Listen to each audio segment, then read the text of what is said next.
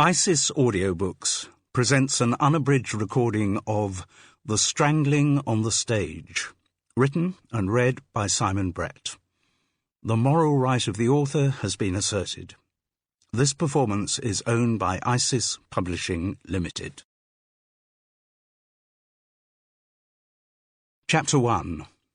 "And the trouble is," said Storm Lavelle, "it's just total murder." "What is?" asked Jude.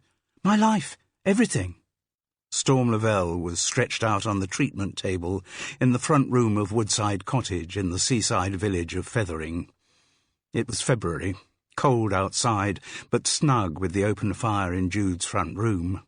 The scent of aromatic candles on the mantelpiece mingled with the smell of burning wood. Storm had in theory come for a healing session, though Jude knew by experience she was basically there to unload the latest aggravations of her life. Which was fair enough. Jude also knew that listening was frequently as effective as any other form of healing.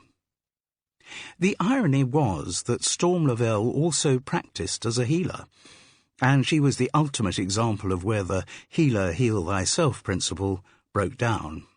Though very good with her clients, impressing them with her calm and stability, Storm was actually as mad as several container loads of frogs.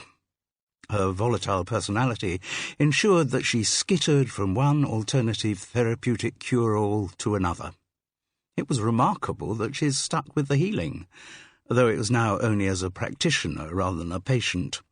Storm had long since decided that healing was inadequate to her own needs, and embarked on courses of reflexology, kinesiology, homeopathy, naturopathy, and any other ologies and opathies that came to her attention. She had also dabbled in a wide range of leisure activities. Many of these were fitness-related. Within the previous couple of years, Storm had, to Jude's knowledge, tried aerobics, aqua aerobics, paddle tennis, Pilates and Zumba. She had also taken up macrame, bird-watching and bridge, and joined a choir. None of this worried Jude or stood in the way of the two women's friendship. Her attitude to her fellow human beings reflected a line that had once been quoted to her, the view of someone called Joe Ansis, that the only normal people are the ones you don't know very well. And beneath all Storm's traumas and dramas, Jude could recognise an honest, caring person whose only fault, if indeed it was a fault, was to get both too deeply and too shallowly involved with everything. This applied particularly to Storm Lavelle's love life. As with alternative therapies, she also skittered from relationship to relationship, and in each one she made the same error, believing wholeheartedly that at last, after all of her past failures, she had found the perfect man on whom to lavish all of her affection. Invariably the men, frightened by the intensity of this passion, soon wanted to disengage, and Storm's heart would be broken once again. It wasn't that she was unattractive, far from it. She was in her 40s, some 10 years younger than Jude, but unlike her friend, didn't carry a spare ounce of weight anywhere. This was partly due to the cocktail of diets and health fads that she followed, but the traumas of her frequent breakups also played their part. She had innocent, pained blue eyes, and was a natural blonde, though that original colour was very rarely in evidence. Storm was as fickle with new hairstyles as she was with everything else in her life. That day, her hair was cropped short and coloured a striking aubergine. She was dressed in black leggings and a sloppy yellow T-shirt. The precision of her makeup made her look almost like a geisha girl. Jude sometimes wondered where her friend's name had come from. Surely no parents would actually christen a child Storm. She wouldn't have been surprised to find out that in her younger years Storm had tried out as many names as she had other elements in her life, but she had stayed with Storm Lavelle for the duration of their friendship. Jude was giving her a basic, relaxing massage, while the more important therapy of Storm unburdening herself continued.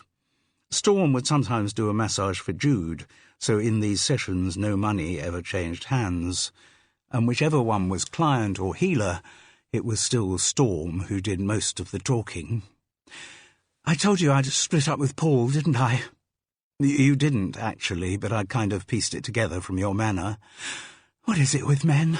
One moment they're all over you like a rash, then suddenly they go all cold and start mumbling about needing their own space." "Yes." Jude paused, then decided to say it anyway. It wouldn't be the first time she'd raised the point.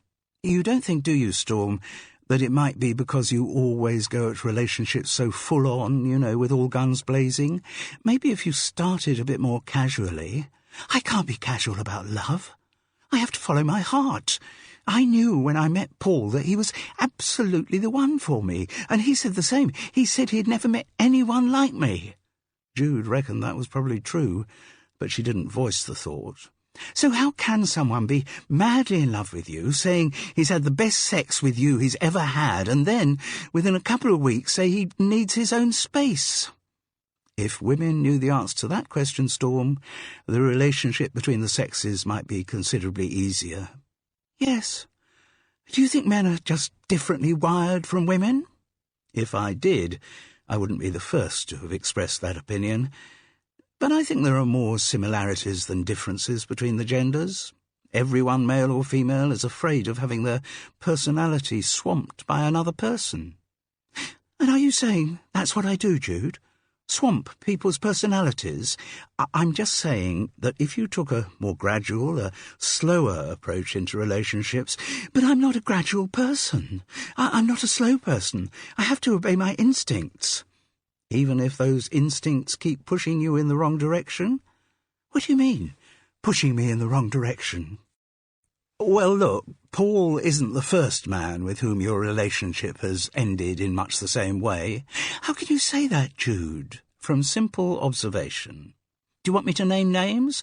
Carl, George, Nick, Harry. Those relationships were nothing like what I had with Paul.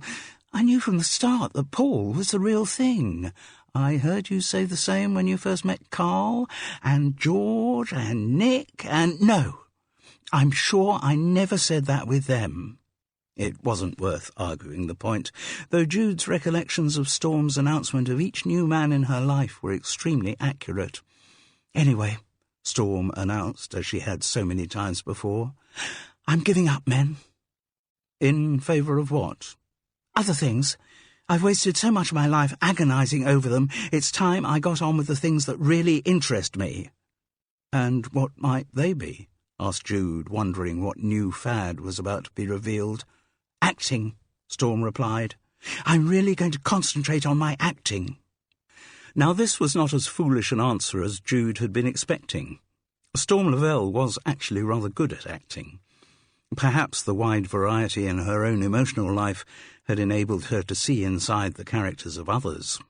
Or then again, like many with a shaky sense of their own identity, maybe she found a security in playing a role, in being a different person.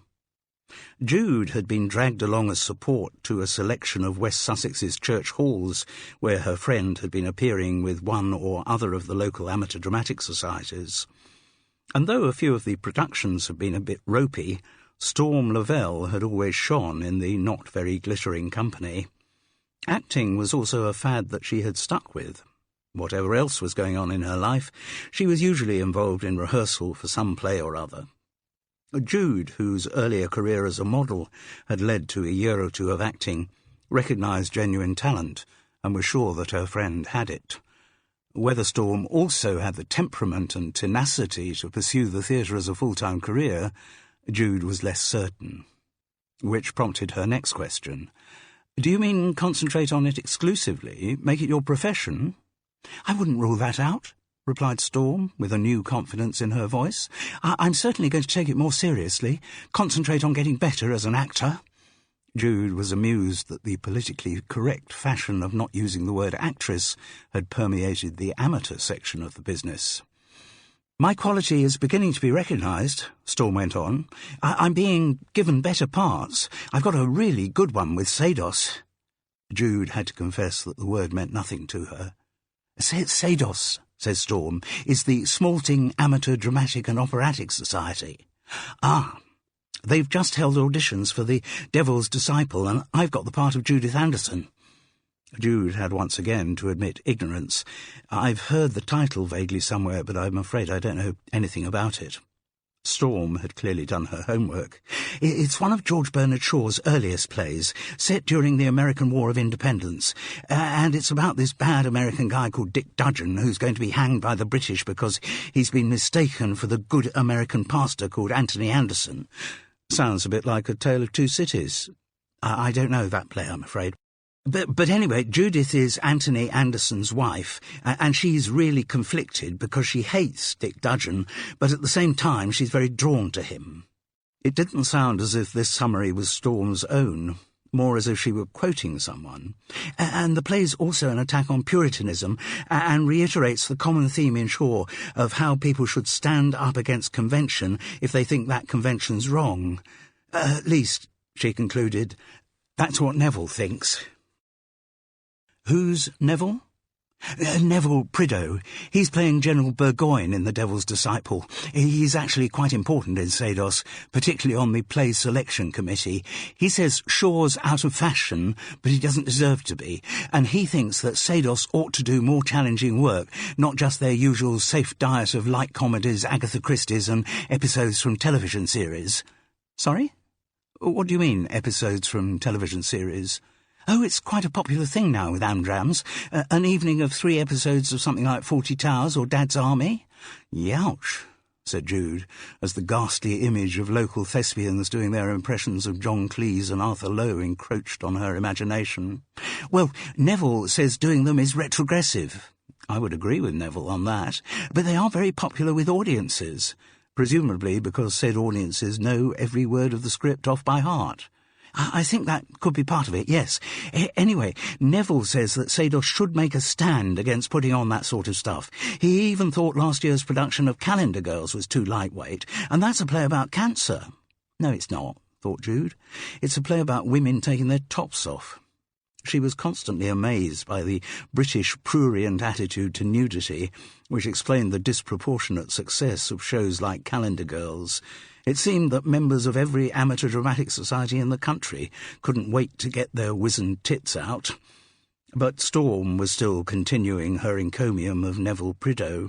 He says there's a wonderful archive of great plays which deserve revival much more than any trivial TV sitcom. The devoutness with which Storm was quoting the great Neville Prideaux made Jude wonder if, with Paul out of the way, he was about to be the next recipient of her all-embracing adoration. She reached for a bottle on her mantelpiece. "Just finish off the massage with some lavender essential oil. Are you happy with that?" "Great," said Storm, as Jude, with oil rubbed onto her hands, started kneading her friend's shoulders. "And it's because of Neville's views that you're doing The Devil's Disciple, is that right?" "Exactly. Neville said it would do the people of Smalting good to have their brains engaged by something they see in the theatre." "I'm sure it would. Anyway, as I say, I'm delighted to have got the part of Judith Anderson. Though I say it myself, I knew I was the best person in the society to play it, but I was still very nervous about the audition." "Why was that?" Storm gave a conspiratorial wink. "Oh, wheels within wheels. There's a lot of politics in Seidos. You see, there's this kind of diva called Elizaveta Dalrymple, who's the widow of Freddie Dalrymple, who's the guy who started the society, and she's very much its social hub. Holds these little parties on Saturdays that she calls her drinkies things, and if you're invited to one of those, you really know you've arrived in Seidos. Anyway, Elizaveta is kind of used to getting all the major parts in the shows, even ones that she's far too old for. And she's very in with Davina Vere-Smith, who's actually directing The Devil's Disciple, and with quite a lot of the older members. So I thought there was a real danger that Judith Anderson, who's meant to be, 30? Well, that the part would go to Elizaveta Dalrymple, who's got to be 70, and that's being generous. But instead, you triumphed." "Yes. Well, as I said, I was definitely the best person for the part." In spite of the vagaries and vulnerabilities in other areas of her life, Storm Lavelle was very assured about her acting skills. And indeed, it was when witnessing one of her performances that Jude had seen her friend at her most confident. Maybe getting into the professional theatre would be the resolution of Storm's personality problems. Not, of course, that getting into the professional theatre was an easy thing to be achieved by a woman in her 40s. "And have you actually started rehearsals for the play yet?" "Read-through on Sunday. Open on the 12th of May. "Wow, 3 months rehearsal. A lot of professional theatres would kill for that amount of time." "Maybe, but you forget that we aren't doing it full-time. Most of the cast have day jobs." "Oh, yes, of course, I wasn't thinking. So we rehearse Tuesday and Thursday evenings and Sunday afternoons." "And how many performances do you do?" "Just the 4. The 12th of May's a Wednesday, and we go through to the Saturday. Sados used to open on Tuesdays and throw in a Saturday matinee as well, but they can't get the audience for that many performances now." "Ah." Jude removed her hands from Storm's body and rubbed the oil off them with a towel. "That's you done," she said. "Unknotted a few of the knots, I hope?" "Great, as ever. Thank you, Jude." "My pleasure. I'm sure I'll soon be asking you to do the same for me. Anyway, good luck with the read-through on Sunday." "Yes, I'm a bit nervous about it. Excited too, but at the moment mainly nervous." "I'm sure you'll be fine." "Oh, I will, once the read-through actually starts. But you see, the thing is, Richie Good's playing Dick Dudgeon." "Is he?" said Jude, though neither of the names meant anything to her. "Should I know him?" "Richie Good? Well, surely you've heard of him." "No." "Oh, he's a terrific actor.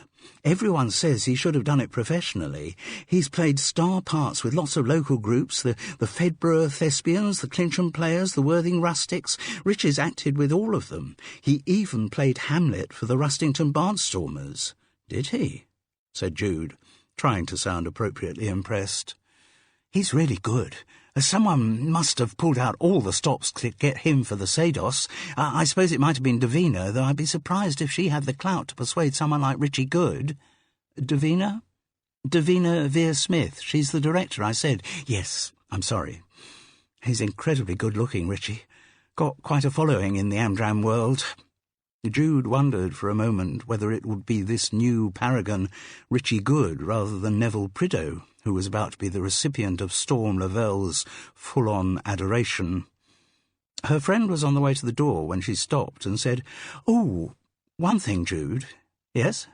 Storm looked around the cluttered room, whose furniture was all covered with rugs and throws. "I just wondered if you'd still got—" A wry smile came to Jude's full lips as she said, "You mean the chaise longue?" "Yes." Jude moved across to remove a light blue woolen blanket she had bought in Morocco and reveal the article under discussion. The chaise longue had come from a little antique shop in Minchinhampton, picked up when she'd been on a trip to the Cotswolds with her second husband. It had been a stage of her life when Jude had been moving away from the husband and towards the idea of becoming a healer. She had thought the chaise longue might possibly do service as a treatment couch, but when she got it home she found it to be too low for such a purpose. She had hung on to it, though, and it had moved with her from address to address when other pieces of furniture had been abandoned.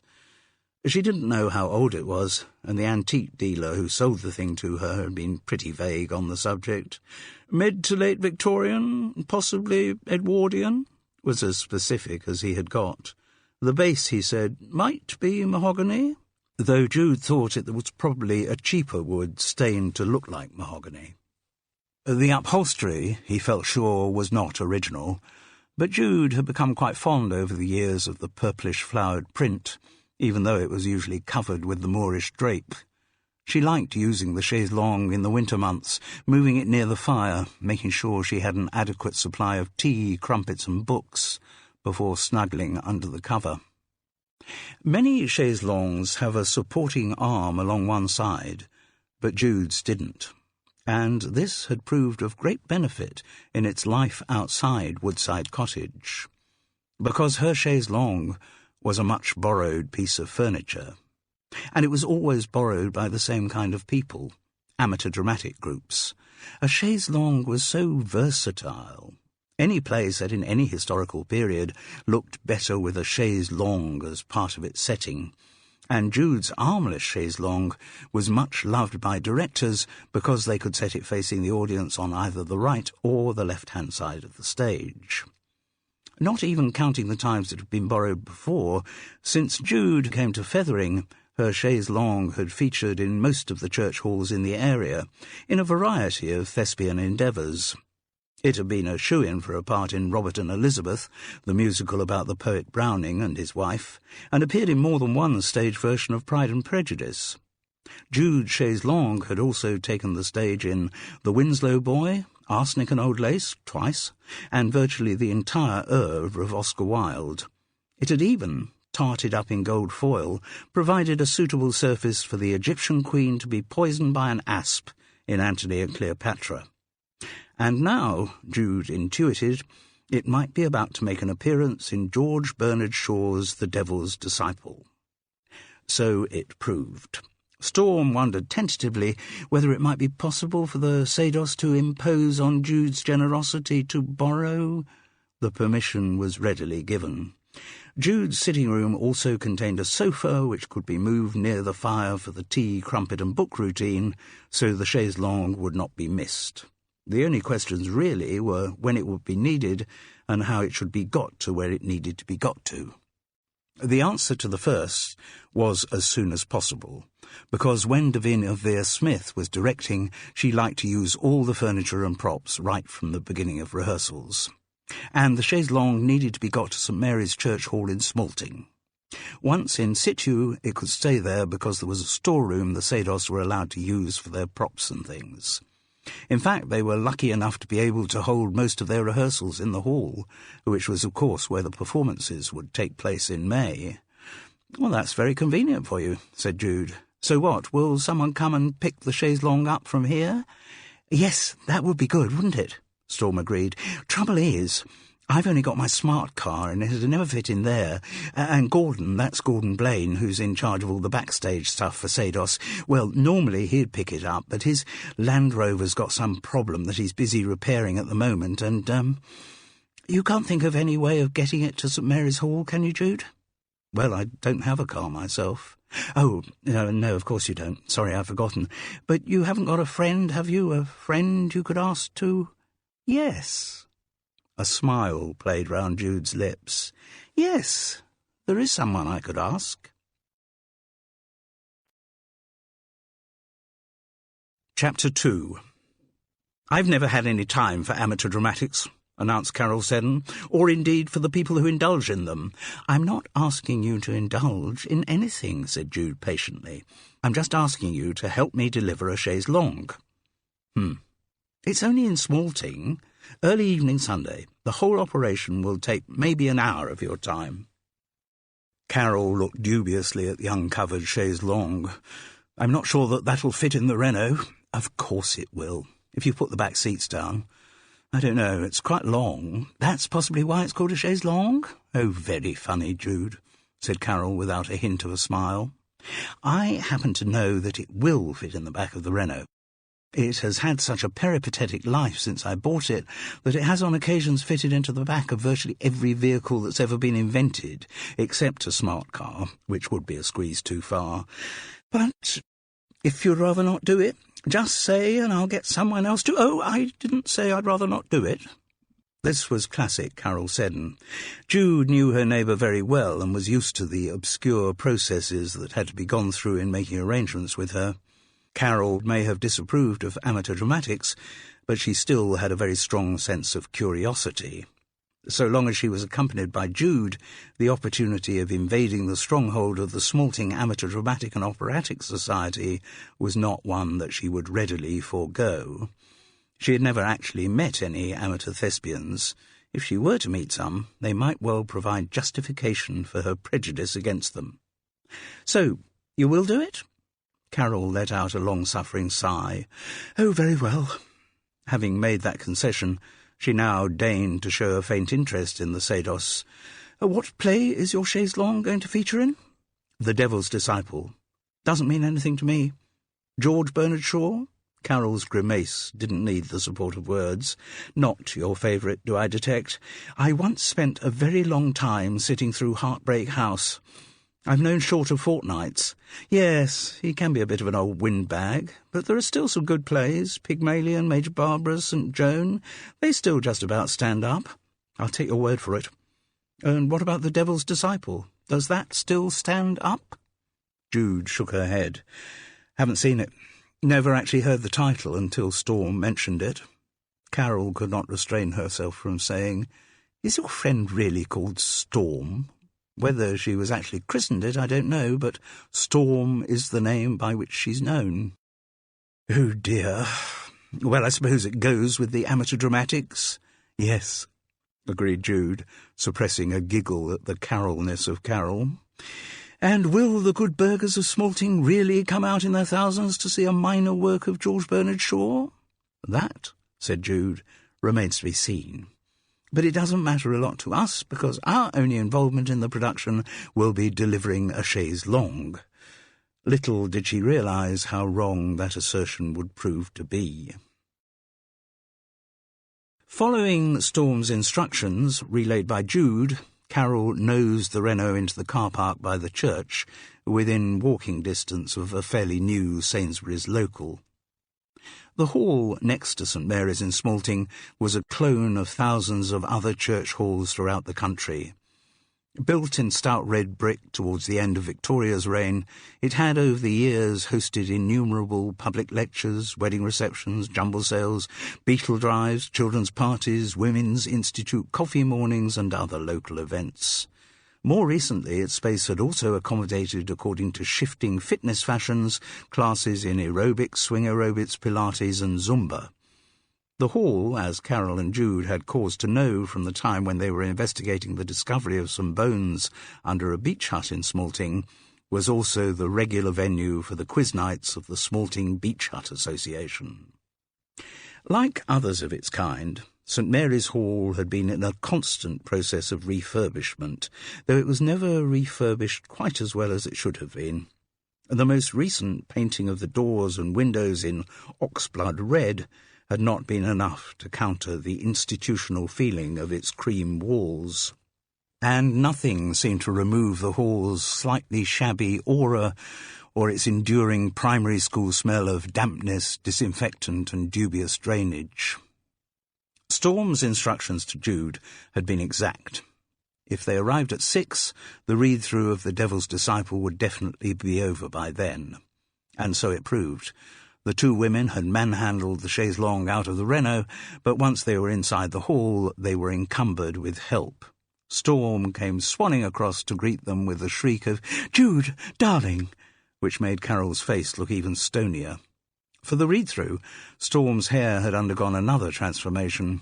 It was now black, centrally parted and with little curls, rather in the manner of Betty Boop. She scattered introductions over Carol and Jude like confetti, far too quickly for the information to be taken in, and organised a couple of men to take the chaise longue into the storeroom. "Can't thank you enough, Jude, darling. We will look after it very well, I promise. I'm sure you will. And now look, since we've finished the read-through, we're all just about to adjourn to the pub. You will join us, won't you?" "Well, I don't think," cutting across Carol's words and ignoring the semaphore in her expression, Jude replied, "Yes, we'd love to." They only knew one pub in Smalting, the Crab. And that wasn't really a pub. It was far too poshed up to be the kind of place that a local could drop in for a pint. It was almost exclusively a restaurant, and the tiny bar area was designed only for people sipping a pre-prandial aperitif. But fortunately it wasn't the Crab that Storm Lavelle led them to. Almost adjacent to St. Mary's Church was a pub called the Cricketers.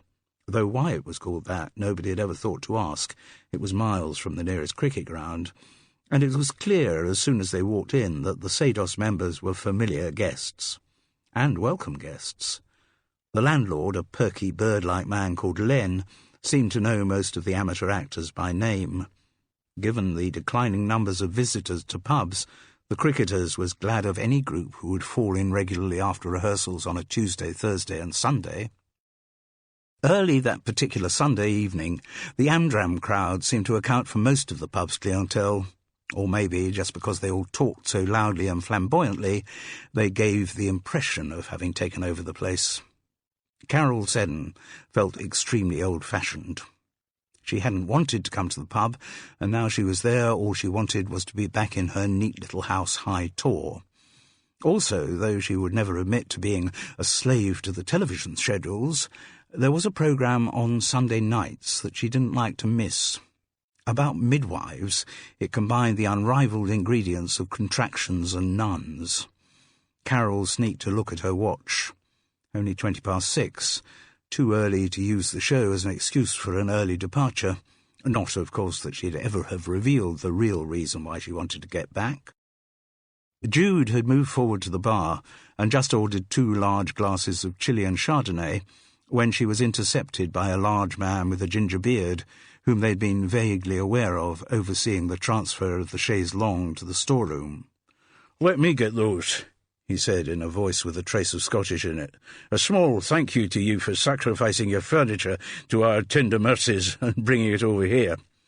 He thrust a £20 note at the barman, and the 2 women thought they were justified in accepting his generosity. He turned to a young woman also queuing at the bar. "Let me get you one too, Janie."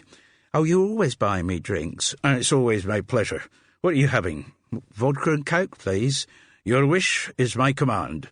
Add a vodka and Coke, Len."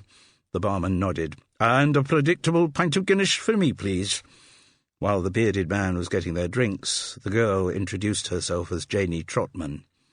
She was slender, dark, quite pretty, dressed in shiny leggings and a purple hoodie. "I'm playing Essie," she volunteered. "Sorry, I don't know the play," said Jude. "It's the only young female part, so I suppose I'm lucky to get it." "You don't sound too sure about that." "Well, I'm certainly not sure about the play. Having just sat through the read-through, it all seems a bit long-winded to me." At that moment, a short, dumpy woman with improbably red hair bustled across to them.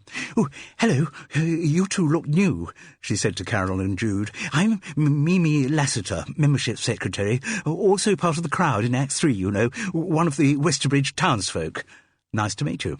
I'm Jude, and this is my friend Carol."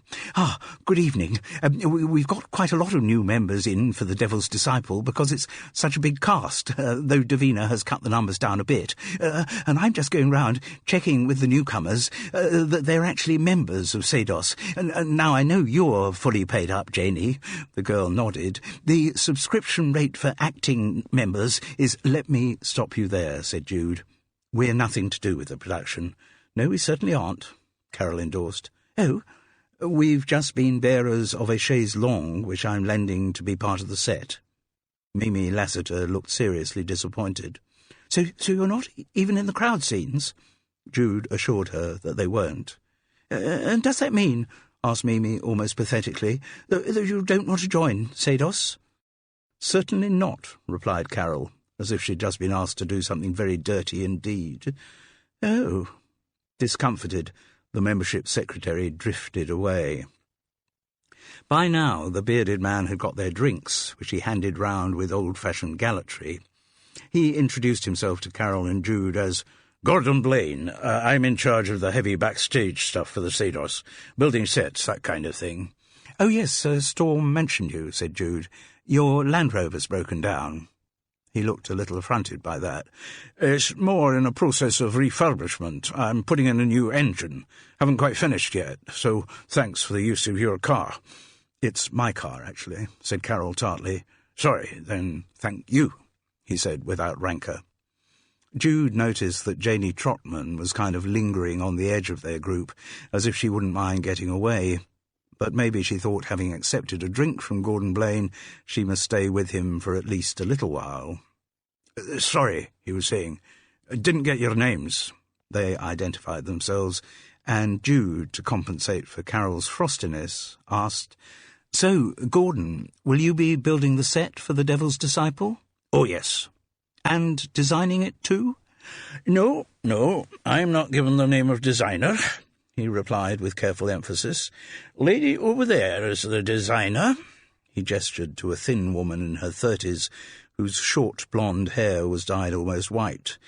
"I merely interpret the squiggles she puts on the page and turn them into a practical set which won't fall over. And from all accounts, Disciple is going to be a real bugger to build."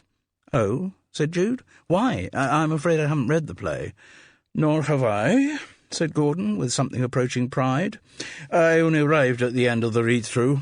I never read the plays we do. Just do as I'm told and get on with whatever I'm instructed to do by the director and the designer." "So why is The Devil's Disciple going to be such a bugger?" asked Jude, not feeling that she was sufficiently part of the Sados to abbreviate the play's title to Disciple.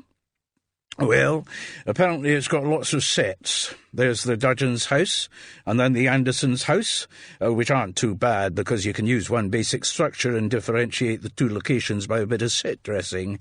But then in Act 3 there's also the inside of the town hall and the outside of the town square where the scaffold is set up. Logistical nightmare." "So how are you going to manage it?" "Oh, don't worry. I'll manage it," he replied, with almost smug confidence. Jude had readily identified Gordon Blaine's type. He was the kind of man who would build up the difficulties of any task he was given and then apply his miraculous practical skills to succeed in delivering the impossible. In her brief contact with the professional theatre, she had met a good few characters like that, mostly involved in some backstage capacity. "I think the only way it can be done," Gordon went on, "whatever fancy ideas the designer may have, is for me to build a basic box set structure, and then—" He might clearly have gone on for quite a while, had they not been interrupted by the appearance of Storm Lavelle, bringing in her wake a tall, good-looking man in his 40s. His long hair flopped apologetically over his brow, and there was an expression of mock innocence in his blue eyes. Seeing the man approach, Janie Trotman took the opportunity to detach herself from the group round Gordon Blaine and go to join some of the younger members of the company. Whether this was a pointed avoidance of the newcomer, neither Carol nor Jude could judge. "Jude," Storm emoted, loud against the background hubbub, "I really do want you to meet Richie. You haven't properly met my friend Carol, who—" But the introduction was lost as Richie Good— it must have been him, there couldn't be two Riches in Sados— took Jude's hand in both of his and said, "Where have you been hiding all my life?" It was one of the corniest lines in the world, but she admired the way it was delivered. He imbued the words with a sardonic quality, at the same time sending up their cheesiness and leaving the small possibility that they could be heartfelt. "I've been hiding all over the place," Jude replied evenly.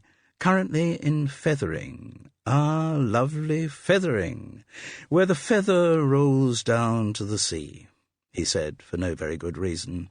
"Rich's our Dick Dudgeon," said Storm enthusiastically. "He's just done a terrific read-through." "Well, you were no slouch yourself, Storm. It's only possible to give a good performance when you're up against other good actors." Jude was amused by the solipsism of the compliment. While apparently praising his co-star, he was also putting himself firmly in the category of good actors. "Well, I thought you were wonderful," Storm insisted. "You really were, Dick Dudgeon. I was nearly tearing up in the last act." "Oh," Richie said airily, "I was just demonstrating a few shabby manipulative tricks. My performance will get a lot more subtle as we go through the rehearsal process." "I'm sure it will," said Storm devoutly. Oh dear, thought Jude. She had seen the symptoms in her friend before. It looked as though Richie Good was in serious danger of receiving the full impact of Storm Lavelle's adoration, and Jude didn't think it was an encounter that would have a happy outcome. "Oh, look, there's Elizaveta," said Richie, waving across the bar. "Must go and say hello to her." Storm took Jude's arms. "You must come and meet Elizaveta too. She is just so funny." And the three of them swept away, leaving Carol with Gordon Blaine. Her nose, susceptible to frequent dislocation, was once again put out of joint. She was taken back to the agony of school dances, where her prettier friends had all been very friendly to her until they'd been swept away by the handsome boys, and she'd been left either pretending that the last thing on her mind was dancing, or stuck with one of the nerdy ones, like Gordon Blaine. "There's a little trick I used," he was saying. When I was building the Midsummer Night's Dream set for the Sados, obvious, but it was surprising how few people thought of it.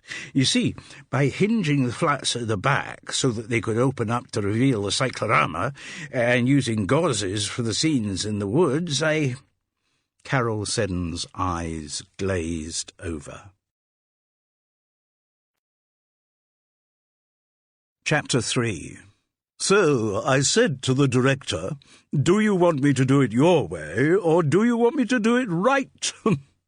This was a cue for sycophantic laughter from the group around Elisaveta Dalrymple. Jude had heard the line before. It had been attributed to various Hollywood stars, but clearly the grande dame of the Sados was presenting it as her own coining. Elisaveta Dalrymple must have been a very beautiful young woman, and in her 70s she was still striking.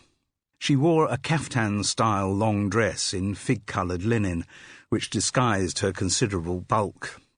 Her dyed black hair was swept back from her face and fixed by a comb with a large red artificial flower on it, suggesting the image of a flamenco dancer. Her makeup was skillfully done, though it could not cover the lines on her face. Bright red lips, and lashes far too luxuriant to have grown out of any human eyelid. The manner in which she had spoken her line suggested that she had spent rather too much time watching Maggie Smith. Storm took the natural break given by the laugh as an opportunity to introduce Jude. "Ah, I didn't notice you at the read-through." Elisaveta Dalrymple gave the impression that there were a lot of people she didn't regard as worth noticing. "Presumably you're doing something backstage, are you?" "No, I'm not involved in the production at all. Just lending my chaise longue for the set." "Ah, chaise longue," said Elisaveta, in a voice intended to be thrilling. "How much fun one has had on chaise longues. A long time ago, of course." She chuckled fondly, "and a lot of it actually with Freddie." She allowed a moment for murmurs of appreciation for Sados's late founder. "Who was it who said marriage is the longing for the deep, deep peace of the double bed after the hurly-burly of the chaise longue?" Jude said Mrs. Patrick Campbell because it was something she happened to know, but the pique in Elisaveta Dalrymple's face suggested her question had been rhetorical and not one to be answered by mere chaise longue owners. To reinforce her disapproval, she turned away from Jude to Storm. "I thought you did a lovely little reading this afternoon as Judith, and the American accent will come with practice." Rather than bridling at being so patronised, Storm smiled meekly, saying, "Thank you very much, Elisaveta, and your Mrs. Dudgeon was wonderful." "Yes, it's something when an actor like me ends up playing a grumpy old woman who dies off stage during Act 2. The grande dame smiled. "I'm thinking of it as a character part." That got a laugh from her coterie of admirers. "I really wasn't going to do it. I really do keep intending to give up the business." "You're just an amateur," Jude wanted to scream. "Acting is not your profession." But Davina twisted my arm once again. Elisaveta Dalrymple turned an expression of mock ruthfulness to a dumpy woman with a long blonde pigtail who was dressed in black leggings and a high-collared gold lame top. This, Jude remembered from the flurry of introductions when she joined the group, was Davina Vere Smith. "Oh, you were dying to do it, Elisaveta," protested the director of The Devil's Disciple. "There was nothing going to keep you away from this production, away from anything that Sados does." "Oh, don't you believe it, Davina. I really do think there has to come a time when one has to retire gracefully, and I think I've reached that time." The coterie protested violently at this suggestion. "I'd rather go at a time of my own choosing and get to the point where I can no longer remember the lines and the old acting skills start to dwindle." "That day'll never come," insisted the most toadyish of the coterie, a young man who had been introduced as Ollie Pinto. He was nearly very good-looking, but the size of his shield-like jaw gave him a cartoonish quality. Your reading this afternoon showed that you're still at the height of your powers." "Oh," Elizaveta Dalrymple simpered at the compliment. "And yours was lovely too, Ollie. Your Christie's going to be great." The young man grimaced. "It's not much of a part," he said. "There are no small parts," said Elizaveta magisterially. "Only small actors." Again she made it sound as if the line was her own, though Jude knew it had been around for years, usually attributed to Stanislavski. Again Elizaveta Dalrymple received a laugh of approbation from her coterie. "Well, I think you're going to show that Mrs. Dudgeon is far from a small part," said Ollie Pinto, still sucking up. "I suppose if I can still do something to help out Sados, it's what Freddie would have wanted me to do." Elizaveta Dalrymple left a silence for a few more respectful grunts. Then she turned to the director. "Were you pleased with the way the read-through went this afternoon, Davina?" "Yes, pretty good, really. Obviously a few absentees. 3 of my soldiers have got flu, and my Major Swindon is still off skiing. I suppose, like most amateur productions, I'll be lucky if I get the full company on the first night." Elizaveta Dalrymple clearly thought she had been silent for too long. "I'm determined to have fun playing Mrs. Dudgeon, and it'll be nice to give my old American accent a little run for its money." "It's very good," said her toady. "Did you ever live in the States?" "Good heavens, no," said Elizaveta on a self-deprecating laugh. "But I always have had a very good ear. I'm just one of those lucky people who can pick up accents like that." Her eye lingered pityingly on Storm Lavelle. "Of course, there was a time when I'd have been natural casting for Judith Anderson, but those days are gone." Jude couldn't understand why her friend didn't knock the malevolent old woman's block off, but Storm was still listening intently, as though at the feet of a guru. And when Elizaveta said she would invite Storm to one of her drinkies things, Jude's friend looked as if she had just been made a dame. "Of course," Elizaveta Dalrymple went on, "my American accent was really given a workout when Freddie and I did On Golden Pond. I remember there was someone from Boston in the audience, and he couldn't believe that I hadn't been brought up in the States. He said he'd never heard—" But her reminiscences were interrupted by the appearance of Len, the cricketer's landlord, at the edge of their group. "A Department of Lost Property," he said, and he held out a star-shaped silver pendant on a silver chain.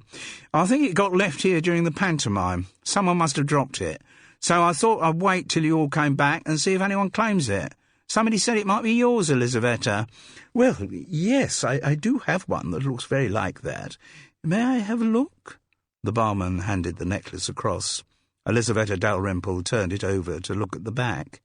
"Yes, this must be mine. It's funny, I hadn't noticed." She reached up to her neck to find a silver chain around it. She pulled at it, and out of the top of her caftan dress came a silver star, similar in size to the other one. "Oh, no, I've got mine." She offered Len's pendant round her group. "Anyone claim this? It's not yours, is it, Davina?" "No," said the director. I don't wear jewellery like that." Elizaveta Dalrymple made an elaborate shrug and handed the unclaimed pendant back to Len. "Be worth asking round the other Sados members." "Yes, and could you mention it at rehearsal?" "Certainly. I'll keep it behind the bar till someone claims it." And the landlord drifted away, ready to offer the necklace to other groups. "Let me know if anyone does claim it," Elizaveta called after him. Then she turned back to her coterie. "A rather amusing story about jewellery came out of the production of When We Are Married that Freddie and I did. You see, there was someone in the cast who—" But she was cut off in mid-anecdote by the appearance in their little group of a tall, balding man dressed in black jeans, black shirt, and a black leather blouson. In his wake came a pretty but nervous-looking red-haired woman in her 40s, wearing grey leggings under a heavy off-white jumper. "Elizaveta," said the man, "lovely reading, as ever. You too, Storm, great stuff." "I am duly honoured." Freddie Dalrymple's widow made a little mock curtsy. "To have a compliment from the great George Bernard Shaw expert." Jude had recognised the man from Storm's description before introductions were made, and he did indeed prove to be Neville Prideaux. The woman identified herself as Hester Winstone. She had a glass of orange juice. Neville was drinking red wine. "And what part are you playing in The Devil's Disciple?" asked Jude. Oh, nothing," the woman replied dismissively. I'm not important. I'm just the prompter." "I've seen amateur productions where the prompter has been extremely important. In fact, sometimes I've heard more of the prompter than I had of the actors." "Well, that's not the kind of production you'll ever see from Sados," said Elisaveta cuttingly. Jude felt suitably reprimanded. She grinned at Hester Winstone and was rewarded by a little flicker of a smile. But the prompter seemed ill at ease, not quite included in the circle of thespians, but still for some reason needing to be there. At the arrival of the newcomers, Jude noticed that Richie Good had detached himself from the circle around Elisaveta Dalrymple and drifted off to chat to another group. She wondered if she was witnessing some masculine territorial ritual. Had Neville Prideaux's appearance threatened Richie Good's position as alpha male? "Well," Neville said, "I hope this afternoon's reading has convinced everyone I was right to champion the Devil's Disciple against considerable opposition." The way he looked at Elisaveta Dalrymple as he said this suggested that at least some of that opposition had come from her. "Oh, yes," she said. "I think Sados will probably get away with it. We'll do more than get away with it. It's a very fine play." Elisaveta twisted her mouth into a little moo of disagreement. "I can't help remembering that Freddie always described Shaw as a left-wing windbag." Her coterie awarded this a little titter. "But," Neville objected, "we agreed at the play selection committee meeting that Sados ought to be doing more challenging work." "I'm not arguing with that, Neville, love. When Freddie founded the society, he was determined that we should present material that was at the forefront of contemporary theatre. And yet it ended up, like every other amdram in the country, doing the usual round of light West End comedies and Agatha Christie's. No, I don't think that's fair, Neville." Clearly nothing that contained the mildest criticism of the hallowed Freddie Dalrymple was fair. Jude also got the impression that Neville and Elisaveta were reanimating an argument which they had visited many times before. "We have done some very contemporary material," Elisaveta went on.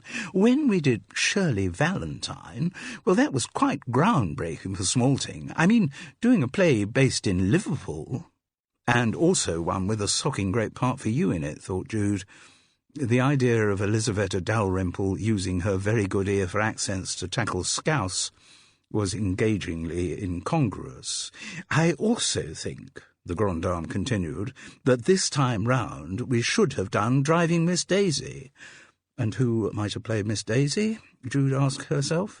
"I mean, that's a play that really tackles serious issues." "So does The Devil's Disciple," insisted Neville Prideaux. "Oh, but Driving Miss Daisy's about racial prejudice, anti-Semitism, colour prejudice, whereas The Devil's Disciple is about nothing less than the conflict between good and evil. It's also about honour and honesty and bravery and religion and the entire business of being a human being. Anyway, Elisaveta, the other big argument against doing Driving Miss Daisy is, where on earth are you going to find a black man in Smalting to play the chauffeur?" Jude had been aware for a while that Hester Winston had been trying to attract Neville's attention, and at this moment she interrupted the argument. Looking at her watch, she said, "Sorry, Neville, I've got to be going." "Fine," he said, without even looking at her. "See you at the next rehearsal." The prompter detached herself from the group. She still looked nervous and unhappy. The next time Jude looked, Hester Winston was no longer in the pub. "Well, anyway," said Elisaveta Dalrymple, as if putting an end to the topic, "The Devil's Disciple is the play we're doing, and I'm sure the production will be well up to Sados's high standards." She vouchsafed a smile to Davina Vere Smith, as if bestowing her blessing on the enterprise. "I just wonder, though, how many people in Smalting will want to buy tickets." "And you see," Gordon Blaine was still going on to Carol, "I've worked out a rather cunning way of doing the gallows at the end of the play." She looked in desperation around the bar, but saw no prospects of imminent rescue. Jude was still in the middle of the group around the melodramatic old woman with dyed black hair. Richie Good, the tall man who had chatted up Jude, was by the pub door in whispered conversation with a red-haired woman who looked as if she was about to leave. There was no escape. As Gordon continued, "It's important that it looks authentic, but it's also important that the structure would pass a health and safety inspection, and Dick Dudgeon has to have the noose actually around his neck so it looks like he's really about to be hanged. So what I'm going to do is to have a break in the noose where the two ends are only joined by Velcro, and then "Oh, God," said a languid, approaching voice. "Is Gordon boring you with his technical wizardry?" The words so exactly mirrored Carol Seddon's thoughts that she couldn't help smiling at their speaker, even though it was Richie Good. "Carol was actually very interested in what I was saying," said Gordon Blaine defensively. Yes, it was fascinating," she lied. "Anyway, I've got things to get on with." And with that huffy farewell, Gordon moved away from them. "Looked like you needed rescuing," said Richie. "Thank you very much. And sorry, in all those introductions, I didn't get your name." "Carol." "Ah, right." It never occurred to him that she hadn't taken in his name. "So," he took Carol's hand in both of his and said, "Where have you been hiding all my life?"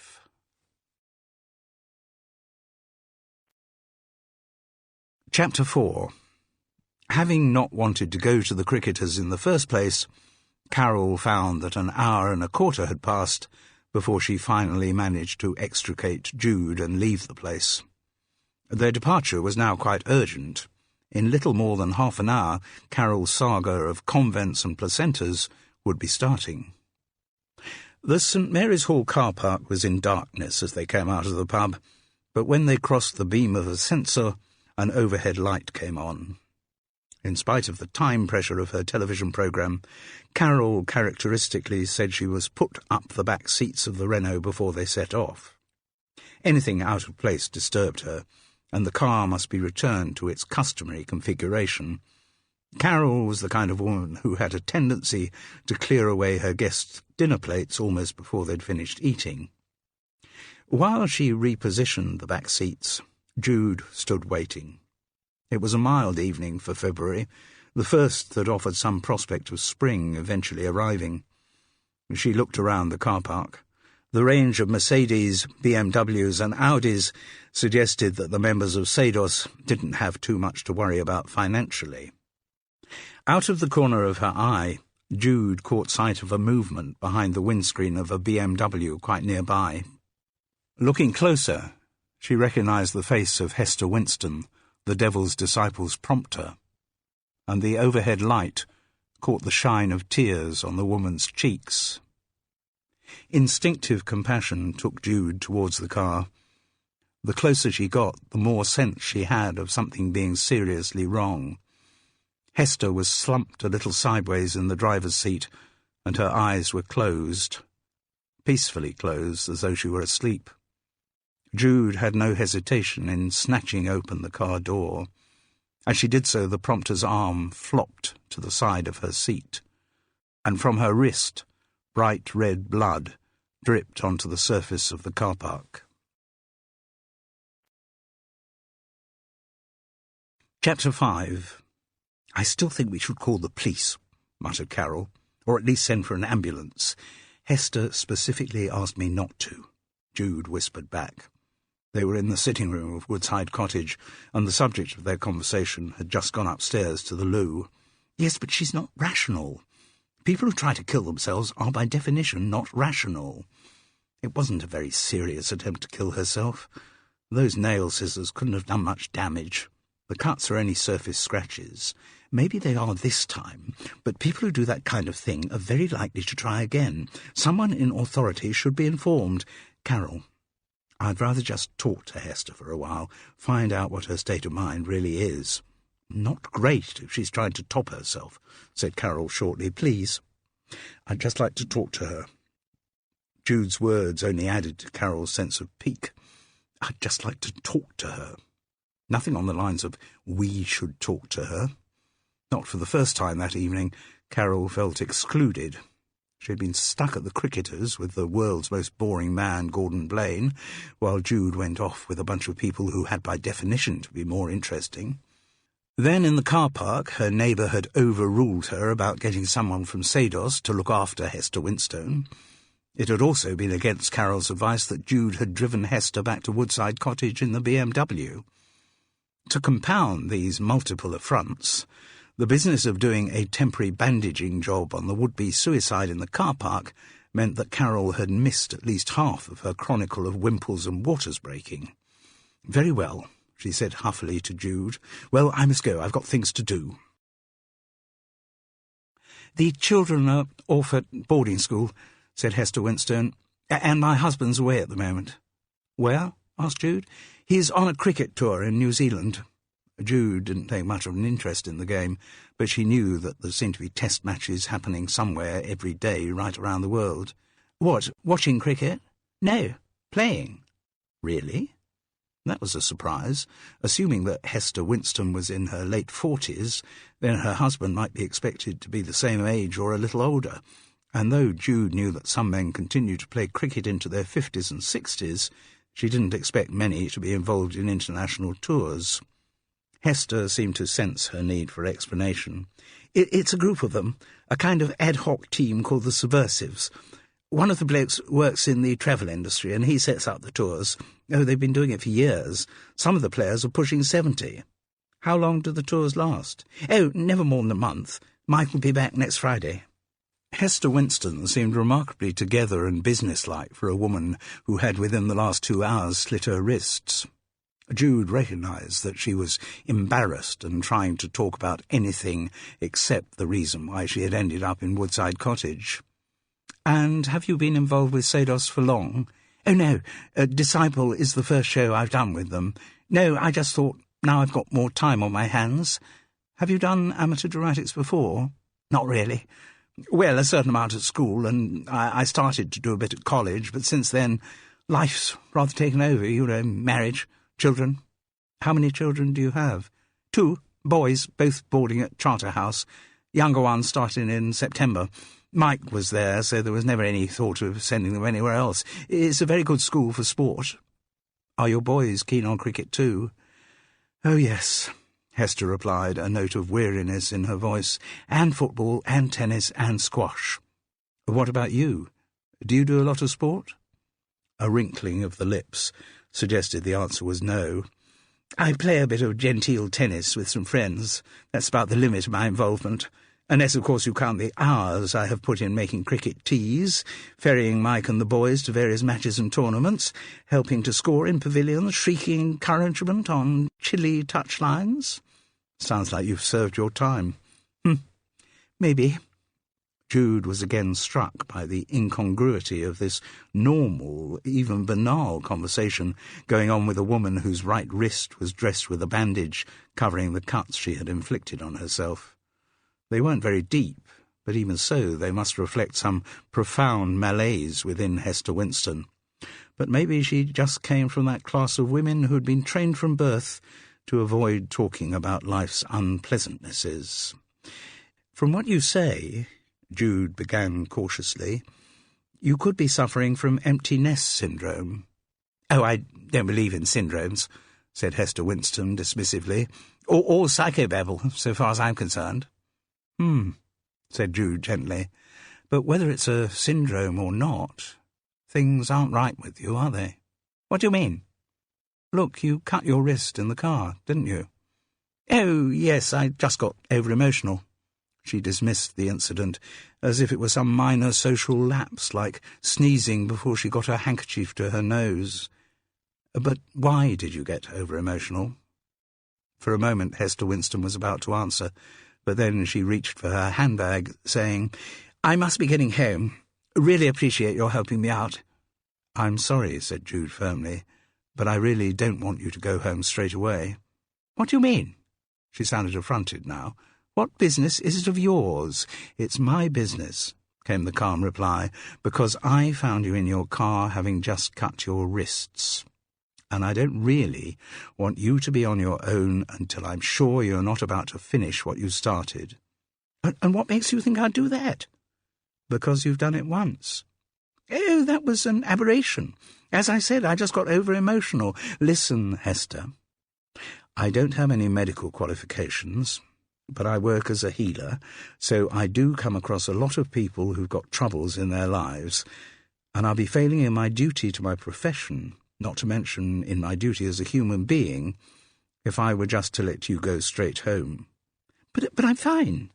"Look, just think how I'd feel if I heard on the local news tomorrow that you had committed suicide." "But I'm not about to commit suicide." "That's exactly what someone planning suicide would say." Hester Winston was suddenly on the verge of tears as she said, "Can't you just leave me alone?" "No, I really don't think I can." There was a silence broken only by Hester's suppressed sobs. "Look, if you won't agree to talk to me, I'll have no alternative but to call an ambulance."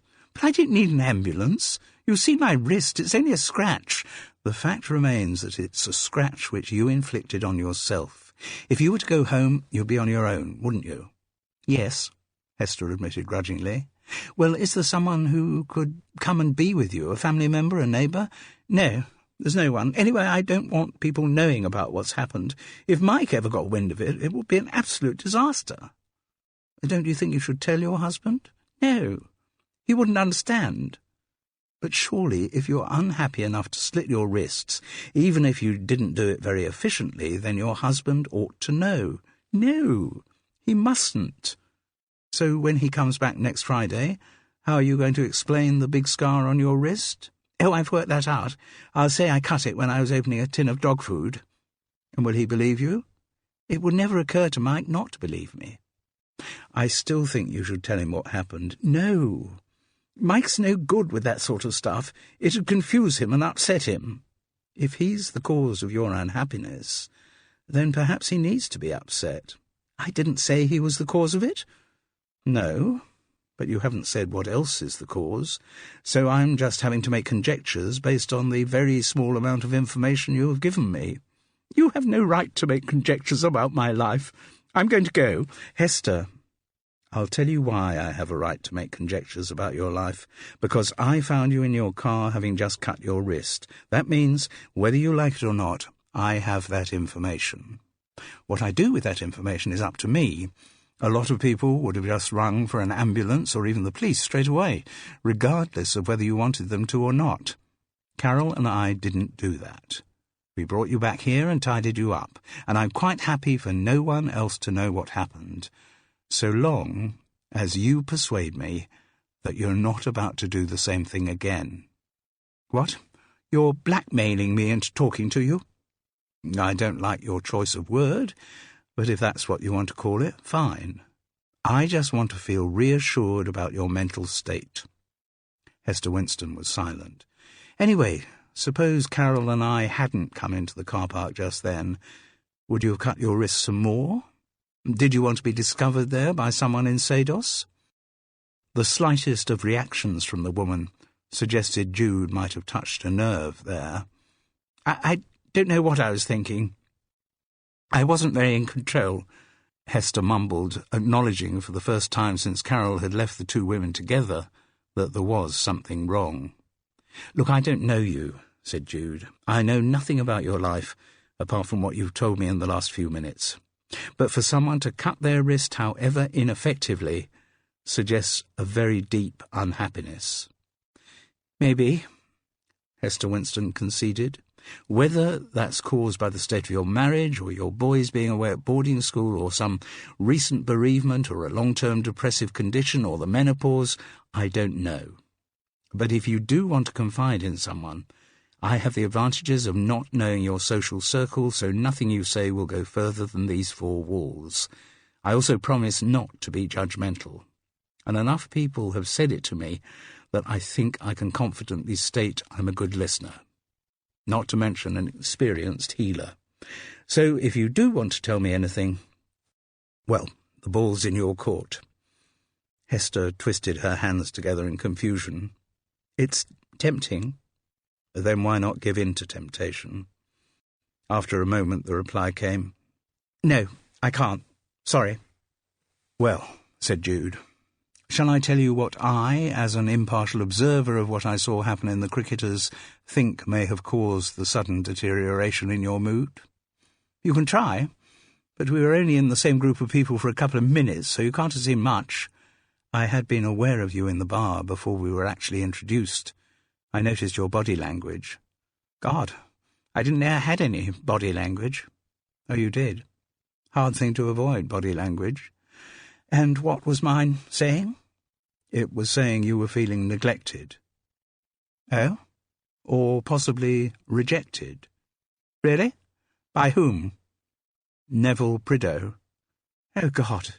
Hester Winston's hand shot up to her mouth. "Was it that obvious?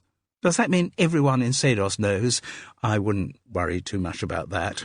From the impression I got of those I met this evening, they're all too preoccupied with themselves to notice what's going on with other people. It was easier for me to observe things as an outsider." So what exactly did you observe from my body language?" "You seemed to be trying to engage Neville's attention. He seemed to be very deliberately avoiding eye contact with you and constantly moving to other groups in the pub so that you wouldn't get a moment alone with him." Hester Winston was silent. Tears were beginning to well up in her hazel eyes. "But, as I say, I'm sure nobody else noticed," Jude reassured her. "It's just being introduced to a group of people for the first time. You see things in a detached way, before you get to know any of them." Hester nodded, hoping but not convinced that what Jude had said was true. "So you've got a bit of a history with Neville Prideaux, have you?"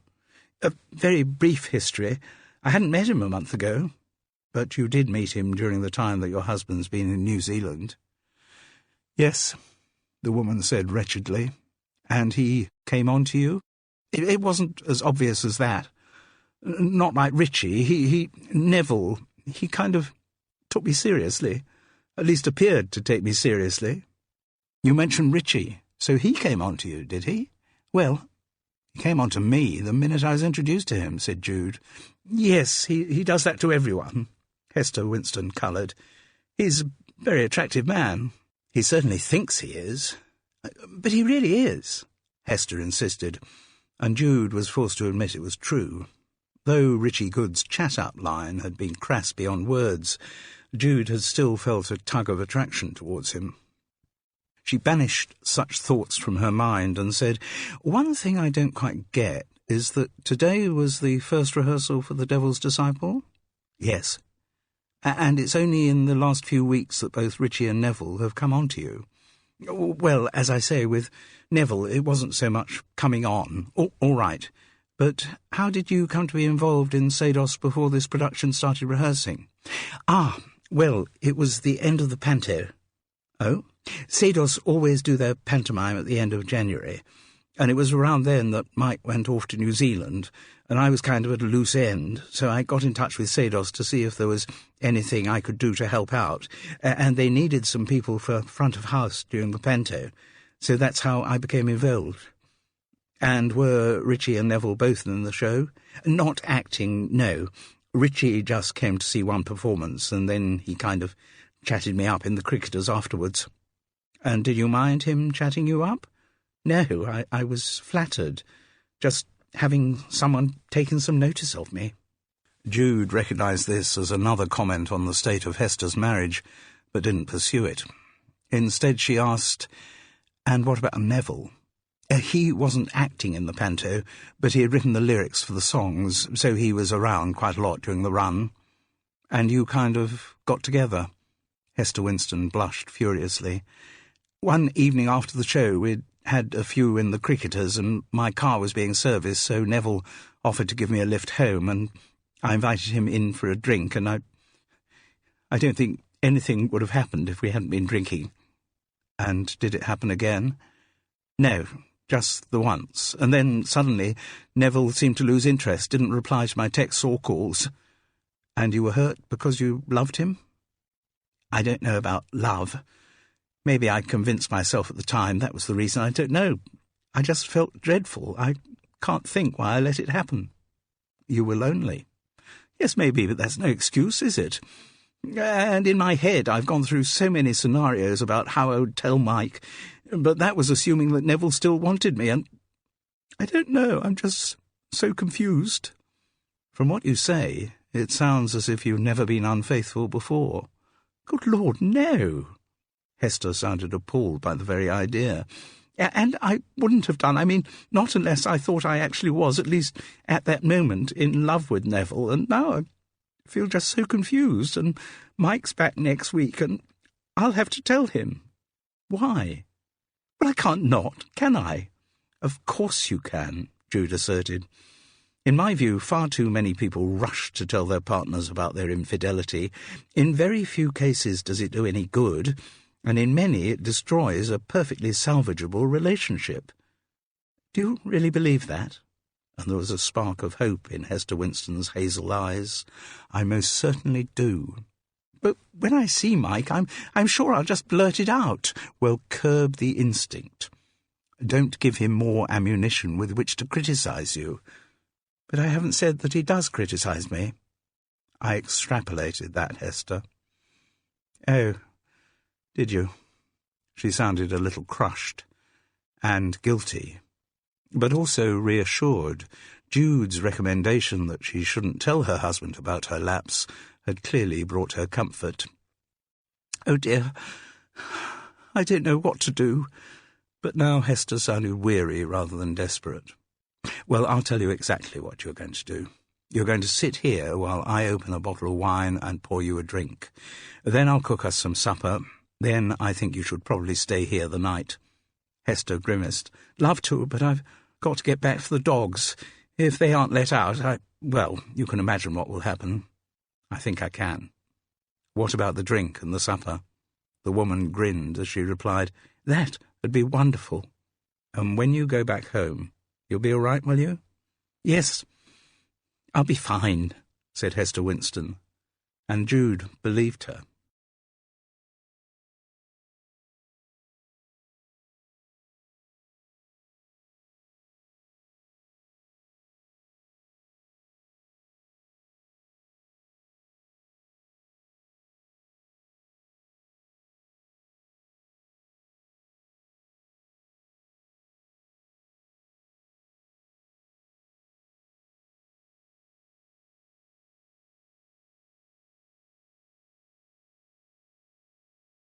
Chapter 6. The following morning over coffee at High Tor, Jude gave Carol an edited version of her conversation with Hester Winston. Though the woman wasn't a client, their time together had been almost like a therapy session, so Jude kept the details of the infidelity to herself. She just said that Hester was clearly in a bad state, but talking things through had, she hoped, helped. It would have been different if she and Carol were working on a case together. Then she would have recounted everything that had passed between them. But there was no crime involved here, just a cry for help from a very unhappy woman. Carol, needless to say, couldn't wait to express her views of the Sados members. Really? Who do they think they are? When I was growing up, we had a word for people like that, and it was show-offs. Can't they see how ridiculous they appear? Jude shrugged. They're just doing something they enjoy. I don't see there's much harm in it. Well, I'd hate to be involved with a group like that. No problem. No one was rushing to make you join them, were they? No, Carol conceded. Have you ever done any acting? No. There was a shudder at the very idea. Not even at school? Well, I was in a nativity play. What part? Carol coloured at the recollection as she said, I was the ox. Or one of the great parts, said Jude with a grin.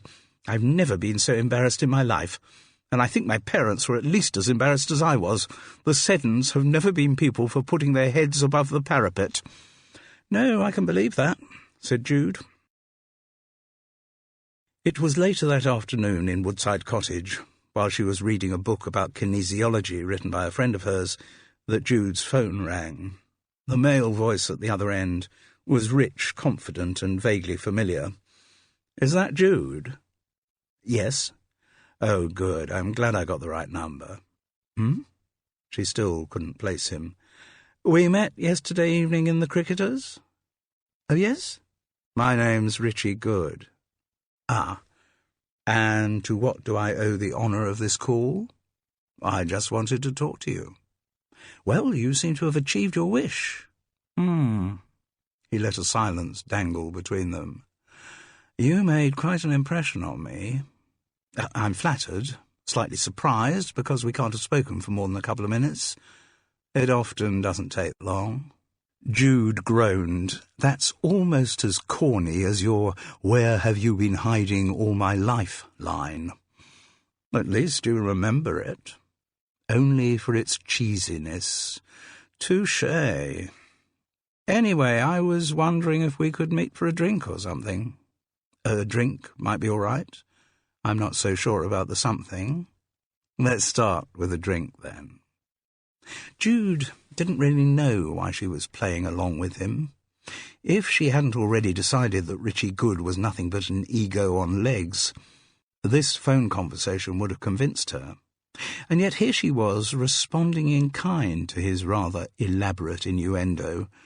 Maybe it was just that it had been a long time since she had flirted with a man.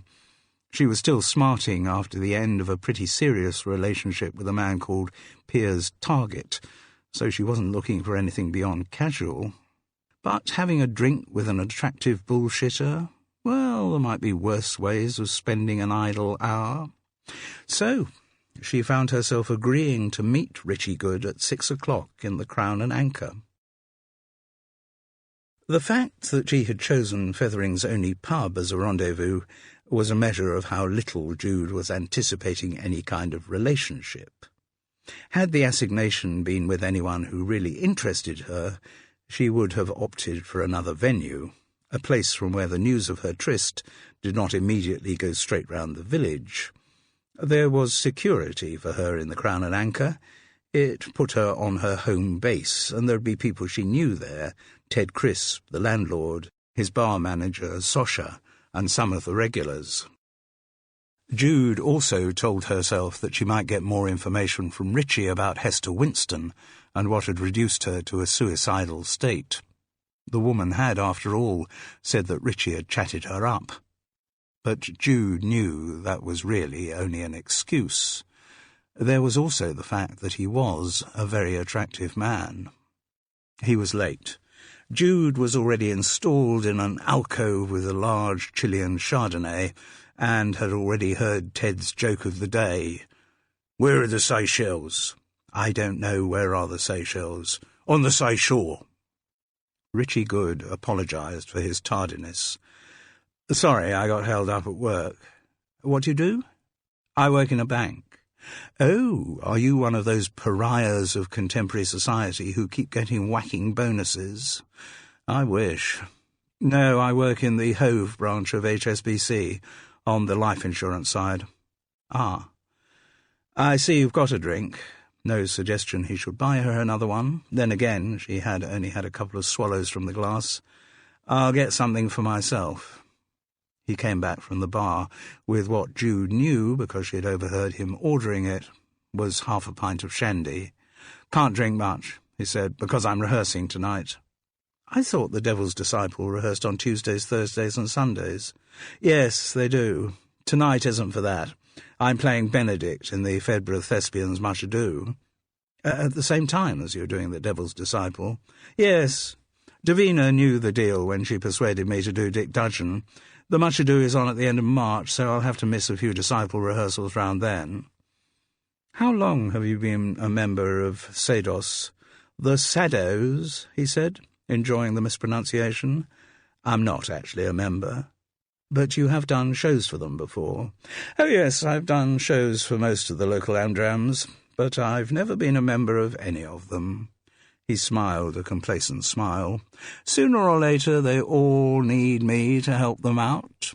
So you audition for all of them in turn, do you? He chuckled. I don't do auditions. I get asked to play parts. Is that usual in the world of amateur dramatics? Not usual, but it's how I work. All amdrams have a problem with gender imbalance. There are always more women available. That's why they're always looking for plays with large female casts. Getting enough men's always tough. Getting enough men who can actually act is harder still. So no, I don't audition. I wait till I'm asked to play a part. Jude hadn't been aware that there was a star system in amateur dramatics, but clearly there was. And at least in the Fethering area, Richie Good was at the centre of it. The original big fish in a small pond. She almost winced at the conceit of the man. Anyway, he said, we don't want to talk about me. A statement which Jude reckoned might be 100% inaccurate. He brought the practised focus of his blue eyes onto her brown ones. I was really bowled over by meeting you last night, Jude. Were you? Yes, it's not often that I see a woman and just pow. You had a big effect on me. I kept waking up in the night thinking of you. Oh, yes? Would I lie to you? You really shouldn't set up questions like that for me, Richie. They are too tempting. Are you saying you think I would lie to you? I'm damn sure of it. Oh. He looked a little discomfited. Perhaps his chat-up lines usually got a warmer response. Anyway, I thought it would be nice to meet. And here we are, meeting. Is it as nice as you anticipated? His face took on the hurt expression of a small boy. You're a bit combative, Jude. I wouldn't say that. I just have a finely tuned bullshit detector. Ah, so you reckon I'm a bullshitter? Isn't self-knowledge a wonderful thing? And the possibility doesn't occur to you that I might be sincere? You have it in one. I do find that a bit hurtful, he said in a voice that was playing for sympathy. I'm sorry, it's just that I'm a creature of impulse. I see someone I fancy, I want to get to know that person, find out more about them. Jude was silent. She believed his last statement as little as she had believed his previous ones. Richie Good was not, in her estimation, a creature of impulse. She reckoned everything he did was a product of considerable calculation, and she was interested to know the real reason why he had arranged this meeting. His implication that, on first seeing her in the Cricketers, he had experienced a sudden coup de foudre, did not convince her. So, she said, taking the conversation on a completely new tack, first proper rehearsal for The Devil's Disciple tomorrow? Yes. Is it going to be good? Dick Dudgeon's a very good part, said Richie Good. It was the archetypal actor's response. Never mind about the rest of the production, I've got a good part. Have you worked with Davina before? Oh, yes, a few times. I like her as a director. She's very open to everyone's ideas. Jude didn't think she was being over-cynical to translate Richie's last sentence as, she listens to my ideas and lets me play the part exactly as I want to. Time to home in on what she really wanted to ask him. I was having a chat with Hester last night.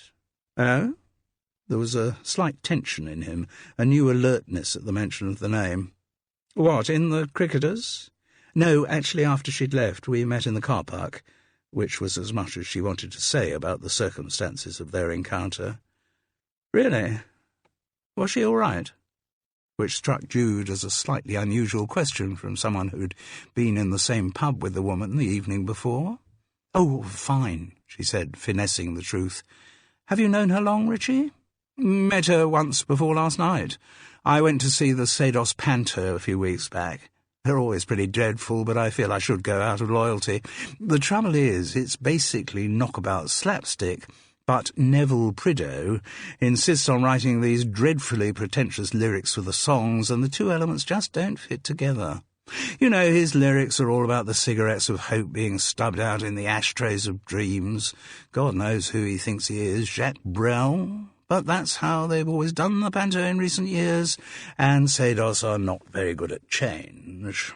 Then again, Neville seems to have an unassailable position in the society. They all seem to think the sun shines out of his every available orifice. What's his background? Was he involved in professional theatre? Good Lord, no. School teacher all his life.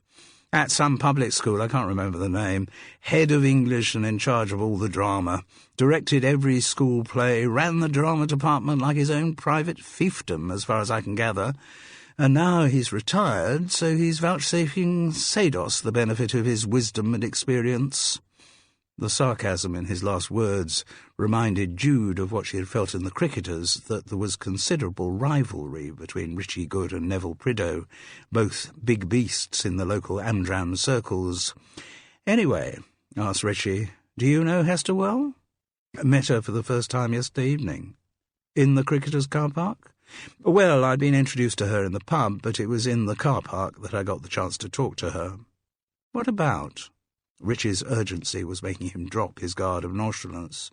"Oh, this and that," Jude lied casually. "The production of The Devil's Disciple, Seydos, how long she'd been involved, that kind of thing."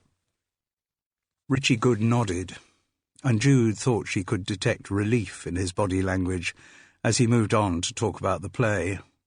"Be interesting to see how Disciple goes down in Smalting. Shaw's gone out of fashion, but he does write good parts for actors. Bloody long speeches, mind you. I didn't know the play when Davina asked me to play Dick Dudgeon, but the minute I read it, I knew I had to do it. Rather let down the Worthing rustics, whom I'd vaguely promised that I'd play Higgins in their Pygmalion, but I've done the part before, and Dick Dudgeon was much more interesting, you know, to me as an actor." "I'm sure," said Jude. "I don't know the play, I'm afraid, but I assume that Dick Dudgeon is the lead part." "Yes, well, Judith's a decent part, too." "The one Storm Lavell's playing?" "I hadn't met her before the read-through, but she's not a bad little actress. Needs a bit of work on the American accent, but I dare say I can help her out there." "And Judith is not Dick Dudgeon's wife?" "No, she's married to the pastor, Anderson. She starts off hating Dick Dudgeon, but by the end is rather smitten. Davina gave me the choice of playing Anderson or Dudgeon, but there was no contest. Anderson's a goody-goody, whereas Dick's, well, the Devil's Disciple. No question, Dick Dudgeon is the sexier role, which I suppose you would regard as typecasting," suggested Jude slyly. Although she had intended the remark as satirical, Richie took it at face value. "Yes, very definitely." "And who's playing Anderson?" "I've forgotten the guy's name, but he's perfectly adequate." Perhaps, thought Jude, the perfect example of damning with faint praise. "And is Neville Prideaux in the production?" "Yes, he's playing General Burgoyne. Only appears in Act 3. Rather a showy part. Suits Neville down to the ground." Clearly no opportunity was going to be missed to have a dig at his rival.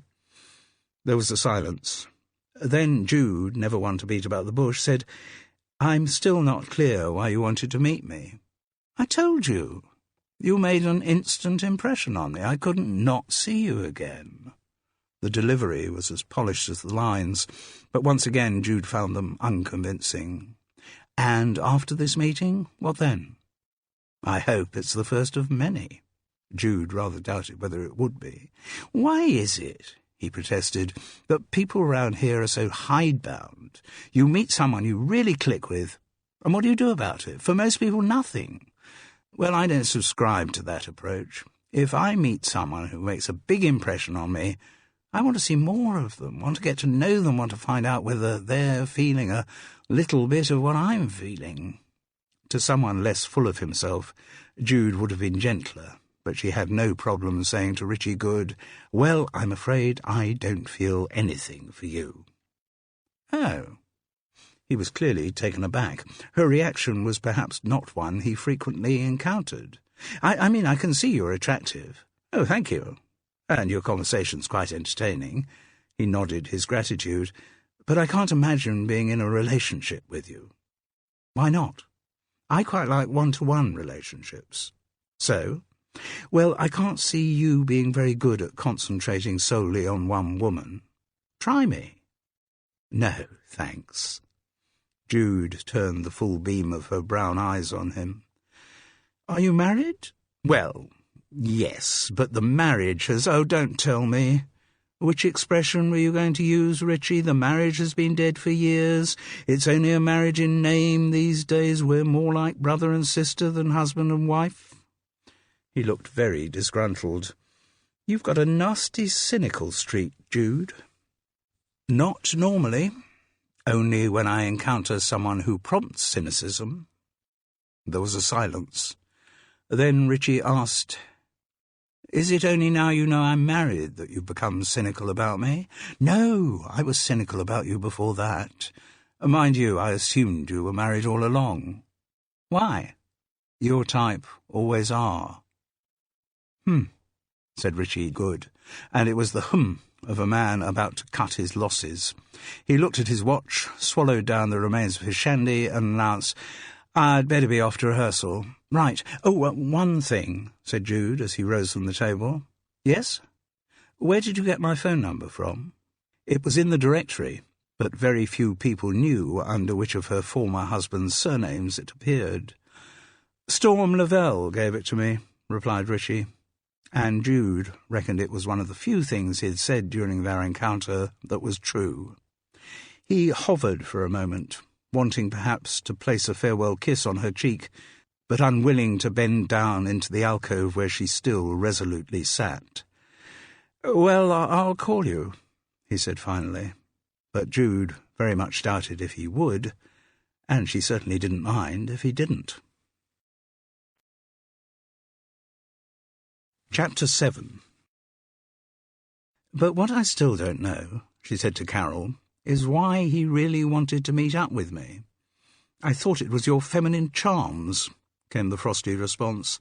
"I thought you had made a great impression on him." "No, that was just flannel. That's how he talks to all women. He's one of those men who can never stop trying it on." "I believe you. He actually had the nerve to ask me in the Cricketers where I'd been hiding all his life." Jude had to suppress a giggle at the way Jude put the words in quotes. After Richie had left, she had phoned her neighbour to come down and join her at the Crown and Anchor for a drink, and that drink she knew might well lead to having supper in the pub. She hadn't put the idea forward yet, but she knew it would be greeted by a considerable barrage of disapproval before Carol finally agreed to eat out. "It still seems odd, though, that he actually wanted to meet me." "Not so very odd. You said he's one of those men who never stops trying it on. And if he comes on like that to every woman he meets, maybe he does get the odd one who actually responds." "Possibly. He's an attractive man." "Huh," said Carol Seddon, as only Carol Seddon could. "Well, was there anything else he talked about, apart from just chatting you up?" "He talked a bit about how he is the star of all the local amdrams and they're all falling over themselves to get him to play the leads in their productions. And he talked about The Devil's Disciple." "Anything else?" "Well, he did ask about Hester." "What about her?" "He asked if she had been all right last night, which I found rather odd." "Why?" "Obviously he was worried that he had upset her." "But when had he upset her?" "Just before she went out to the car park." "Really?" "Oh, you probably couldn't see from where you were at the bar." "No, I just saw her being cold-shouldered by Neville Prideaux." "Well, I saw Richie Good stop Hester on her way to the door. He didn't say much, but whatever it was, it seemed to upset her. She broke away from him and rushed out of the pub." "Oh, really?" said Jude. And suddenly there were two men whose behaviour towards her might have made Hester Winston feel suicidal. Nothing more was heard from anyone to do with Sados for the next week. Jude was unsurprised to have no call from Storm Lavelle. She knew of old that once her friend became involved in rehearsals for a play, she hardly noticed what might be happening in the rest of the world. It was only after the performances had finished that Storm would be back on the Woodside Cottage treatment table, bemoaning all the shortcomings of her life. Jude was also unsurprised to hear nothing more from Richie Good. She had had no expectation of hearing back from him, but his silence once again made her question why he had contacted her so urgently in the first place. If his motive was purely sexual, then perhaps her combative banter had scared him. What he'd thought might be another easy conquest had turned out to be a trickier proposition, so maybe he had just backed off. But Jude still couldn't help thinking that the important part of their conversation had been his anxiety about Hester Winston. Her investigative antennae were alerted by the situation, but she knew there was no case to explore. Hester Winston, a woman possibly unhappy in her marriage, had made a very unconvincing suicide attempt. It had really been the classic cry for help. Jude doubted whether, after the shock of the first incision, Hester would have had the nerve to make another cut. So there was really nothing to investigate. For the rest of the week, Jude got on with her business of healing, while Carol continued her business of disapproving of most things. And presumably in St. Mary's Hall in Smalting, on the Tuesday, the Thursday and the Sunday, rehearsals for The Devil's Disciple continued in the usual way. On the following Monday morning, Carol came to Woodside Cottage for coffee. By arrangement, of course. Carol was not the kind of person who ever dropped in for coffee, or indeed for anything else. Dropping in on people was the kind of habit that Carol Seddon associated disparagingly with the North. Except at times of great urgency, even though she only lived next door, she would never have appeared on Jude's doorstep without having made a preparatory phone call. So the arrangement to meet for coffee that Monday had been made some days before. Carol had an appointment at Fethering surgery for a blood pressure test. Just a routine thing, nothing serious, just something that came up at one of those well-woman appointments they insist on dragging you along to. Carol's health had in fact been remarkably good throughout her life, and retirement from the Home Office had not changed that. She ate sensibly and fairly frugally, except when coerced by Jude into the Crown and Anchor. She drank little, except when coerced by Jude into the Crown and Anchor, and long walks on Fethering Beach with her Labrador Gulliver ensured that she got plenty of exercise and sea air. But if Carol Seddon were ever to have anything wrong with her, she would certainly not tell anyone. She had a strong animus against people who are always going on about their health or imagine that you're interested in their latest operation. Carol had been brought up not to maunder on about that kind of stuff. Her ideal relationship with the medical profession would be never to have anything to do with any of them. In fact, at times, her ideal relationship with all of mankind would be never to have anything to do with any of them. She was not a stupid woman, however, recognizing that growing older one should keep an eye on one's health. So if at a well-woman appointment she was told she needed to go back to the surgery for a blood pressure test, back to the surgery she would go. But that didn't stop her from moaning about the experience afterwards. "You'd think they'd get some system of dealing with appointments in that place," she said as Jude presented her with a cup of coffee in the jumbled sitting room of Woodside Cottage. "I'd have been here half an hour ago if those doctors just got vaguely organised. I mean, they have all this technology, checking in on a screen when you arrive at the surgery, appointments being flashed up in red lights on another screen, but none of that changes their basic inefficiency. I can't remember a time when I've actually got into an appointment there at the time scheduled." "Well, what did the doctor say?" "Oh, I wasn't even seeing a doctor. Just one of the nurses for the blood pressure test. Nothing important." "Are you sure?" asked Jude. "Yes," Carol replied, ever more determined not to be one of those people who are always going on about their health, and firmly moving the conversation in another direction. "I noticed as I was walking past All-In Store," she referred to Fethering's only and uniquely inefficient supermarket, "that they're advertising a new delicatessen counter.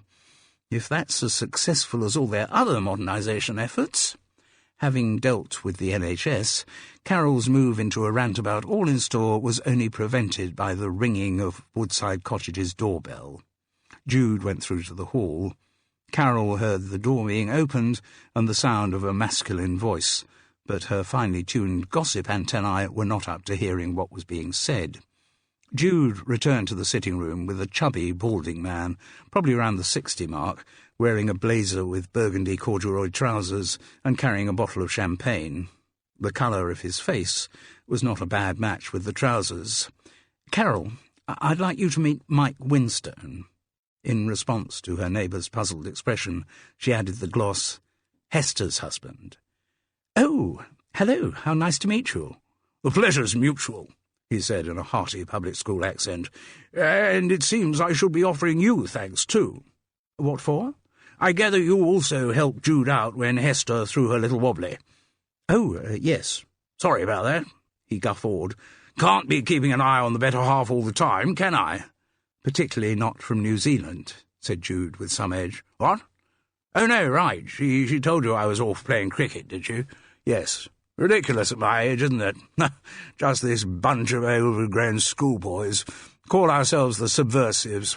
Old fogies now, but we have dreams. Still waiting for that call from the England selectors, eh?" This again was apparently worthy of a guffaw. "As you see," Jude intervened, "we're having coffee. Would you like a cup or—" "Bought you some champers by way of thank you." He waved the bottle. "Still cold, fresh out of the fridge. Why don't we crack that open?" "Well, it's a bit early," Carol began, but she was overruled by Jude saying, "What a good idea. I'll get some glasses." Left alone together, Mike Winston favoured Carol with a bonhomous beam. "Are you interested in cricket, are you?" Her recollections of the game came from the very few occasions when she'd watched her son Stephen play while he was at school. Those games only lasted a couple of hours, but they still seemed interminable. What watching a full 5-day test match must be like was too appalling for Carol to contemplate. Thank goodness Stephen had never shown any real aptitude for the game, or indeed any others, and devoted himself increasingly to his studies. "No, I'm afraid not," she replied. "Oh, you're missing a lot, you know, Carol. Very fine game. Subtle mix of the very simple and the really quite complex. A lot of women getting interested in it now, too, you know, and I must say some of them don't half play a good game." Jude returned with the glasses before Carol was required to amplify her views on cricket, which was probably just as well. Mike Winstone expertly removed the foil wire and cork from the champagne, then filled the 3 glasses. Passing 2 to what he referred to as the ladies, he raised his own. "As I say, thanks very much for helping out her indoors in her moment of need." "Our pleasure," said Carol. "So she told you all about it?" asked Jude, a little puzzled, because Hester Winstone had so firmly assured her that she wouldn't let her husband know about the suicide attempt. He was, she'd said, no good at that sort of stuff. "Oh, yes," Mike replied confidently. "No secrets between Hester and me. Got to tell the truth when you're incarcerated in a marriage, worse luck." He guffawed again. "So did she tell you as soon as you got back?"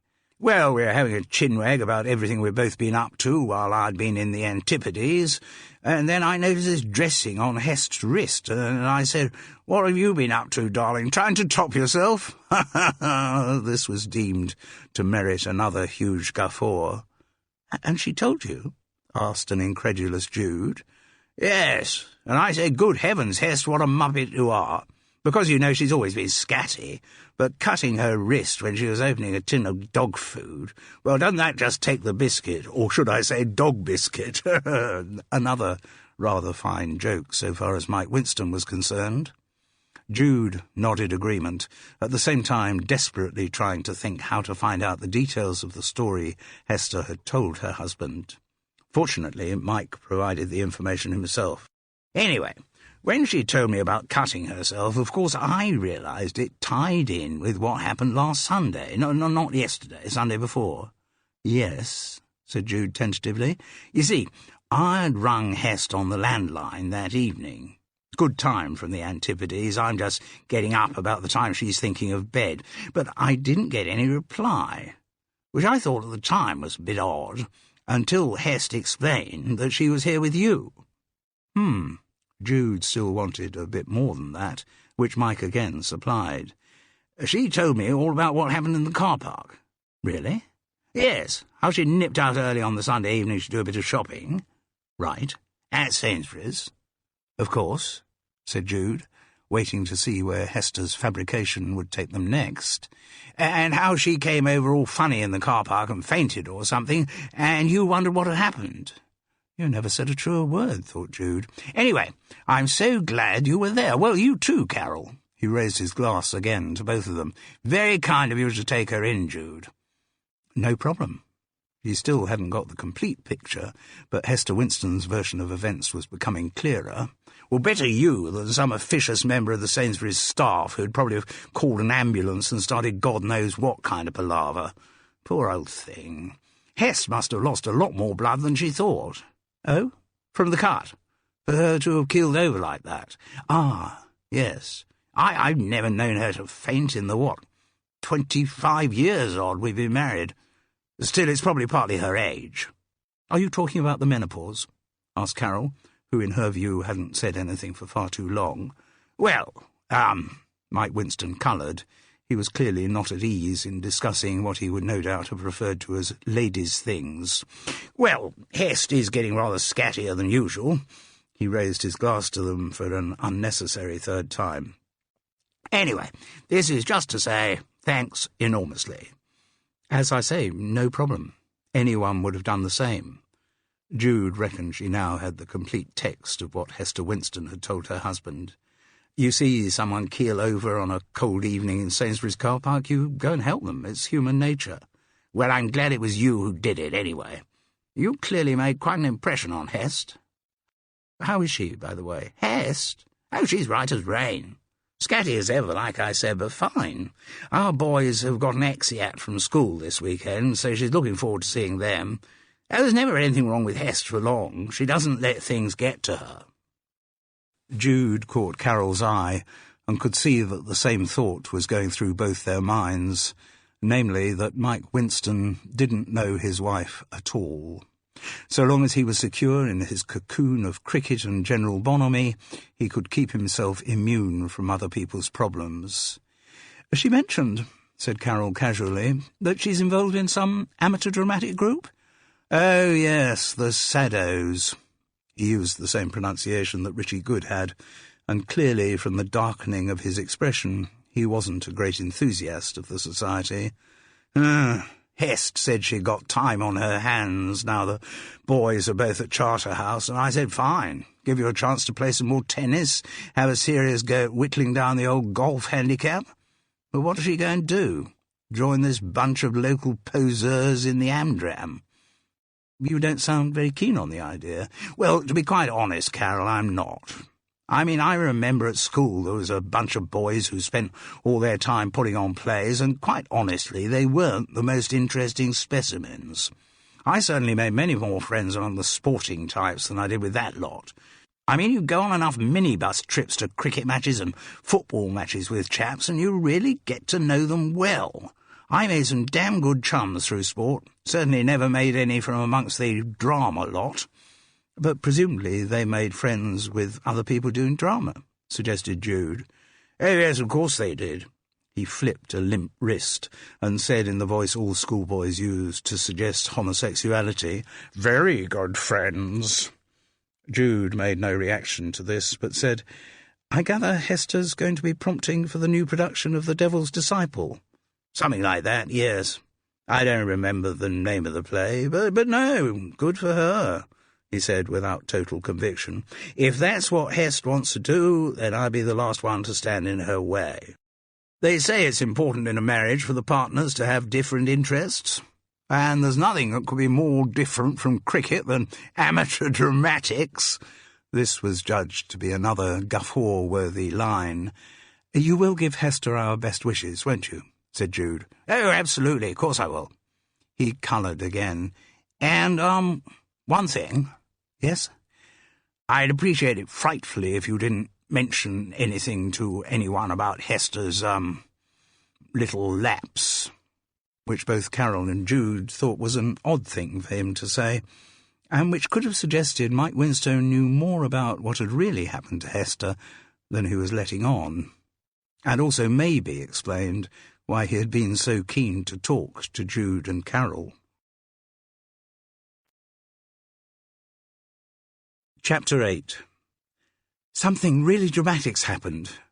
Oh, yes, said Jude, not holding her breath. She knew of old that Storm Lavelle was capable of considerable hyperbole.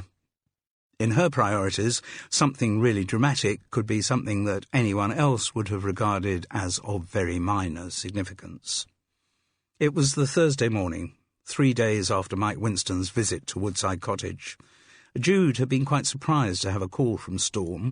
Knowing the obsessive concentration her friend brought to amateur dramatics, she hadn't expected to hear anything till after The Devil's Disciple had had its last performance. "It's Elisaveta Dalrymple," Storm announced. "What, is she ill?" "No, it's worse than that." "Why? What's happened?" "Oh, God, it was at rehearsal on Tuesday night." Storm left a pause, clearly intending to enjoy the narrative she was about to unleash. "I mean, so far things have been going pretty well all right with the production. We've spent the first week just blocking, really, and there hasn't been too much tension. Well, a bit between Davina and Richie because, well, she is the director, but he's pretty firm in his opinions about the way he wants to do things, regardless of what she thinks." That chimed in with Jude's recollection of her conversation with Rishi Good in The Crown and Anchor. Clearly he was one of those actors who regarded directors as minor obstacles in the preordained path of his instinctive genius. "But anyway," Storm went on, "it's all been fairly amicable, though there's a bit of resentment of Richie, you know, because he's been kind of parachuted into the production, and there are some people who've been members of Sados for a long time and feel that parts should only go to bona fide members of the society. I mean, Mimi Lassiter, obviously, because she's membership secretary, but also people like Ollie Pinto, who really reckons he should have been playing Dick Dudgeon because he's kind of served his time in the Sados playing supporting parts, and he's thinking it's about time he should get a lead, and he's stuck with being Christy, Dick's brother, who really doesn't have a lot to do, so Ollie's still cheesed off about that. But basically, everything's been pretty friendly. Until last night." Jude didn't say a word, allowing Storm to control the drama of her story in her own way. "Well, needless to say, it involved Elisaveta." Jude was not surprised. Clearly the widow of the Sados founder thought it her right to be the centre of everything that went on in the society. And, you know, she's playing Mrs. Dudgeon, Dick Dudgeon's mother, and she's playing it very well. I mean, Mrs. Dudgeon is basically a malevolent old bitch. "Typecasting?" Jude suggested quietly. "Well, maybe, yes, but she's only on in the first act, and she has a bit of a scene with Dick Dudgeon, but not a lot. And anyway, a discussion came up on Tuesday night about costume, and I don't know if you know, but George Bernard Shaw is very specific about what he wants his plays to look like." Oh yes, all those interminably long stage directions. During her brief acting career, Jude had been in a production of Caesar and Cleopatra. And anyway, Elisaveta was saying, like, she didn't agree with how Shaw described Mrs. Dudgeon, and she thought the character would naturally look rather smarter than the way he wanted her to be. The stage directions don't say much about her actual clothes, just that she's shabby and cantankerous and she wears a shawl over her head. Anyway, Elisaveta was very much against the idea of the shawl. Vanity? I suppose so, Jude. Elisaveta's very proud of her hair. Well, it's certainly a good advertisement for whoever did the dyeing. Yes. And she said everyone in the Sados audience recognised her by her hair, and if it was covered with a shawl, nobody would know it was her playing the part. Well, don't they have programmes? Couldn't they have looked up the cast list there? Well, yes, you'd have thought so, but no one mentioned that. Anyway, Davina said it wasn't important at that point. We got months to sort out the costumes, and we should be getting on with rehearsal. But Elisaveta said it was a point of principle, and it should be decided right then. Sounds like a bit of a power struggle between actor and director. That's exactly what it was. And Davina's fairly biddable as a director. You know, she doesn't really stand up to people. She tends to go with the flow. She was certainly doing that with Richie. She'd go along with whatever he suggested. which no doubt made Elisabetta jealous, and she wanted to be treated the same way. Spot on, Jude, particularly as she's always been great mates with Davina, and she doesn't take kindly to being sort of shut out of things. So, anyway, then Richie gets involved. He starts saying that we're wasting valuable rehearsal time, which is a bit rich coming from him, because most of the interruptions we've had up till that point have been due to him arguing with Davina about how he wants to do things. And, of course, Elisabetta doesn't like this, and then Richie makes things worse, quite deliberately, I think, by saying that we shouldn't be spending so much rehearsal time worrying about the play's minor characters. Well, that's like a red rag to a bull to Elisabetta. She goes into this great routine about never having been so insulted in her life, and about the fact that she's generously giving of her time to help Sados out by playing the minor role of Mrs. Dudgeon, and pretty soon she's listing all of the major roles she's played for the Society, even quoting some of the rave reviews she's had from the Fethering Observer and the West Sussex Gazette. Then she gets started about Freddie, her ex-husband, and how he started Sados, and how there wouldn't have been any Sados without him, and how it wasn't the place of jumped-up actors who weren't even members of the Society to start criticising the work done by Freddie Dalrymple. And how did Richie take all this? Well, by now he's getting pretty annoyed too, and we all kind of realise that what we're witnessing is a scene that's been brewing up since the moment we started rehearsal, that is a kind of power struggle, Richie and Elisabetta fighting over which one of them has more control of Davina. And then it turns out that there's a bit of history between Richie and Elisabetta. Really? Jude thought instantly of the man's habit of coming on to every woman he met. Surely not an affair. Oh, God, no. The history was more between Richie's mother and Elisabetta. Apparently, his mum was big in local Amdram circles, playing lots of major roles, round the time that Freddie Dalrymple was setting up Sados. And there was some kind of rumpus about Richie's mum wanting to join the new society, and Elisabetta using her influence with Freddie to keep her out.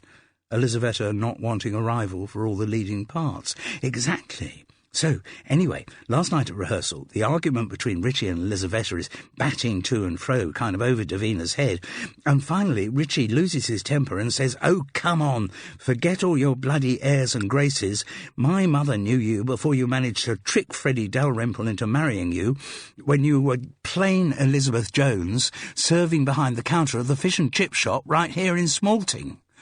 Well, that did it. That really caught the nerve. So there's a lot more from Elisabetta about having never been so insulted in her life, and then she says that under the circumstances she can no longer continue in this production of The Devil's Disciple, and she walks out. Flouncing, I dare say, very much so, Jude. Flouncing, slamming doors, completely throwing her toys out of the pram. So suddenly we're without a Mrs. Dudgeon.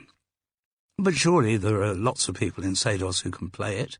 Amateur dramatic societies may have problems recruiting young men, but there's always a glut of mature women. I know, but the trouble is they're all on Elisabetta Dalrymple's side. What do you mean? The older members of the society are mostly founder members or people who joined in the first few years. They're fiercely loyal to the memory of Freddie Dalrymple. Some of them, I gather, are more ambivalent about Elisabetta. She aced them out of too many good parts for them to support her too much. But once it became known that Richie Good had insulted the sainted Freddie... And how did they know this? Well, from Elisabetta, of course. She must have spent the whole day yesterday on the phone to the mature women in the society, and she's persuaded all of them to boycott this production of The Devil's Disciple. Ah, has she? Yes. Davina also spent most of yesterday ringing round every woman in the society who was vaguely the right age, and that became more elastic as she got desperate, but Elisabetta had got onto every one of them first. The boycott was unbroken. And it's not just Mrs. Dudgeon she's worried about. Elisabetta's got supporters throughout the society. I mean, Ollie Pinto, for one. He's playing Christie, and he's great mates with Elisabetta. I haven't heard whether he's walked out too, but it wouldn't surprise me. But you're not about to go, are you, Storm? Oh, good heavens, no. Judith's the best part I've ever been offered. No way I'm going to give that up. Anyway, I've always found Elisabetta Dalrymple a bit of a pain. No, I'll see it through. And Richie will, presumably. You bet. I wouldn't be surprised if he doesn't think what's happened is a personal triumph. One rival ego removed. Oh, I wouldn't say that. Richie hasn't really got a very big ego. When you get to know him, he's actually quite shy. He just has an accurate assessment of his own talents. Oh dear, thought Jude. Storm's defensive words might well indicate that Richie Good was the next man she was about to throw herself at. And if she did, there was no question that it would end in tears. Well, said Jude, exciting times we live in. Yes. There was a silence. So, obviously, there's only one question I have to ask you. What? Came the puzzled reply. Davina asked me if I would. Huh? Jude, will you step into the breach and play the part of Mrs. Dudgeon? Chapter 9. You're absolutely mad, said Carol. What on earth do you want to get involved with that lot for? They're harmless. That was greeted by a customised Carol Seddon, "Huh!" And they're stuck for someone to play Mrs. Dudgeon. It's not going to take much time out of my life. Not much time. Rehearsals 3 days a week. That sounds like quite a big commitment to me. You wouldn't catch me doing it. I couldn't afford the time. For a moment, Jude was tempted to ask what her neighbour couldn't afford the time from. Although Carol always carried an air of extreme busyness, it was sometimes hard to know what she actually did all day, apart from keeping High Tor antiseptically clean, completing the Times crossword, and taking Gulliver for long walks on Fethering Beach. But Jude didn't give voice to her thoughts. The look of distaste on Carol's face suggested that her neighbour's involvement in The Devil's Disciple had brought back atavistic fears of showing off and traumatic memories of being the ox in the school nativity play. I just thought I could help them out, said Jude. Another, huh. Well, I still think you're out of your senses. It's one thing lending your chaise longue.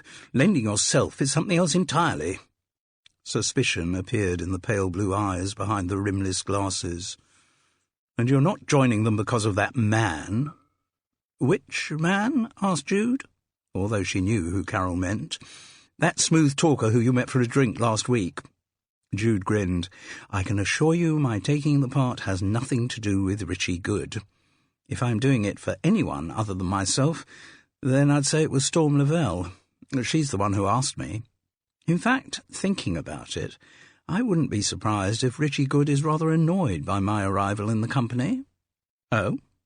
Because when we met, I did prove rather resistant to his charms. He's not used to women reacting like that to him, and I don't think he likes it very much. Huh. Although, actually, Carol, there is another reason why I want to be involved in this production. Oh, really? What's that? Hester Winston. I'm still rather worried about her, particularly since meeting her husband. I'd quite like to keep an eye on Hester. Well, rather you than me, Jude, Carol positively snorted. The day I get involved in amateur dramatics, you have my full permission to have me sectioned. So it was that Jude took over the part of Mrs. Dudgeon in the Sados production of The Devil's Disciple. She had an early evening healing session booked on the Thursday, so didn't attend her first rehearsal till the Sunday. Sensitive to atmosphere, she could feel the definite air of triumph emanating from Richie Good. He was pleased to have seen off Elizaveta Dalrymple. Nor was he the only one who seemed relieved by the old woman's absence. Davina Vere-Smith, despite her reputation as a close chum of Elizaveta, was relaxed and apparently had given up any pretence that she was in charge of the production. She meekly took on board Richie's notes and suggestions, even when they applied to performances other than his own. The actor was yet again doing a play on exactly the terms he desired. Davina accepted all that, but what did annoy her was the regular list of absentees from every rehearsal. 2 were involved in a charity marathon, and 1 had shingles. Ollie Pinto, self-appointed toady to Elizaveta Dalrymple, did not leave the production, as Storm had suggested he might, but all the time there was something chippy about him, especially in relation to Richie Good. He grimaced a lot behind Richie's back and muttered words of dissent at a level that was not quite audible. Ollie also talked a lot about Elizaveta and Freddie Dalrymple. He had been fortunate enough to meet the blessed Freddie just before he died, and reminiscences of the two of them were constantly on his lips. Elizaveta Dalrymple may have walked out of the production, but Ollie Pinto ensured that no one in the Devil's Disciple company was allowed to forget her. Able to observe everything at close hand, Jude was again struck by Storm Lavell's talent. She really was making something of Judith Anderson. Since Jude didn't have her own transport, Storm ferried her to and from rehearsals in her smart car. Fethering was virtually on the route from Hove, and in the course of those journeys the two women talked a lot. Well, to be more accurate, Storm talked and Jude listened a lot. All her friend talked about was the play and how she was approaching the part of Judith Anderson. So far, she seemed too preoccupied with her acting to waste any energy throwing herself at Richie Good, which was a considerable relief. But Jude did tend to arrive at rehearsals in a state of mental exhaustion from all the listening she'd had to do. Jude's observations of Hester Winston at rehearsals were less encouraging. The prompter still seemed very nervous and unhappy. Both Richie and Neville Prideaux virtually ignored her, and having met Mike, Jude didn't reckon Hester was getting much support at home either. She tried to be friendly, but her suggestions of going for a drink together at the Cricketers after rehearsals were met with polite refusals. Hester Winston was continuing to do her job as prompter, but apparently no longer wished to be involved in the social side of Seidos. And then, of course, Jude herself had to get back to the idea of acting. The stuff she had done in the past had arisen directly out of her work as a model. There's an enduring idea amongst agents and producers that someone beautiful enough to be photographed professionally must also be able to act. Though it can work in the cinema, where short takes and clever editing can disguise complete lack of talent, the inadequacy of models is more likely to be exposed by a full evening on the stage of a theatre. But Jude had actually been quite good. She had discovered a genuine aptitude for acting, and she was surprised at how much she enjoyed coming back to it and playing Mrs. Dudgeon. Also, in her early 20s, she had been cast only for her beauty, in other words, in straight roles. She had suspected back then that the actors in the character parts were having more fun, and, as Mrs. Dudgeon, she found that to be true. There was a great freedom to be derived from playing a crotchety old curmudgeon, so different from her own personality. Jude was unsurprised that Richie Good made no further attempt to come on to her, and indeed behaved as if their meeting in the Crown and Anchor had never happened. Any attraction she might have felt towards him quickly dissipated in the course of rehearsals. Seeing what a control freak he was in his discussions with Davina Vere-Smith, they had long since ceased to be arguments, Jude was turned off by his egotism. But she remained intrigued by him. There was something about his personality that didn't ring true, something that had struck her in the Crown and Anchor and had only been reinforced by further acquaintance. His habit of coming on to women was clearly a knee-jerk reaction, but Jude wondered how far he wanted any kind of relationship to develop. Had she proved more amenable when they met in the pub, seemed keener on spending time with him, would they have ended up under her duvet in Woodside Cottage that evening? She somehow doubted it. Neville Prideaux, Jude could see as she watched him at rehearsals, was a more subtle operator. Jude kept remembering that it was Richie who'd chatted up Hester Winston, but it was Neville who had actually gone to bed with her. He didn't have Richie's obvious attractiveness, but maybe he was the more ruthless seducer.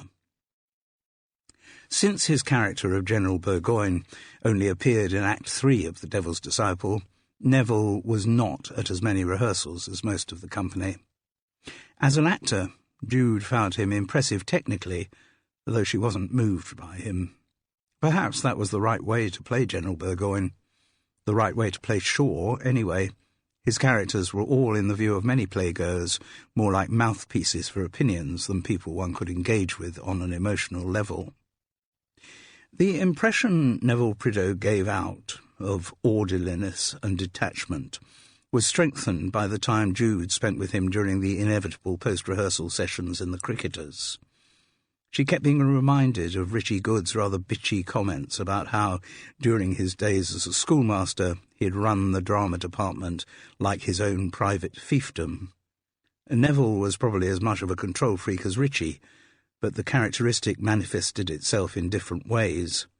He never took issue with Davina at rehearsals, meekly taking her notes and doing what she told him, but he still contrived to play General Burgoyne exactly the way in which he wanted to play the character.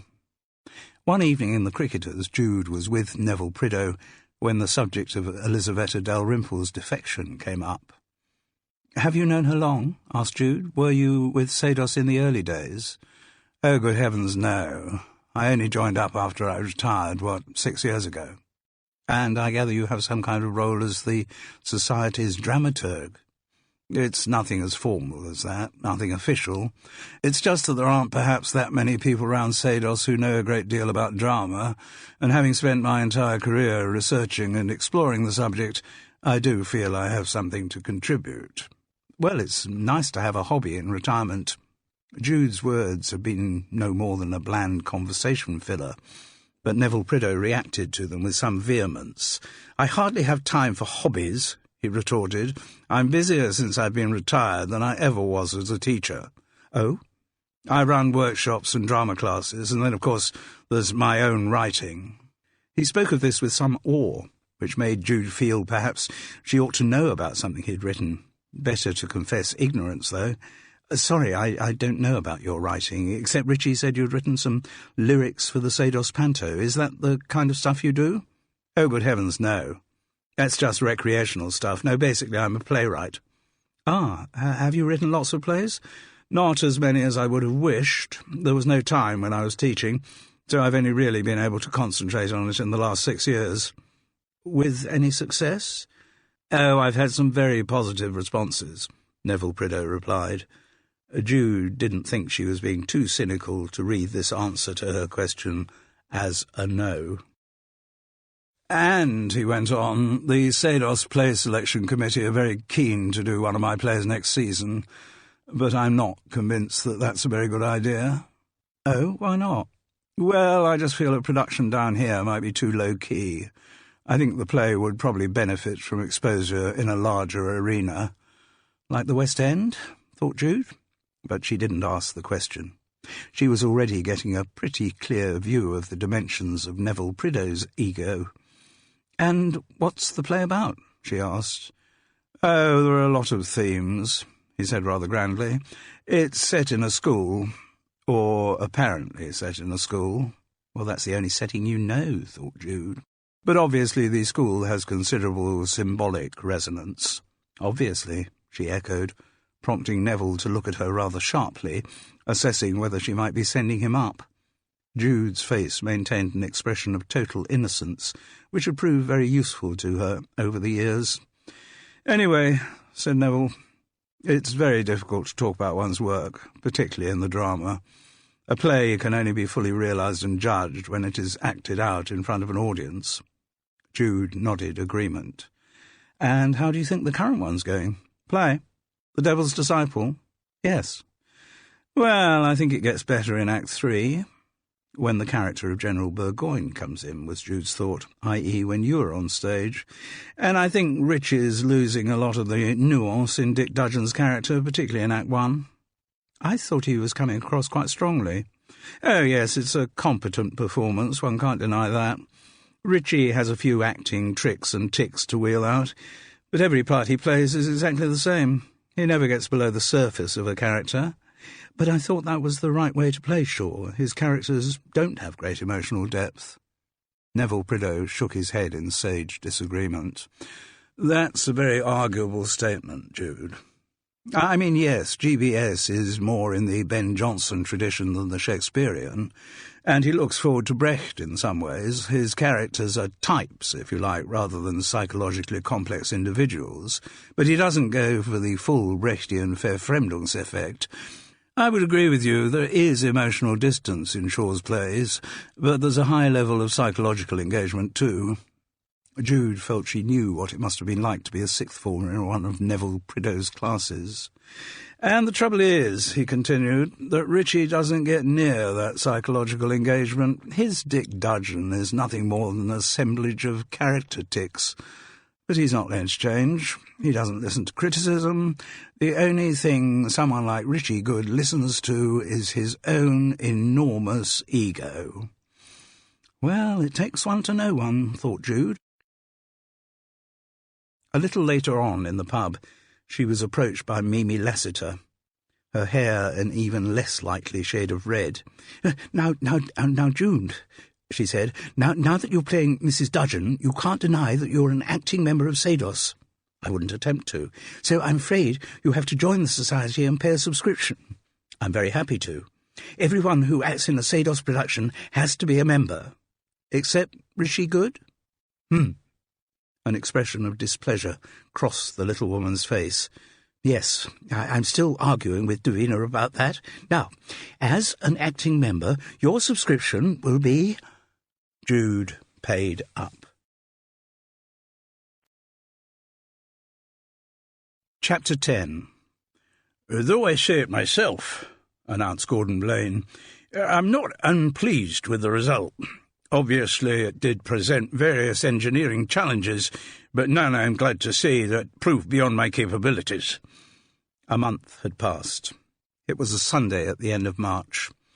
They'd reached the stage where Davina would have liked all of the cast to be off the book, in other words, knowing their lines. Some of them had achieved that milestone, others were still fumbling. Hester Winston was kept busy in her role as prompter. Jude was a member of the Virtuous group. She was off the book. She had been surprised how easy she had found committing Mrs. Dudgeon's lines to memory. And, of course, given the old lady's early departure from the action, there weren't too many to learn. Though they usually worked on the stage of St. Mary's Hall, on this particular Sunday the rehearsal was taking place in the auditorium. The curtains were firmly closed, but from behind them various thumps, hammerings and muttered curses had been heard in the course of the afternoon. Gordon Blaine was building his gallows. He had been hard at work since the Saturday morning. Though all the components of the device had been made in his workshop at home, he was actually assembling them in situ. And, assuming he got it finished in time, the structure was due to be dramatically revealed to the Devil's Disciple company at the end of the afternoon's rehearsal. With this coup de théâtre in prospect, there was around St. Mary's Hall an air of excitement mingled with a bit of giggling. Gordon Blaine, the Sados Mr. Fix-It, was clearly something of a joke among the members, and Jude could understand why. Though it was Carol rather than she who had received the full blast of Gordon's monologue the first evening they had gone to the cricketers, that did not represent a permanent escape from him. Gordon Blaine was around quite a few rehearsals, and he was very even-handed in the distribution of his conversation. He made sure that no one evaded their ration of it. And Jude, being new to the society, had certainly got her share. The Sados Sunday rehearsals started at 3, so that those who needed to could enjoy their family lunch, and finished on the dot of 6. Then everyone rushed to the cricketers. Maybe this schedule had been established in the time of fixed licensing hours, but it had continued into the era of all-day opening. That Sunday afternoon, as 6 o'clock drew nearer, the level of giggliness increased. Davina Vere-Smith was facing an uphill battle, trying to get some concentration out of the actors involved in the opening scene. Jude was rock solid on her lines, but Janie Trotman as Essie, along with the actors playing Anderson and Christie, kept breaking down and cracking up with laughter. At about 5 to 6, Davina gave up the unequal struggle and declared the rehearsal over. As if on cue, Gordon Blaine had then appeared through the curtains to make his announcement. Having duly patted himself on the back for completing his task in the face of insuperable difficulties, he continued for a while talking up his prowess as an engineer. Jude looked around the assembled company. There was still a level of excitement there, but as Gordon began to speak, the giggles were threatening to take over. Nearly everyone seemed to have stayed for the forthcoming revelation. Glancing round the room, the only significant absentees Jude was aware of were Richie Good and Hester Winston. The former's disappearance was explained as soon as Gordon Blaine, with an inept attempt at flamboyance, went into the wings to draw back the curtains. On stage stood a very convincing-looking gallows, beneath which was a small wooden cart. On the cart, with the noose around his neck, stood Richie Good. The Devil's Disciple company let out a communal, half-mocking gasp of appreciation and started a small round of applause. Stepping back on stage, Gordon Blaine beamed at this appreciation of his talents. "Thank you," he said. "Yes, not a bad bit of work, though I say it myself." From behind his back, he produced a noose identical to the one hanging from the arm of his gallows. One end was neatly tied in a loop. At the other was a metal ring, clearly designed to hook onto something. Gordon stretched the noose with his hands, demonstrating its strength and solidity. "Simple piece of equipment, really, isn't it? But very effective for ridding the world of undesirables." He chuckled a little, indicating that what he had just said was a Gordon Blaine joke. "Still, we don't want to have any accidents in our Devil's Disciple, do we? Particularly to a fine actor like Richie Good. So, just in case we have any health and safety inspectors in the building, let me give you a demonstration of the means by which, in the use of this apparatus, unpleasant accidents may be avoided." He moved ponderously across the stage and took up the T-shaped pulling handle of the wooden cart. "A few words, did we agree, Richie?" "Yeah, ready when you are." And the man with the noose around his neck went into Dick Dudgeon mode, though preferring his own words to the ones George Bernard Shaw had written for this dramatic moment. "It is a far, far better thing that I do now. Oops, sorry, wrong play, that's A Tale of Two Cities. Now, what I want to say to you all is that I've been through everything in my mind over and over again, and I've decided," he gestured to the noose around his neck, "that this is the best way out." There was a ripple of laughter at his melodramatics. Richie Good, ever the showman, was enjoying his moment in the spotlight. "Also, I'd like to say that public hangings used to be one of this country's most popular spectator sports, until some wet blanket of a do-gooder decided that they weren't an appropriate divertissement for the great unwashed to gawp at. So, you're very honoured, ladies and gentlemen, fellow members of SADOS, to have this much-loved entertainment recreated for you here in St. Mary's Hall, Smalting. And with that, let my hanging commence." At what was clearly a pre-arranged cue, Gordon pulled the cart away from beneath his feet. Richie Good's hands shot up to grasp the strangling rope around his neck, and for a moment he swung there, choking and kicking out into the nothingness. The gasp which followed this had no element of irony in it. People rushed forward to the stage. But before he could be rescued, Richie released his grip on the noose and dropped down to the floor, as neat as an athlete finishing a gymnastic routine. His mocking laughter revealed that the whole thing had been a set-up, and he looked boyishly pleased with the trick he had played on everyone. "Not bad, is it? Full marks to Gordon." Mr. Fixit glowed and did a half-bow to acknowledge the rattle of applause. Then he moved across to demonstrate the cunning secret of his handiwork. The noose was no longer a loop, but two parallel pieces of rope. "Oh, the magic of Velcro," said Gordon, as he pressed the two ends together and reformed the circle. "Very clever," said the sardonic voice of Neville Prideaux, "but in fact unnecessary. In the text of Shaw's play, the cart never gets moved. Dick Dudgeon may have the noose around his neck, but he's in no danger of ever getting hanged, and then he's saved by the arrival of Pastor Anderson." Gordon Blaine looked almost pathetically nonplussed at having his moment of triumph diminished. but Richie Good came quickly to his rescue. "Well, speaking as the person who actually has the rope around his neck, may I say I'm very pleased about the sensible precautions Gordon has taken. Accidents do happen. I could black out while I'm up there, or the cart could break, or somebody could push it away by mistake. No, thank you very much, but I'm happy to stay with my Velcro rope.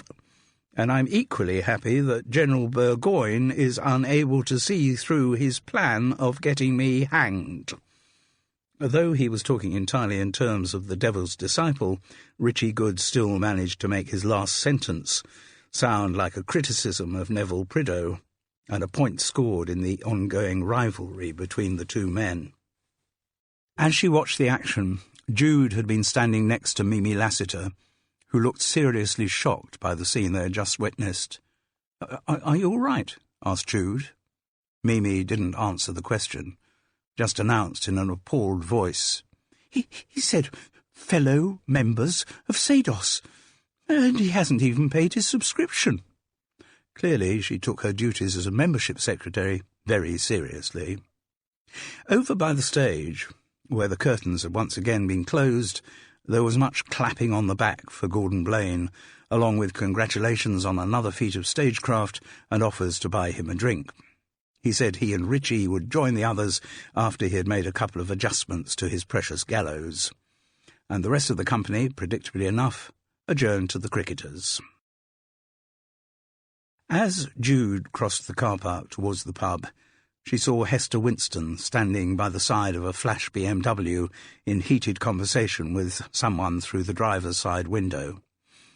"I just want to stay and have a drink," Hester was saying. "And I just want you to come home." The voice was recognisably her husband's. "Look, I've already had to rush my Sunday lunch to get you here for the beginning of the bloody rehearsal.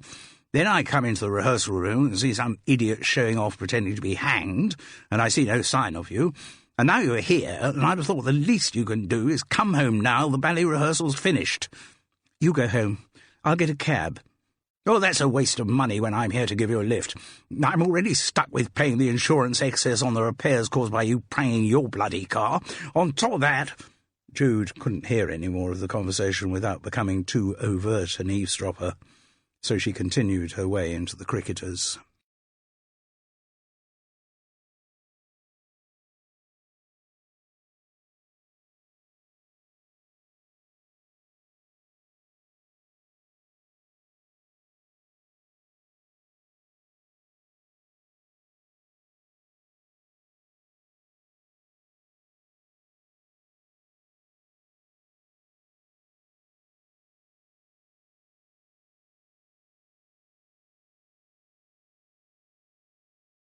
Chapter 11.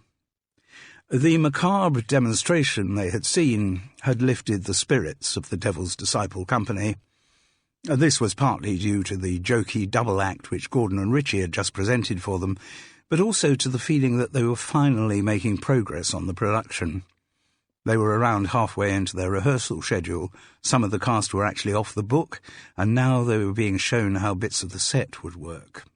The Devil's Disciple was beginning to gather momentum. Jude had found that sessions in the cricketers had become considerably more relaxed since the departure of Elisaveta Dalrymple and her cronies. Elisaveta was one of those women who not only needed always to be the centre of attention, but who also carried around with her a permanent air of disapproval. And, given her place in Sados history, though she didn't voice it in so many words, there was an implication of disdain for everything the society had done since the demise of its founding father, Freddie Dalrymple. And yet, despite this inevitable decline in standards, Elisaveta Dalrymple had appeared magnanimous enough to offer her services and do what she could for Sados. So, without her condescension and prickliness, without everyone kowtowing and worrying about her reaction to things, the atmosphere in the cricketers after rehearsals had improved considerably. The inevitable glass of Chilean Chardonnay in her hand, Jude found herself looking round quite benignly at her fellow actors. She had come to recognise that most of their flamboyance and ego derived from social awkwardness, and, as ever attracted to people by their frailty, she realised that she was getting fond of most of them, To her considerable surprise, she discovered that she was enjoying her involvement in amateur dramatics. She giggled inwardly at the thought of breaking that news to Carol. Feeling it was her turn to buy a round for the small circle she stood with, Jude looked for the African straw basket which contained her wallet, and realised to her mild irritation that she must have left it in St. Mary's Hall. To joshing cries about the Alzheimer's kicking in, Jude left the cricketers and made her way back to the rehearsal room. The March evening was comfortingly light, finally promising the end of the miserable weather that seemed to have been trickling on forever. Security at St. Mary's Hall was not very sophisticated. The keys were kept behind the bar of the cricketers, and one of Davina Vere-Smith's duties as director was to open the place and lock up at the end of rehearsals. Frequently, because cast members were slow to leave the hall, Davina didn't do the locking up until when she was leaving the pub to go home. So it proved that Sunday evening. Jude slipped in without difficulty and went through the foyer area to the main hall. She switched on one row of lights and noticed, without thinking much of it, that the stage curtains were almost closed, with just a thin strip of light showing. The straw bag was exactly where she thought she'd left it, propped against the wall by the trestle table on which the kettle, coffee mugs and biscuit tins were kept. Jude was about to leave the hall when she thought she should perhaps turn off the stage working lights. Though not obsessive about green issues, she tried whenever possible to save electricity. There were pass doors on either side, but the simplest route up onto the stage was by the steps in the middle, much used for audience participation when the Sados did their pantomimes. Jude stepped up, pushing the curtains aside in search of the light switches. But what she saw on stage stopped her in her tracks. The wooden cart had been pushed to one side. From the noose on the gallows dangled the still body of Richie Good. His face was congested, his popping blue eyes red-rimmed. This time he wasn't play-acting. Chapter 12. Jude's mobile was in her basket. She knew she should ring the police straight away. But Richie Good was unarguably dead, and a few minutes' delay was not, so far as she could see, going to make a lot of difference to the official investigation. She moved closer to the hanging corpse and looked up at the rope tight around his neck. It was, as she suspected. The noose which had strangled Richie Good was not the fake one with the Velcro linkage. It was the unbroken one whose strength Gordon Blaine had demonstrated in the run-up to his coup de théâtre. Jude moved far enough away to see the top of the gallows. Fixed there was a large backward-facing hook onto which the ring at the end of the noose had been fixed. From it, the rope ran through a channel at the beam's end, so that it could dangle in its appropriate position over the cart.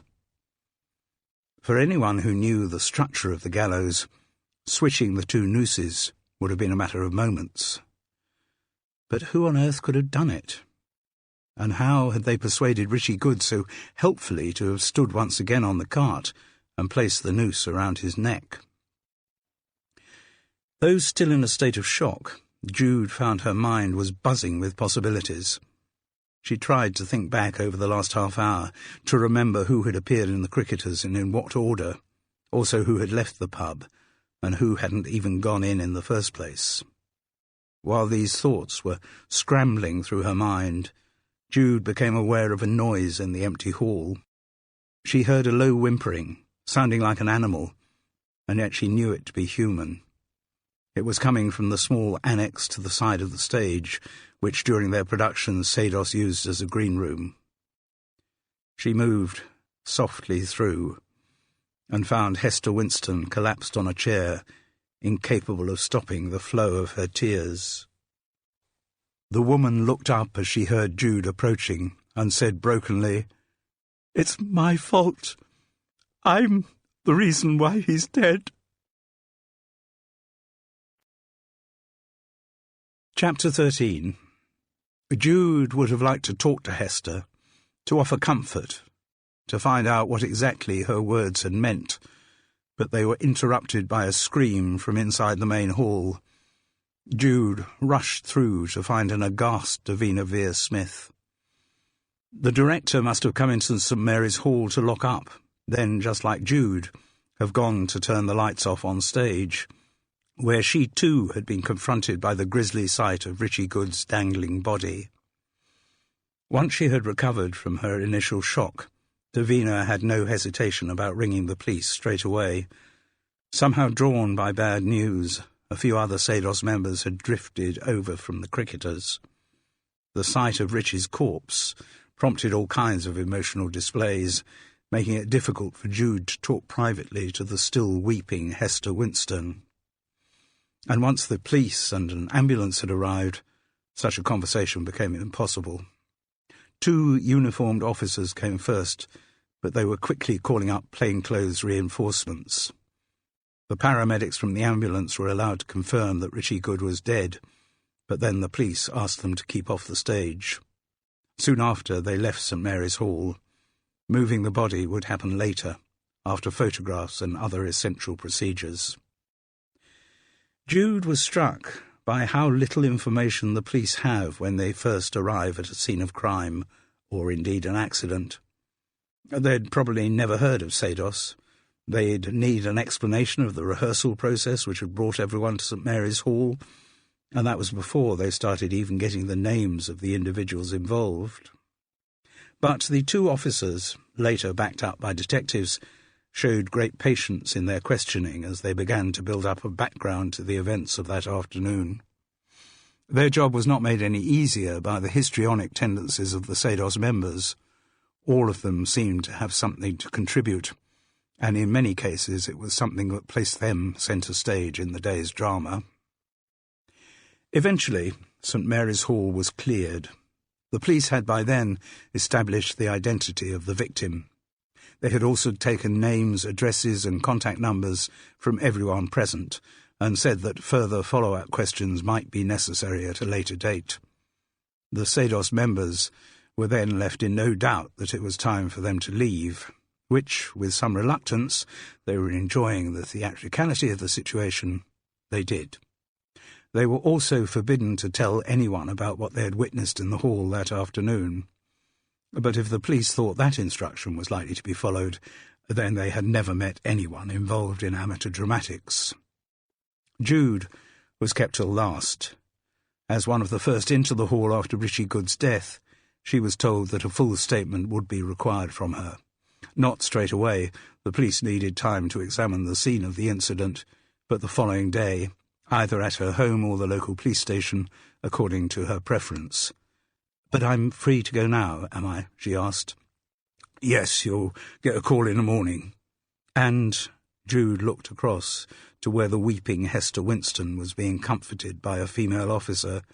"What about—" "No, Mrs. Winston won't be leaving straight away," said the detective. During the drive back to Fethering in her smart car, Storm Lavelle went into full drama queen mode. "I mean, it's just such a shattering thing to happen. Richard's such a good actor. It's such a waste. And God knows what's going to happen to the Devil's Disciple now." Jude was relieved to hear that her friend seemed more worried about the production than heartbroken about Richie Good's death. Storm must have been too busy with rehearsals to have any time to start throwing herself at Richie. "What, you mean they're likely to call the whole thing off out of respect for Richie?" "Oh, good Lord, no. The show must go on." She spoke the words devoutly. They were, after all, the basic principle of amateur dramatics. No matter what disaster might occur during the rehearsal period, the Devil's Disciple would still be presented to the paying public in St. Mary's Hall on the promised dates. "No, Jude, Davina will just juggle the cast around. Presumably Ollie Pinto will be boosted up to Dick Dudgeon, which will please him no end, because he's always thought he should have been playing the part in the first place. And, I don't know, one of the boys playing the soldiers will get boosted up to take on Ollie's old part of Christie.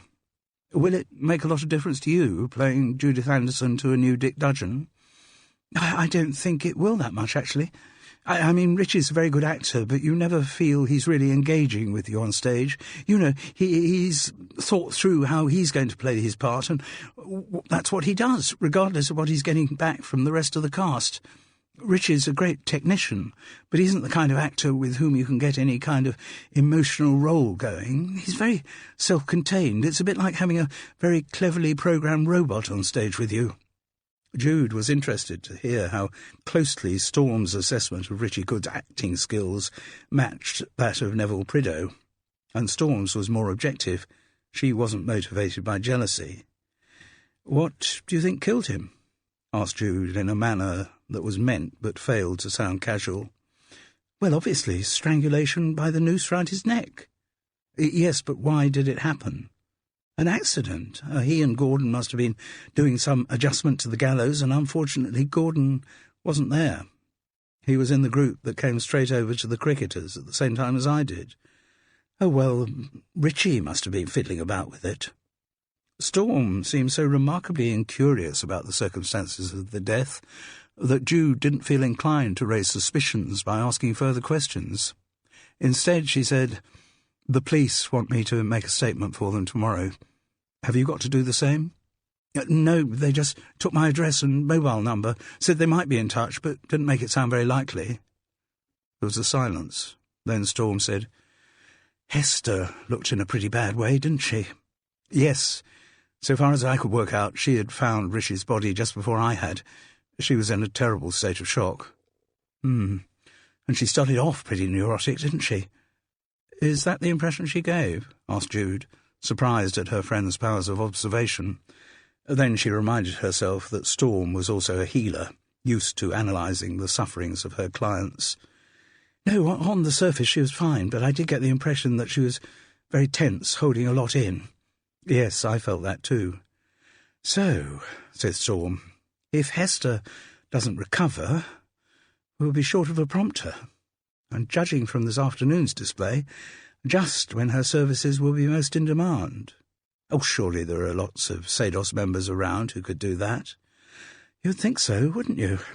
But a lot of the potential prompters, mature ladies who are unlikely to be cast in plays anymore, well, they're part of the contingent that walked out with Elizaveta Dalrymple.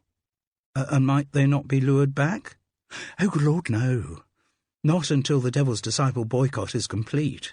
Anyone who breaks through the picket line on that will receive the full blast of Elizaveta's anger. I'm surprised that would worry anyone. I got the impression that she was rather a spent force in the Sados.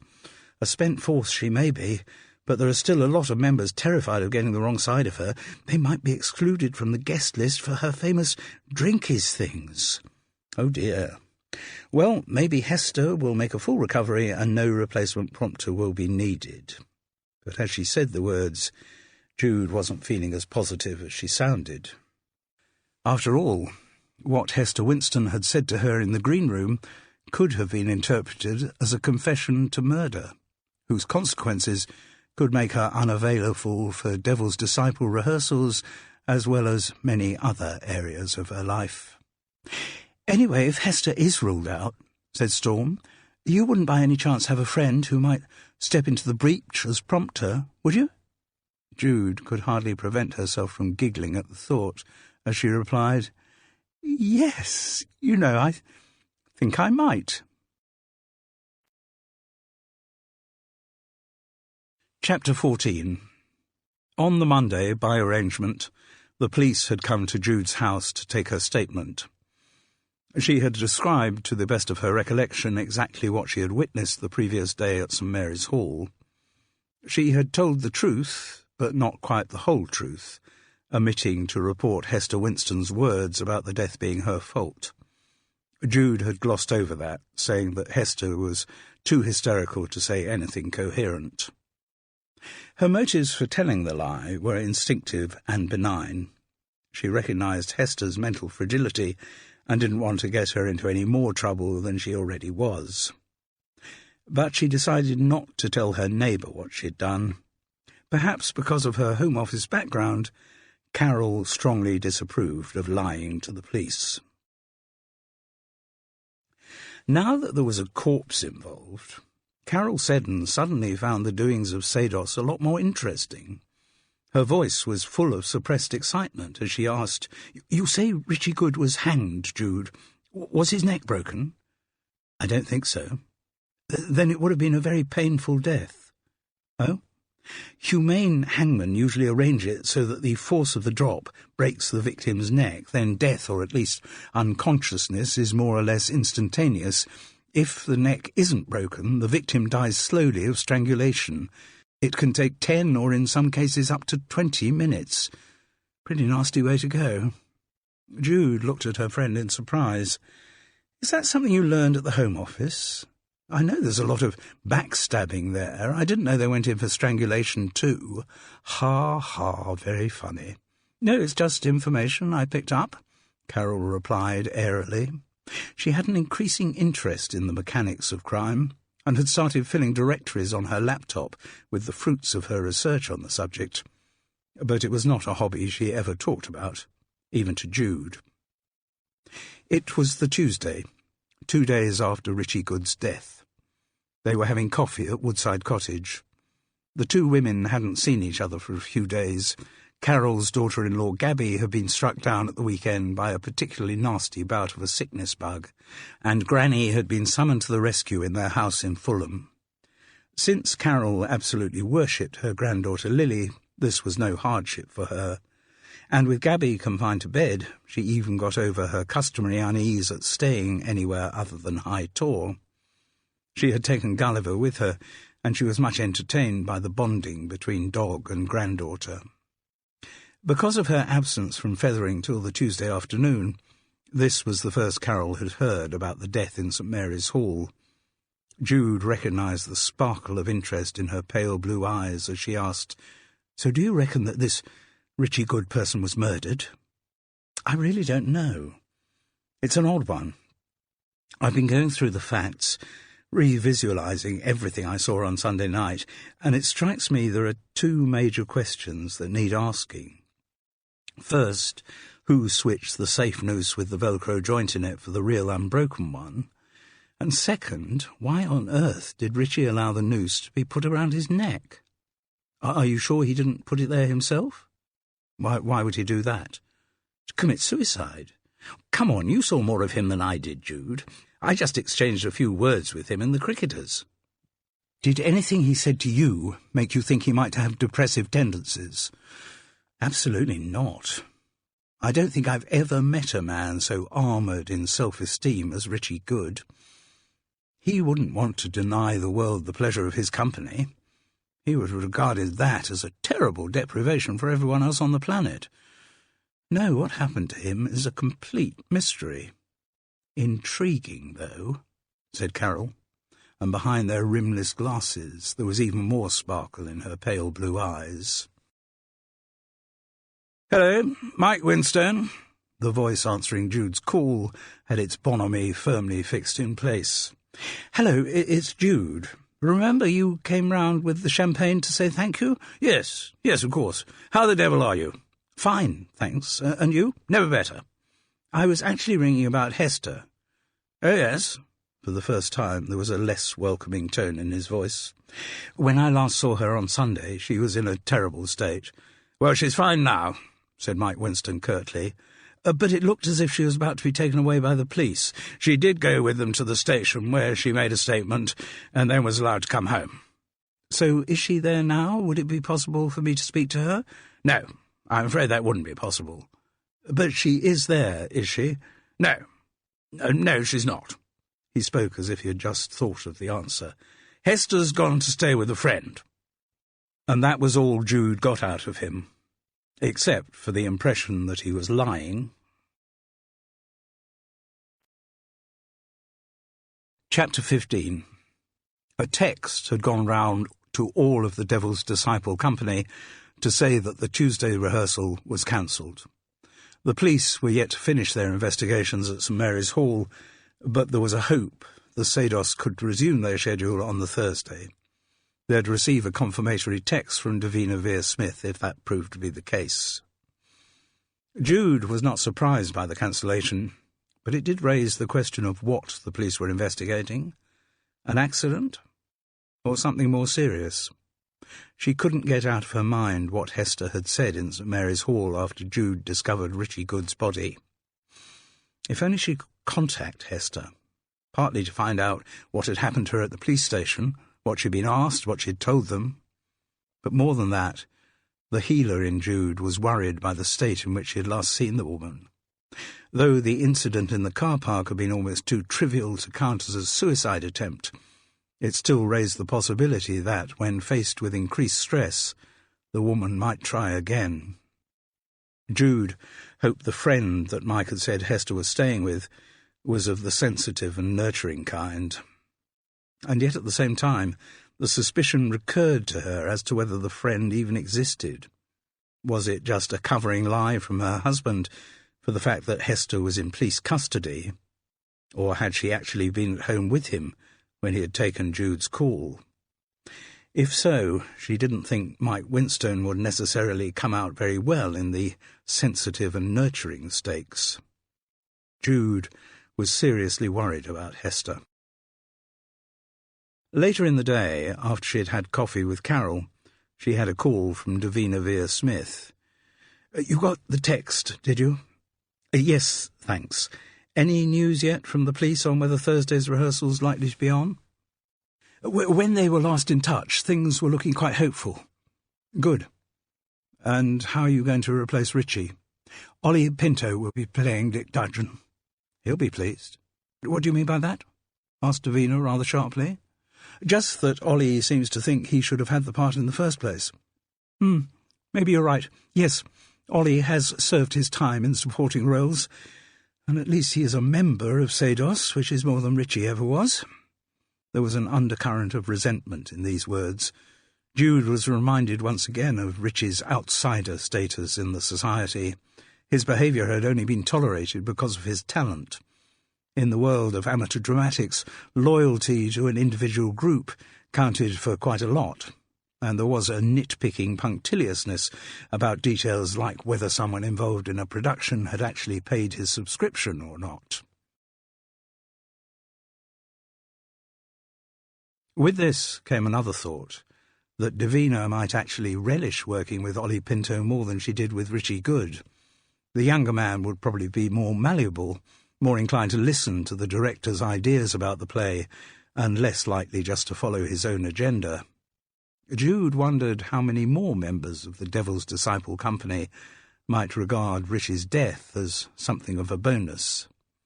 "Anyway, Jude, the reason for my call— oh yes, of course, there must be a reason— is that it seems Hester Winston won't be able to take any further part in the production." "Ah. Do you know anything about where she is, or indeed how she is?" "No. I spoke to her husband. He said she was staying with a friend." At least Mike's story was consistent. He didn't say any more. "No, Jude." He didn't say what was wrong with her? He didn't say that there was anything wrong with her. All he said was that Hester wouldn't be able to continue being our prompter for the Devil's Disciple. "Ah." "And he seemed quite gleeful as he passed on the news." Jude could picture that. Mike Winstone had always resented his wife's involvement in Sados, which does put me in a bit of a bind. "In what way?" "Well, it means we haven't got a prompter. And just at this stage of the production, when I'm trying to get everyone off the book, we need one more than ever." I can see that.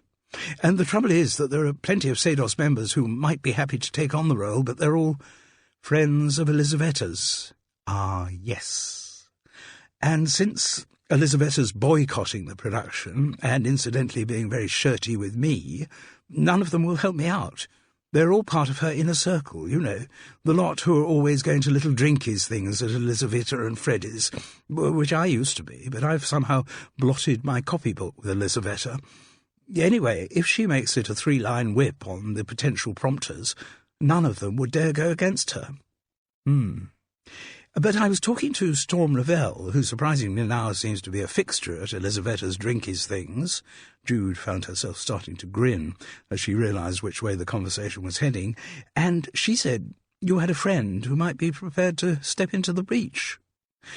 "Well, I could ask her," said Jude, suppressing a giggle. "What? Me?" Are you asking me to get involved in amateur dramatics? The way the last two words were spoken, they could have been some unhealthy sexual practice. Jude had gone round to High Tor as soon as she had ended the call from Davina Vere-Smith. She was mischievously intrigued as to how the proposal would be greeted, and her neighbour's reaction did not disappoint. "I thought," Carol went on, "I had made clear my views on amateur dramatics." "Oh, yes, you certainly have. But I thought, helping people out when they're in a bit of a spot. There are people I might help out when they're in a spot, but not people who indulge in amateur dramatics." "So your answer to taking over as prompter is no, definitely?" "That's rather a pity. Why?" "Well, I thought you might be able to help me on the investigation." "The investigation? Into Richie Good's death?" Carol's expression changed instantly from disapproval to alert interest. "Oh, yes, I hadn't thought of that. And if you were kind of embedded in the production of The Devil's Disciple, well, we'd both be on the spot and able to investigate, wouldn't we?" "That is a thought, yes." Carol was clearly intrigued. "You said earlier this afternoon that you didn't know whether it was murder." "No, but it's certainly suspicious." "Yes." Carol nodded slowly but with mounting enthusiasm. "Suspicious. Well, come on, there is something odd about it. The doctored noose was definitely changed for the real one. I suppose it's possible Richie himself might have done that, but it doesn't seem likely. So you reckon someone in the Devil's Disciple company did it?" "Seems the most likely possibility, yes." Carol tapped her steepled hands together in front of her mouth as she tried to control her racing thoughts. A spark of excitement had been ignited in her pale blue eyes. "Oh, it's frustrating not to know all the people involved." "Well, there's a very good way of getting to know them," said Jude teasingly. "What do you mean if I took over from Hester Winston as prompter?"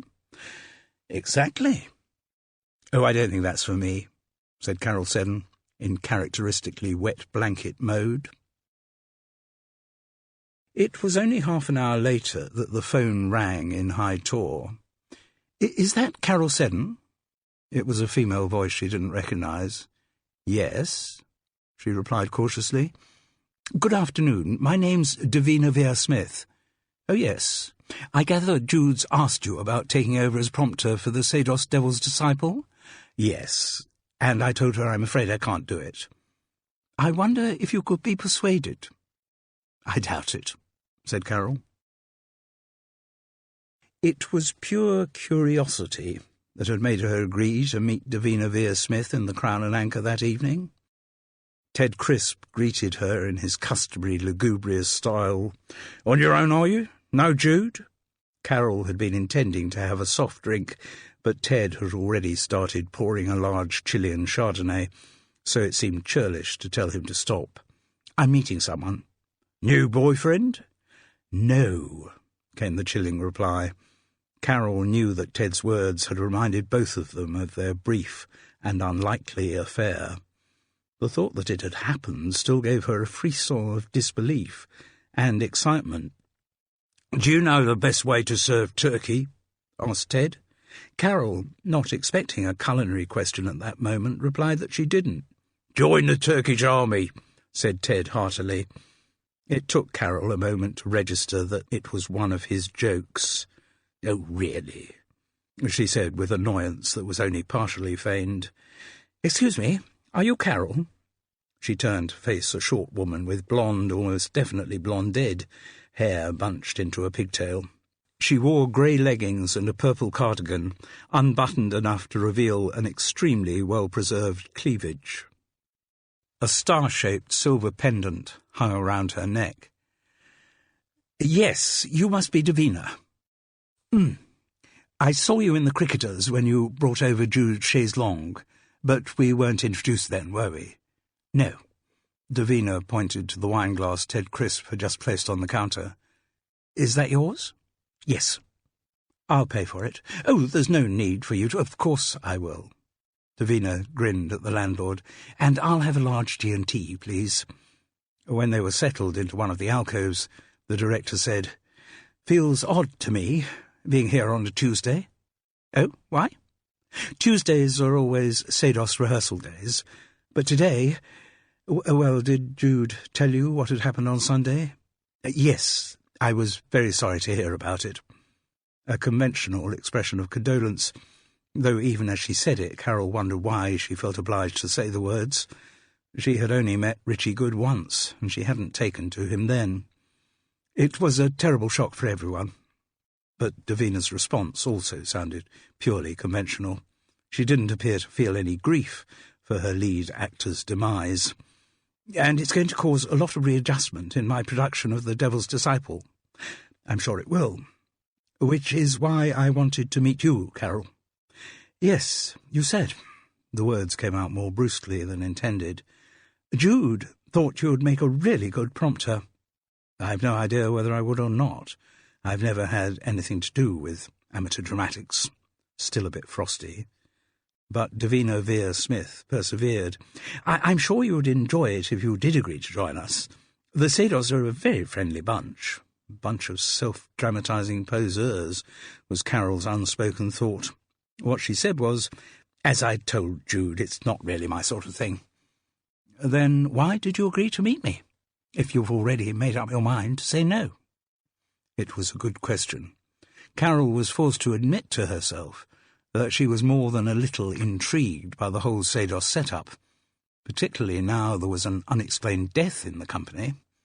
She decided to change the direction of the conversation to a little probing. "Going back to what happened to your actor on Sunday, what was his name?" she asked, knowing full well. "Richie Good." "Yes. Presumably it was some kind of ghastly accident." "Oh, it must have been, yes. Not that you'd think that, from the theories some of the Devil's Disciple company are coming up with." "You mean some of them think it wasn't an accident?" "From the texts and phone calls I've had in the last 24 hours, you would think they're all auditioning for the part of the detective in an Agatha Christie thriller. Some of them think it was murder." "And how?" said Davina Vere-Smith. Which was what persuaded Carol Seddon to take over the role of prompter in the Sados production of The Devil's Disciple. When Jude was informed of the decision, she didn't think it was the moment to bring up her neighbour's previous assertion that, "The day I get involved in amateur dramatics, you have my full permission to have me sectioned."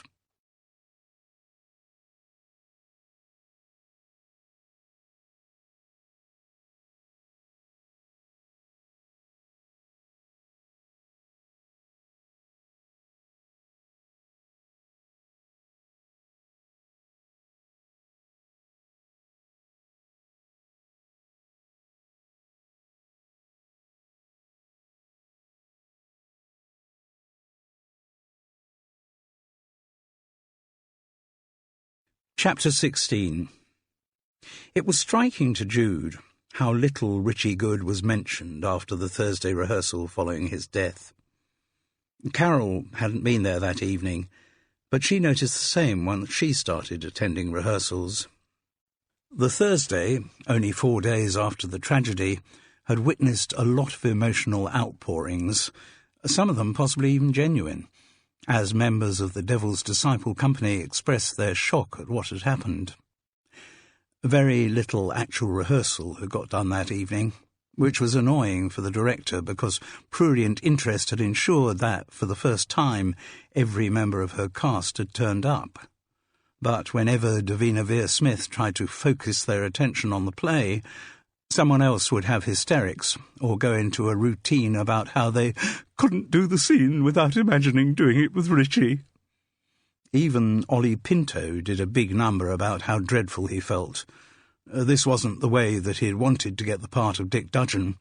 He was going to suffer every time he said one of the lines that rightfully belonged to Richie Good, but nonetheless he would pull out all the stops to match up to Richie's performance. He would do his best for Richie. In fact, he asked Davina at one point during that emotional Thursday evening rehearsal whether they could put in the programme the fact that he would be dedicating his performance to the memory of Richie Good. But that was it, really. One evening of unfettered emotion, and then everyone wanted to get on with doing the play.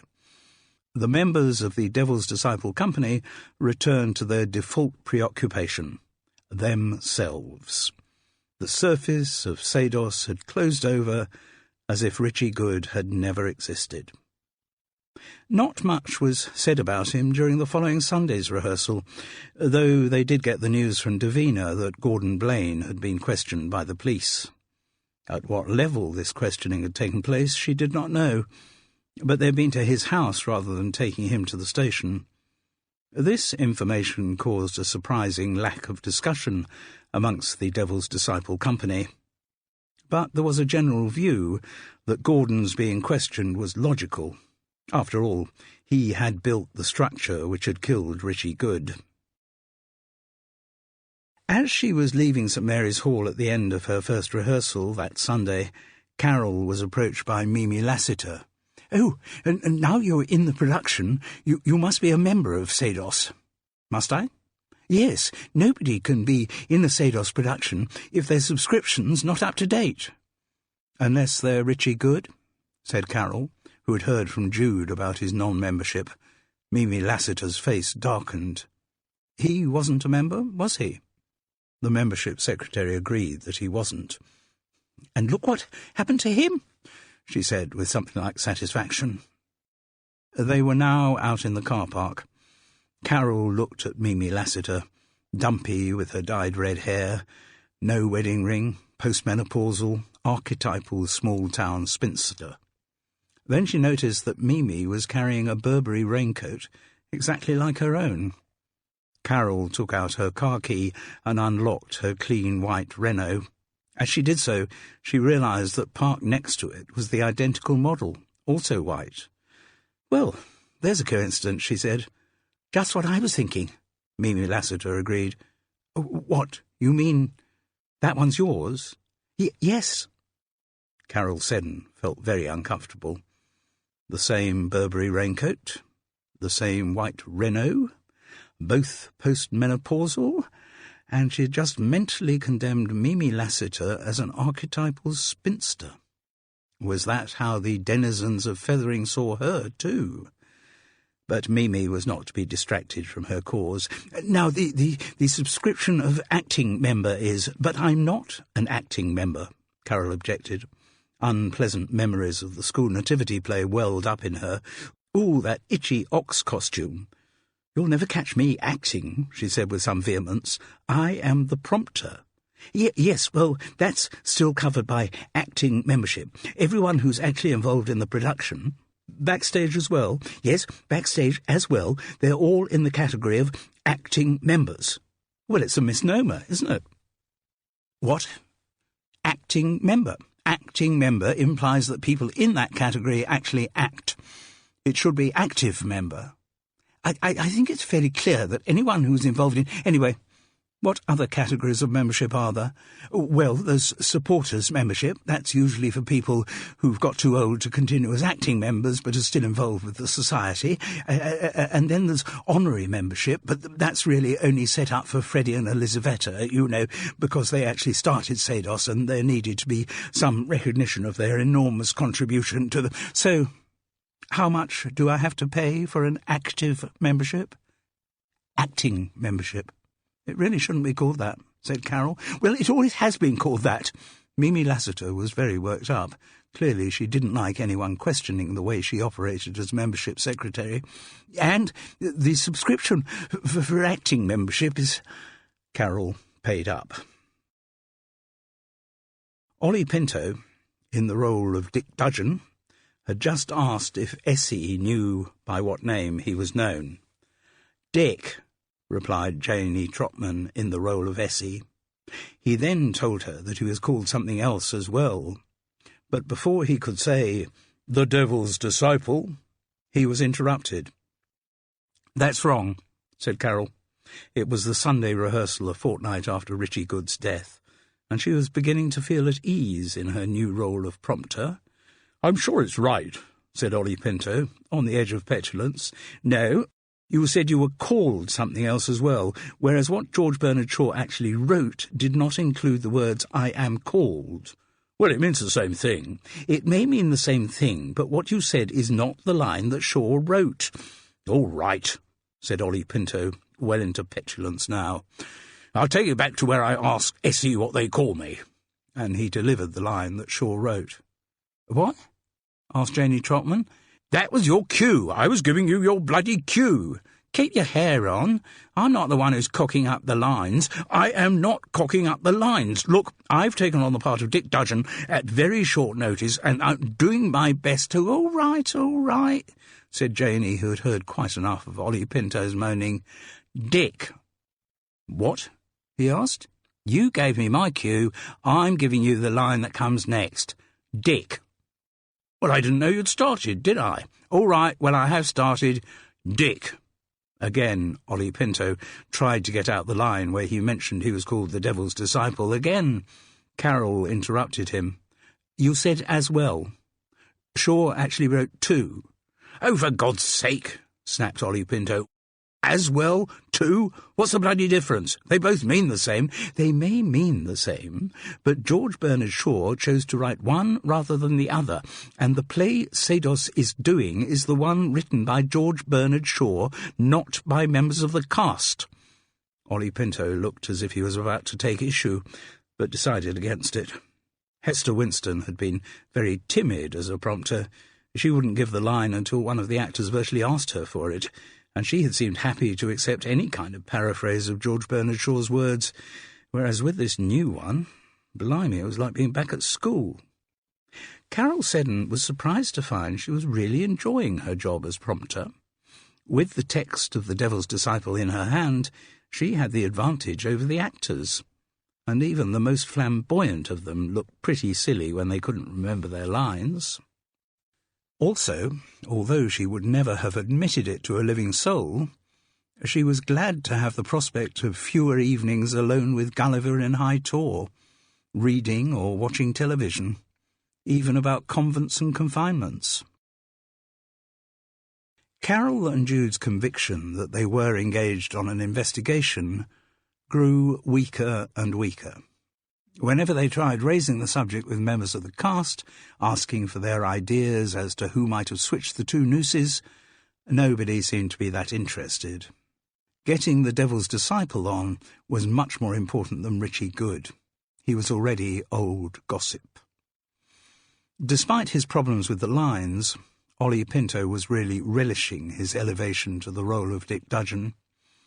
Previously, at coffee breaks during rehearsal, it had been Richie Good round whom the junior members had gathered. Now it was Ollie. He wasn't a natural to take on the casual insouciance of an Amdram star, but he was getting better at filling the role. And he mentioned Elizaveta and Freddie Dalrymple and their drinkies things significantly less often. Now he'd got the part that he reckoned had always been his due. He didn't need the imprimatur of their distinguished names. Ollie Pinto was now unquestionably the star of The Devil's Disciple. At one point, in the course of that Sunday rehearsal, Jude, returning from the ladies during a coffee break and passing the green room, overheard a snatch of conversation. "Oh, for heaven's sake, don't start that," said a peevish voice she identified as Janie Trotman's. "Come on, I'm not doing any harm. It's just I do find you stunningly attractive." It was Ollie Pinto's voice, steeped in sincerity. "Even if that were true, it doesn't give you an excuse to come on to me. Janie, I'm just—" "Oh, I get it. Now you've got Richie's part, you reckon you can take on his personality too, do you?" "It's not like that." "Chat up everything in sight, eh? Get 'em interested and then drop 'em like hot cakes. Well, you're not going to succeed with that, Ollie. Certainly not with me. For one simple reason. Richie could get women interested because he was attractive. You can't because you aren't." "There's no need to be offensive." The note of petulance that she had heard at rehearsal was back in Ollie Pinto's voice. Also, he was using that as an exit line.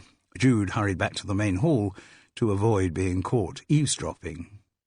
What she had heard was very interesting, though. Carol had now attended 4 rehearsals of The Devil's Disciple, but she hadn't joined the mass exodus to the cricketers after any of them. When her neighbour raised the subject, Carol insisted that she was not a pub person. But Jude remembered the very same words being used about the Crown and Anchor in Fethering when they first met. Carol had fairly quickly become something of a pub person there, and Jude reckoned it was only a matter of time before she also became a post-rehearsal regular at the cricketers. Her natural nosiness would ensure that. The first Sunday rehearsal she attended, Carol had given Jude a lift in her Renault. Now that they were both involved, that seemed to make more sense than having Storm Lavelle go out of her way to pick Jude up. Anyway, there wouldn't be room for 3 of them in the smart car. That Sunday, Jude had dutifully gone back to Fethering in the Renault immediately after the end of rehearsal, foregoing a drink at the cricketers. She had wanted to go there, though, not only for the convivial atmosphere, but also in hopes of reactivating the investigation into Richie Good's death. So, on the following Tuesday and Thursday, Jude travelled from Fethering in the Renault, went to the pub when Carol left, and got a lift back home with Storm. Storm was such a chatterbox, particularly when she got a few drinks inside her, that she was more than ready to join in conjectures about Richie's hanging. After overhearing the conversation between Janie Trotman and Ollie Pinto, there was no way Jude wasn't going to the cricketers after that Sunday's rehearsal. She hadn't had the chance, with all the Devil's Disciple company around, to tell Carol what she had heard, but she was more insistent that her neighbour should come to the pub that evening. Carol once again demurred, though with less conviction than before. Jude reckoned her friend would be a pub person at the cricketers by the end of the week. But Carol was not to be swayed that evening, so Jude said she'd get a lift back with Storm. Though the post-rehearsal Sados company noisily took over the pub and formed into large groups, it was still possible to have a relatively private conversation with someone at one of the side tables. By good fortune, Jude found herself at the bar at the same time as Janie Trotman, and an offer to buy the girl a drink assured her attention. The nearest group of actors centred on Ollie Pinto, and Janie seemed unwilling to join them, so Jude had no problem in steering her to a table beside the open fire. They clinked their glasses, Janie's a vodka and coke, Jude's, predictably enough, a Chilean Chardonnay. Ollie seems to be stepping fairly effortlessly into Richie's shoes, doesn't he? Janie agreed. Mind you, he'll never be as good as Richie. He hasn't got the same amount of talent, not nearly. No, but I think he'll be all right. He may be, if he learns his bloody lines. Janie giggled. Mind you, Carol the dominatrix is keeping him up to his work, isn't she? Jude giggled in turn, wondering how Carol would react to the nickname. She's quite a hard taskmaster, isn't she? Janie went on. Something of a perfectionist, yes. Where on earth did she come from? I've never seen her around any other Sados shows. I brought her in. Really? Yes, she's a friend of mine. My next-door neighbour, actually. Why are you looking so surprised? I'm sorry, it's just I wouldn't have put you two down as friends. You seem so different. You're so laid back and, well, Carol, opposites attract, suggested Jude. Maybe. But Janie didn't sound convinced. Anyway, the surface of the water seems to have closed over Richie Good, doesn't it? Like he never existed. I think in some ways that's quite appropriate. How do you mean? Asked Jude. Well, there was always something slightly unreal about him. Jude found that a very interesting observation. It chimed in with the feeling she had got about Richie when they'd met in the Crown and Anchor, that he was going through the motions of life rather than actually living it. She asked Janie to expand on what she had meant. The way he used to come on to every woman he met, it never felt spontaneous. It was more like, I don't know what you'd call it, learned behaviour perhaps, certainly not innate. Jude grinned. You know the jargon. I've got a degree in psychology, said Janie. And you use that in your work? Sadly not at the moment. I haven't had a proper job since I left uni, and that was nearly 3 years ago. I'm sorry. There's nothing I could get round here that had actually used my qualifications. unless you reckon that stacking shelves in Lidl gives a unique opportunity to study the patterns of human behaviour. Couldn't you look for something further afield?" Janie Trotman shook her head ruefully. "Can't really at the moment. My mother's got Alzheimer's and my father's desperate that she shouldn't have to go into a home or a hospital, but looking after her is too much for him on his own. So—" She spread her hands wide in a gesture that seemed to encompass the limited possibilities of her life. "Obviously it won't always be like this. My mother will presumably die at some point. I just hope to God she goes before my father. Otherwise I'll be lumbered full time." There was no bitterness in her words, just a resignation. What she had described was her current lot in life, and that was all there was to it. "It's why I keep doing the amateur dramatics," she explained. "I enjoy it, and it gets me out of the house at least 3 times a week." Jude said again that she was sorry. "It's all right," said Janie. "I'm not after sympathy. My parents looked after me when I couldn't help myself." She shrugged. "Some kind of payback. Seems logical." "Are you an only child?" The girl nodded. "And I love both my parents, or perhaps in my mother's case I should say I love what she used to be." Determined not to succumb to a moment of emotion, she went on briskly. "Anyway, I've told you about my life. What about you, Jude? What do you do?" She explained that she was a healer. And it'd be too much to hope for, I suppose, that you might have found a way to heal Alzheimer's." "I wish. I can sometimes alleviate distress or panic in a sufferer, but cure— no." Janie grinned wryly. "I was rather afraid you'd say that. But at the same time, I'm rather relieved you did." "Why?" "Because you don't come across to me like a charlatan." "Thank you. I mean, I've looked online endlessly for anything that offers the hope of a cure, and there are plenty of people out there who do just that. If you only buy their patent medication, their dietary supplement, then hooray, goodbye to Alzheimer's." "Did you buy any of them?" "I'm afraid I did. When my mother started to decline, I was desperate. I'd try anything. Well, I did try 1 or 2 things, and they all had one thing in common. They were entirely useless. So, as I say, there are a lot of charlatans out there." "I don't doubt it." Then Jude redirected the conversation. "Incidentally, did Richie Good come on to you?" "Of course." "When he first met you?" "Yes." "Didn't he come on to everyone when he first met them?" "Certainly did with me. And Carol too, actually." "Really? Don't sound so surprised. Carol is a very attractive woman." "Yes, I'm sure she is, but there's something a bit forbidding about her. Like, say a word out of line and she'd cut you down pretty quick. If I were a man, I'd think twice before coming on to Carol. But, as we've established, Richie Good came on to every woman." "How did you react, Janie?" "When Richie first came on to me? Well, I was flattered, I guess. At that stage I hadn't witnessed him coming on to anyone else, so I thought maybe he was genuinely attracted to me. And then, of course, he was the star of the show, and he was so much older than me, and yeah, I was flattered.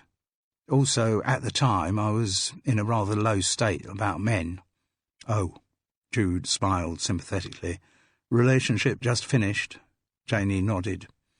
"Actually, it finished quite a while ago, but I was still feeling raw.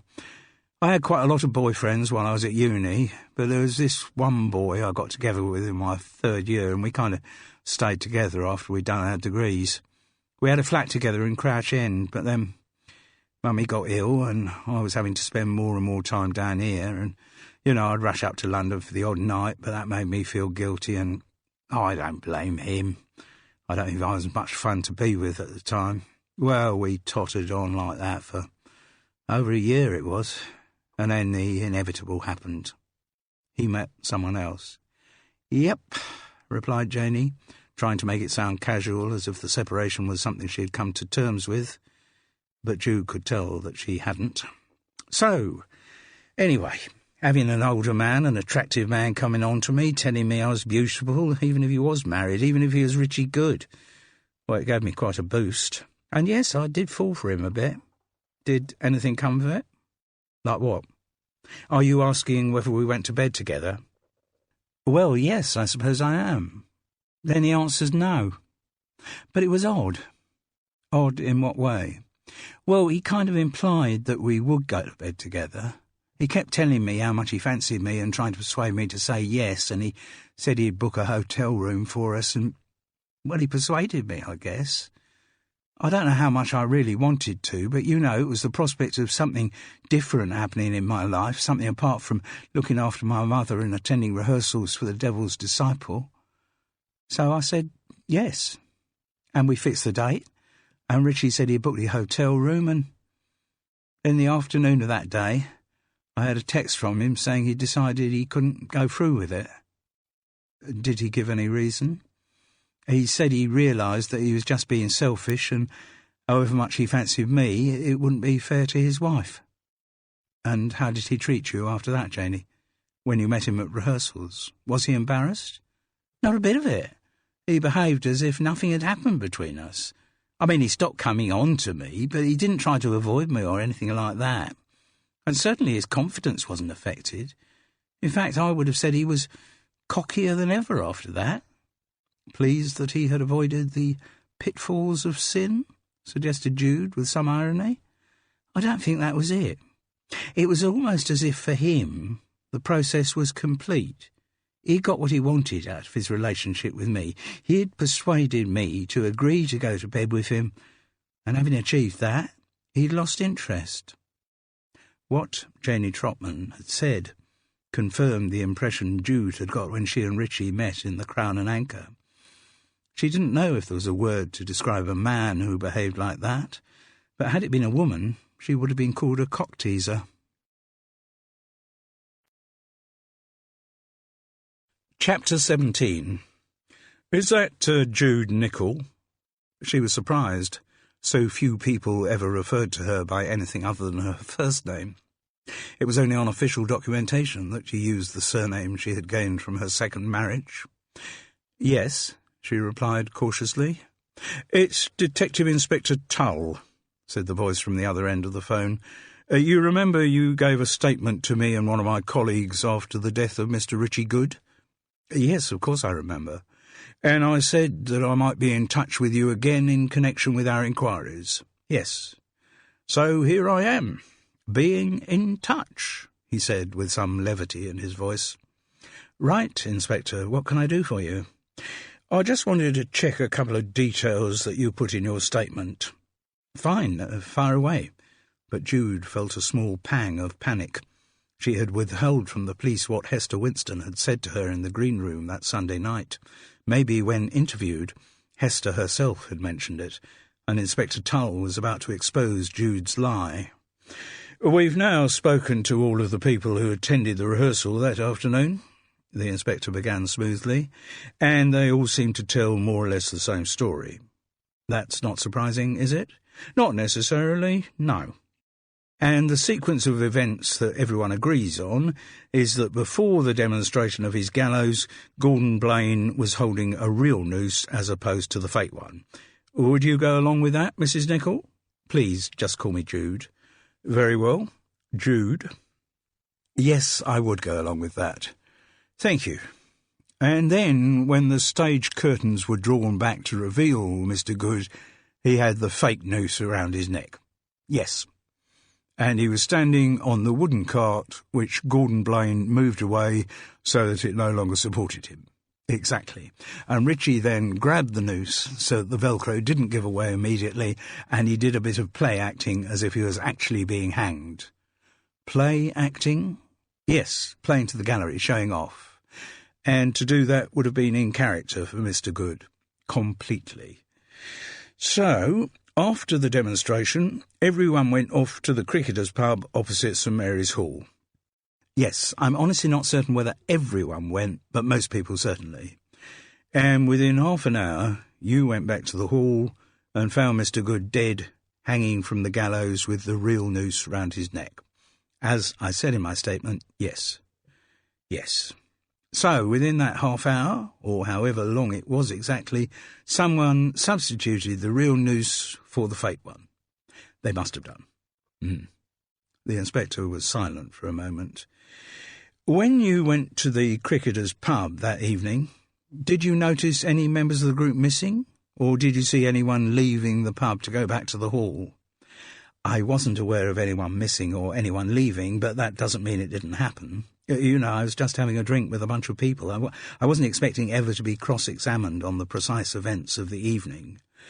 No, of course you weren't. Another silence. Well, Jude, you'll be pleased to know that your account tallies more or less exactly with what all the other witnesses have said. Good. Did you know Mr. Good well? No, I'd only met him since I became involved in the production. No need to muddy the waters by mentioning drinks à deux in the Crown and Anchor. So you probably didn't know him well enough to have a view on whether or not he might have had suicidal tendencies. No, but from what I had seen of him, I would have thought it very unlikely. A lot of suicides are very unlikely, Jude agreed. She had seen plenty of evidence of that in her work as a healer. I know, it's often impossible to know what's going on inside another person's mind. Does that mean, Inspector, that you were thinking Richie changed the nooses round himself? It's something we're considering, along with a lot of other possibilities. She might have known she would just get the standard evasive answer to a question like that. One of the people in your group seemed to think it was the most likely explanation. Oh, who was that? Come on, Jude, you know I won't tell you that. Was it Hester Winston or that? And I suppose you won't tell me if you're about to make an arrest either. How very perceptive of you. Anyway, an arrest implies that a crime has been committed.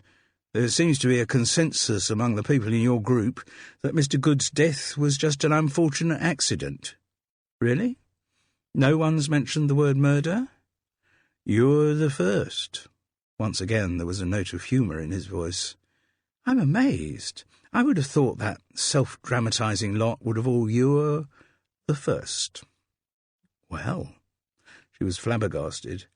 Anyway, Jude, thank you very much for your time. I think it very unlikely that we will have to trouble you again. Does that mean you've closed the investigation? It means I think it very unlikely that we will have to trouble you again. That was it. Inspector Tull's call did not serve to make Jude feel any more settled.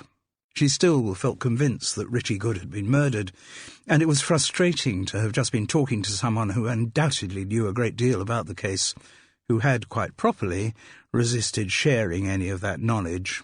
Her own investigation seemed to have hit a brick wall. And she did wish she could contact Hester Winstone. She'd love to know what the former prompter had said when she was questioned by the police. Jude had another unexpected call that Monday. It was round 5 o'clock, and she was just tidying up after a healing session with a woman suffering from sciatica. Her efforts had proved efficacious, and she felt the usual mix of satisfaction and sheer exhaustion. "Hello," she said. "Is that Jude?" A woman's voice, cultured, precise. "Yes." "My name is Gwenda Good. I'm the widow of Richie Good." "Oh." Jude hastened to come up with appropriate expressions of regret and condolence, but the woman cut through them. "I believe you were the first person to find my late husband's body." "One of the first, certainly." Jude didn't want Hester Winston's name to come into their conversation unless Gwenda Good introduced it. "I would very much like to talk to you about what happened to Richie." "I'd be happy to talk about it. Do you think there was something suspicious about his death?" "I don't like the word suspicious.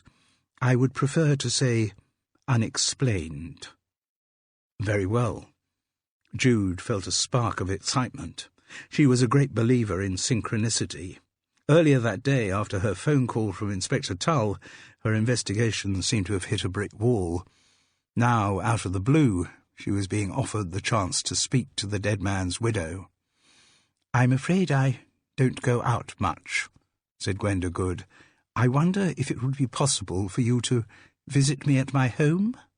"Certainly, that is assuming you don't live in the Outer Hebrides." If the woman at the other end of the line was amused by this suggestion, she didn't show it. "I live in Fedborough." she said. "Oh, that's fine. I'm only down at Fethering. I knew you couldn't be too far away. We have the same dialing code." "Yes. Well, when would be convenient for me to come and see you? Would Wednesday morning be possible? 11 o'clock? So that was agreed. When she put the phone down, Jude was struck by how businesslike and unemotional Gwenda Good had been. She didn't sound like a woman who had just lost a much-loved husband. Chapter 18. Because the character of Mrs. Dudgeon only appeared in Act 1 of The Devil's Disciple, Jude was not required for all the play's rehearsals. But Carol, now indispensable as prompter, had to be there every time. And the following day, the Tuesday, was one of those for which her neighbour wasn't called, so Carol drove to Smalting on her own. Jude had told her about the phone calls from Inspector Tull and Gwenda Good. Though not much information had come out of the first one, Carol was intrigued by what Jude might find out when she visited Richie Good's widow. She was also, not to put too fine a point on it, rather jealous. Now she was embedded in the Devil's Disciple Company as prompter. She wanted to be fully part of any investigating they managed to achieve there. So she was determined to use her evening at St. Mary's Hall without Jude to good effect. To Davina's annoyance, there was a poor turnout that evening because of a gastric flu bug which was working its way through the Devil's Disciple Company. Still, Carol found the evening rather enjoyable. She managed to rap most of the surviving cast over the knuckles for paraphrasing George Bernard Shaw's text, and when the cry of "anyone for the cricketers" went up, Carol conceded that she would join the throng. She got a strange satisfaction from making that breakthrough on an evening when Jude wasn't there. Next time they were both present, Carol could go to the pub after rehearsal as if she'd been doing it all her life. Because of the driving, she had been intending to drink something soft. But when Davina Vere-Smith said, "Let me buy your drink, no prompter should have to work as hard as you had to this evening," her resolve melted away. She asked for a small Chilean Chardonnay, and Davina bought her a large one. Carol lingered on the periphery of a group in the centre of which Ollie Pinto was doing his Richie Good life and soul of the party impression, until Neville Prideaux came and joined her. "Sorry, Carol, we haven't really had a chance to have a proper chat, have we?" he said. She was glad to have the chance to talk to Neville, though she put herself on her guard. Jude had brought her up to date with everything she knew about the retired teacher, so Carol was wary of appearing to know too much. "You were certainly kept busy today," Neville went on. "I suppose that's the prompter's role." "To be busy? Yes, but not that busy." "Well, I didn't have to prompt you once." "No," he responded rather smugly. "I felt, since I'm the one who suggested the play, I have to set an example as General Burgoyne." A complacent smile, then. "Ollie was absolutely hopeless this afternoon, wasn't he?" "Hopeless on the lines, do you mean, or as an actor?" "Let's just stick to the lines for the moment, shall we? He was all over the place. You were having to prompt him on virtually every speech." "Yes, but of course he has taken the part over at very short notice." Carol was not just being defensive for the young man. She had spotted an opportunity to steer the conversation back to Richie Good's death. "He's had a couple of weeks. He ought to be more advanced than he is. Ollie's always been a bit iffy on lines. I directed him as Algy in The Importance when Elisabetta gave her Lady Bracknell. Oscar Wilde's lines are so beautifully written, you wouldn't think anyone could cock them up. Well, Ollie Pinto managed it. He was paraphrasing everything. He's actually not a very good actor either." Neville spoke as if sounding the death knell on Ollie Pinto's theatrical career. "Then why does he get big parts in the Sados?" "Oh, a couple of reasons. One, the eternal problem of all amateur dramatic societies, not enough men. The gender imbalance is so skewed that a young man with a very small talent can go a long way. And someone with a bit more talent, even a glib, meretricious talent like that possessed by Richie Good, can cherry-pick any part he wants." Even though his rival was no longer on the scene, Neville Prideaux still spoke of Richie with considerable venom. "You said there were 2 reasons why Ollie got good parts." "Oh, yes. Well, the other one, of course, is because he's a creature. And I use the word in the Shakespearean sense of someone created by a more powerful person to whom they are totally subservient. So who fits that role for Ollie Pinto? Elisaveta, of course. Elisaveta Dalrymple, undisputed Queen of Sados. I gathered that her right to that title had been disputed." "What do you mean, Carol?" "Oh, that business of her walking out of this production. That won't be forever. I can guarantee you that. Sados is far too precious to Elisaveta for her really to cut her ties with it." "But with regard to Ollie, you're saying he owes his success in the society to Elisaveta backing him?" "Exactly. As I said, he's her creature. Or poodle." "Creature's better," said Neville definitively. Carol got the feeling that anything he thought of would always be better than anything anyone else thought of. That was why he'd so enjoyed being a schoolteacher, pontificating to small boys who never dared to question his opinions. "Oh, yes," he went on, "Ollie is very much Elisaveta's creature. Part of the inner circle who spend all their time going for drinkies round at her place. She's got a nice house on the seafront at Smalting, and I gather she's been having these little parties for years. She used to co-host them with Freddie and didn't let his death stop her." "When did he die, actually?" "Oh, I suppose about 3 years ago." "What of?" "Heart attack, I think it was. He had a flat in Worthing where he used to prepare his productions. He was found there, I believe. Still, he left Elisaveta very well provided for." "Oh?" "Freddie made a lot of money. That's why he could afford an expensive hobby like Sados." "Doing what?" "You mean how did he make his money?" "He was a pensions consultant." Neville loaded the words with contempt. "Nothing even mildly to do with the arts." Strange, Carol reflected, how Neville seemed to recognise a hierarchy amongst day jobs. To her mind, being a schoolteacher wasn't that much more interesting than being a pensions consultant, but to Neville there was evidently a big difference. "Anyway," he went on, "Freddie had sorted out his own pension provisions very carefully indeed. Elisaveta is extremely well-heeled." He spoke with a degree of resentment. "It's why she can always afford to be giving her drinkies things. I've heard about those, but I don't know much detail." "Oh, they're part of her power base, those drinkies parties. Elisaveta has a level of deviousness in her that makes Machiavelli look like a rank amateur. She's always been one of those manipulators who likes to colonise people. If you are not for me, you're against me. That's her approach to life." "Have you ever been to one of her drinkies things?" "Good Lord, no. I can't be bought by a free glass of champagne." The statement, intended to sound rather magnificent, succeeded in sounding petty.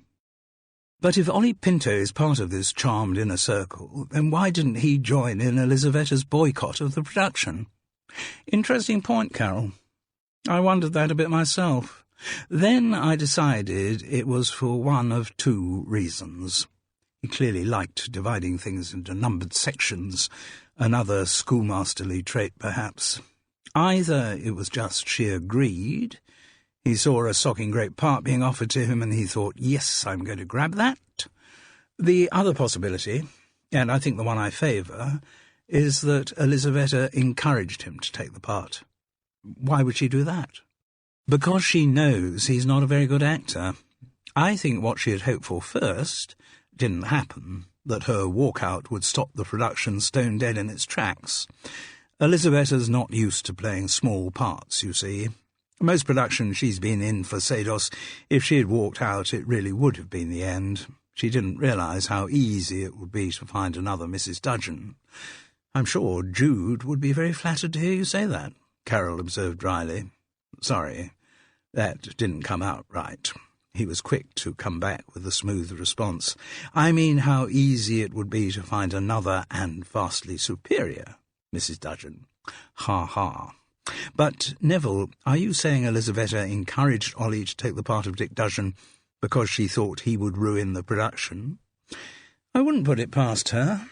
Another reason she might have done it is so that she has a spy in the enemy camp, so that he reports back to her everything that happens during rehearsals for The Devil's Disciple.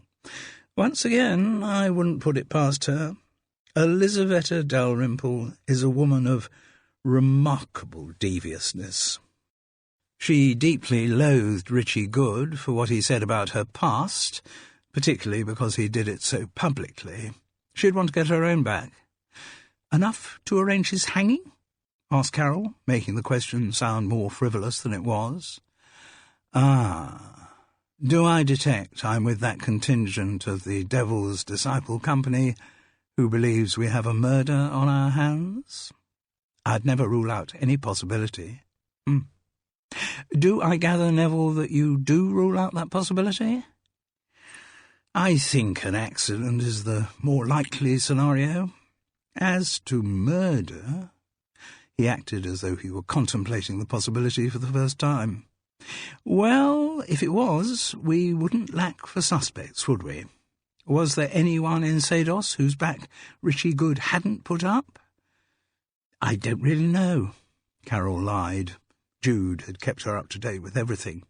I haven't been with the group for long. No, of course not. Well, someone with an ego the size of Richie's doesn't really notice whose sensibilities he's trampling over. I mean, did you hear what he said to cause the big bust-up with Elisabetta? Yes, I got reports of that from Jude.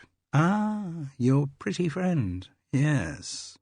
He said this as though he were a great connoisseur of the feminine gender, and Carol felt an atavistic pang from her childhood, the inescapable fact that she would never be known as the pretty one. Putting such thoughts firmly to one side, she asked, "And did Richie insult you in the same kind of way?" "No, he laid off me, pretty much." The smug smile reappeared. He recognised that I was a lot more intelligent than he was, and at least as good an actor, so he tended to avoid any direct confrontation with me. There was no rivalry between you? Good Lord, no.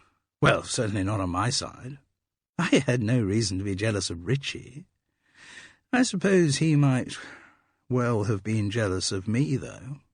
Again, it seemed that this monstrously egotistical thought was a new one to him. Yes, he probably was jealous of me. I wondered if there were ever any rivalry between you over women. Women? Women in the company? How do you mean? He spoke innocently, but there was a kind of roguishness in his manner, too. I just wondered whether there might have been any conflict between the two of you over some woman you both fancied. Unlikely. I mean, Richie Good apparently had a habit of coming on to every woman he met. He even came on to me, confided Carol, blushing slightly. I don't think that meant much with him. Just a knee-jerk reaction, said Neville, unaware of how offensive his remark might be. Richie was all mouth and no trousers, glib with the chat, but he didn't follow through. Unlike you, Carol suggested rather boldly. Neville Prideaux smiled a wolfish smile.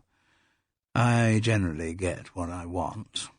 And besides, Richie was in a different position from me. He was married. And you are not?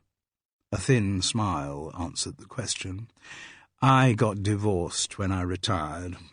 A wife who is excellent as a housemistress at a boys' public school did not fulfill the requirements I had for the rest of my life.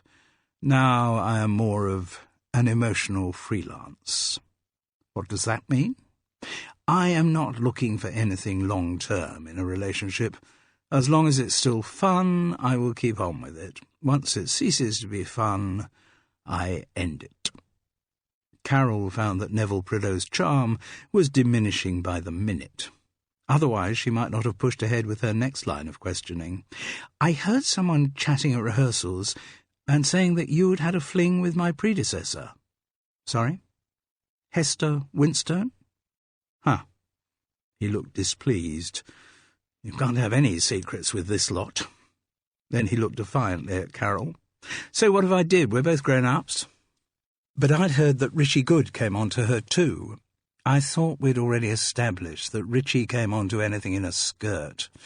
"Why, are you suggesting that Richie and I were rivals for Hester's affections, and I murdered him so I could have uncontested access to her?" This was so close to what Carol had actually been thinking that she had some difficulty making her denial sound convincing. "Well, I can assure you that wasn't the case.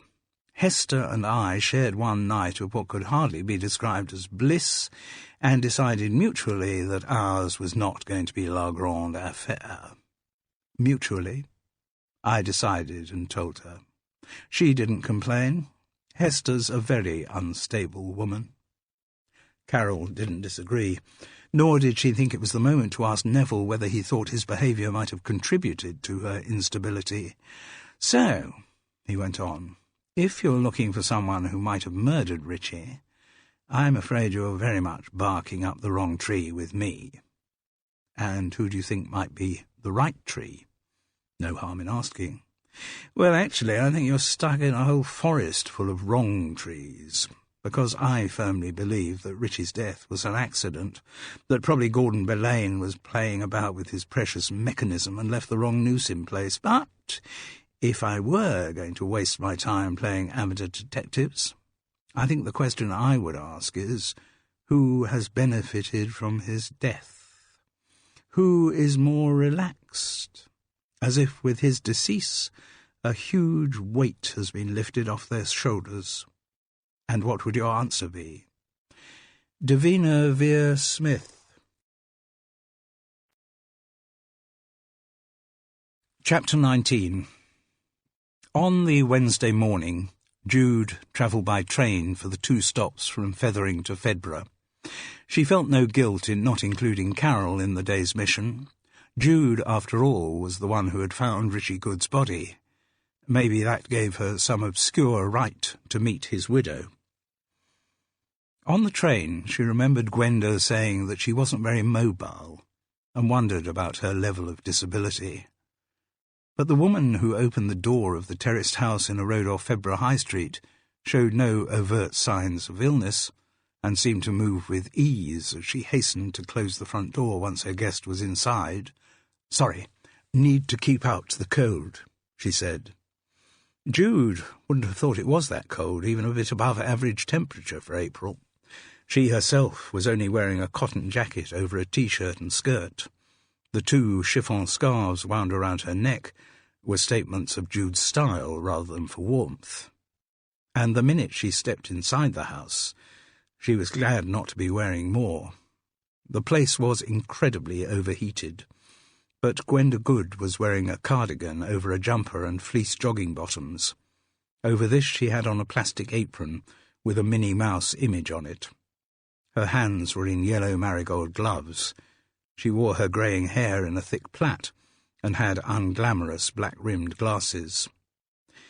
Jude found it very difficult to assess the woman's age, but certainly reckoned she was a lot older than her late husband.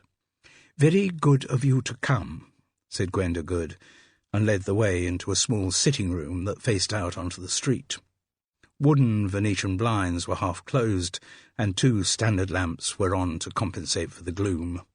One stood over a small table, on which was a bowl of water, dusters and sponges, and some small china figurines. Gwenda gestured to them and said, "Wednesday, that's the day I clean the collection. Oh, do sit down." As Jude sat in a leather armchair, she became aware of the collection referred to, and the scale of it.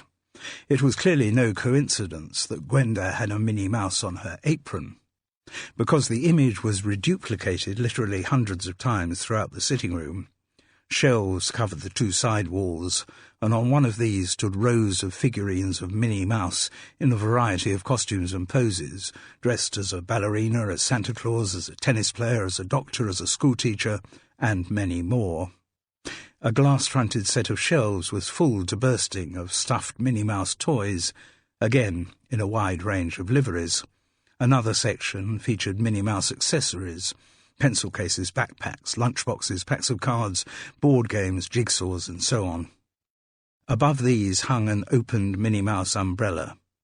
Jude observed that even the cushion on her chair wore the distinctive image with its spotted red bow, and the 2 standard lamps had Minnie Mouse shades. For once, she was at a loss for words. She couldn't think of anything nice to say about the aggregation of Minnie Mouses, and yet to behave as if she hadn't noticed it would be perverse. She ended up saying rather limply, "Well, you've got quite a collection here." "Yes, it's not bad," Gwenda agreed, "but there's always so much more out there. It's hard work just trying to keep up. eBay's made it easier sourcing the goodies, but you have to keep your eye on the deadlines there, or you could miss something great. And actually," she said, as if admitting some shortcoming, "most of the stuff I've got here is post-1968. Sorry, why is that significant? Post-1968 is modern. Pre-1968 is vintage." "Ah, and the prices are vintage too. You can spend literally millions if you get into that market." Again, Jude couldn't think of anything to say. The question she was burning to ask, "Why do you collect it?" didn't seem appropriate at that moment. So she fell back on a more fitting expression of condolence. "I'm very sorry about your husband's death." "Thank you." The words were spoken automatically, without much emotion involved. Gwenda had gone back to sit at her table under the standard lamp and continued with the cleaning process which Jude's arrival had interrupted. She put each figurine in the water, swirled it round, and then wiped it down meticulously with a cloth. Those whose hollow interiors were accessible were carefully dried inside with a sponge. Gwenda appeared almost to have forgotten that there was anyone else in the room. Jude found it a little odd that she hadn't been offered a cup of tea or coffee. After all, Gwenda was the one who had set up the encounter. The silence was extended, while the punctilious figurine cleaning continued. Eventually Jude said, "You wanted to talk to me about your husband?" "Oh, yes," said Gwenda, as if being reminded of something she had completely forgotten. She looked a little disgruntled at having her attention taken away from the task in hand. "You were the one who found him dead, that's right, isn't it?" "I was the one who raised the alarm, yes," Jude agreed, again keeping Hester Winston's name out of it. "And he was dead when you found him, not dying?" "He was definitely dead. And I gather just before that he had been taking part in a demonstration of how the gallows worked." "That's right. He was part of a set-up with Gordon." "Gordon?" "Yes, Gordon Blaine. He designed and built the gallows." "Ah, I don't know the names of any of the people Richie did his acting with." She said this as if it would have been rather bizarre for her to have known them. "Did you go and see any of the shows?" "No." Gwenda sounded surprised that the question needed asking. "I couldn't, could I?" This was such a peculiar statement that Jude immediately asked, "Why couldn't you?" "Well, for obvious reasons," which didn't do much to clarify the situation. "What do you mean by—" But Gwenda was not about to offer explanations. "Richie didn't talk about any of that," she said. "Except the women, of course." "The women?" Once again, Gwenda just moved on. "From what you saw of Richie's body, would you say his death looked accidental?" "It seems most likely that it was an accident, yes," Jude replied cautiously. "That is, if it wasn't suicide. Do you know whether your husband ever had any suicidal thoughts?" "Good heavens, no. Richie had a very happy life. He liked his work at the bank. He enjoyed his play acting. And then, of course, we had a very happy marriage." Jude knew it was impossible ever to look inside a marriage and see what's going on, but she would have loved to know how Gwenda Good defined happy. She said, "You must have been very upset when you got the news of his death." "Why?" Again, the strangest of responses. "Well, because your happy marriage was over. It had run its course," said the widow, without sentiment. "That was when it was destined to end. There's no point in getting upset over things that are preordained. This sounded like part of some spiritual package, so Jude said, "It must be a comfort for you to have your faith." "I don't have any faith," said Gwenda, "just a knowledge that everything that happens is preordained." "By whom?" "Oh, I don't know that."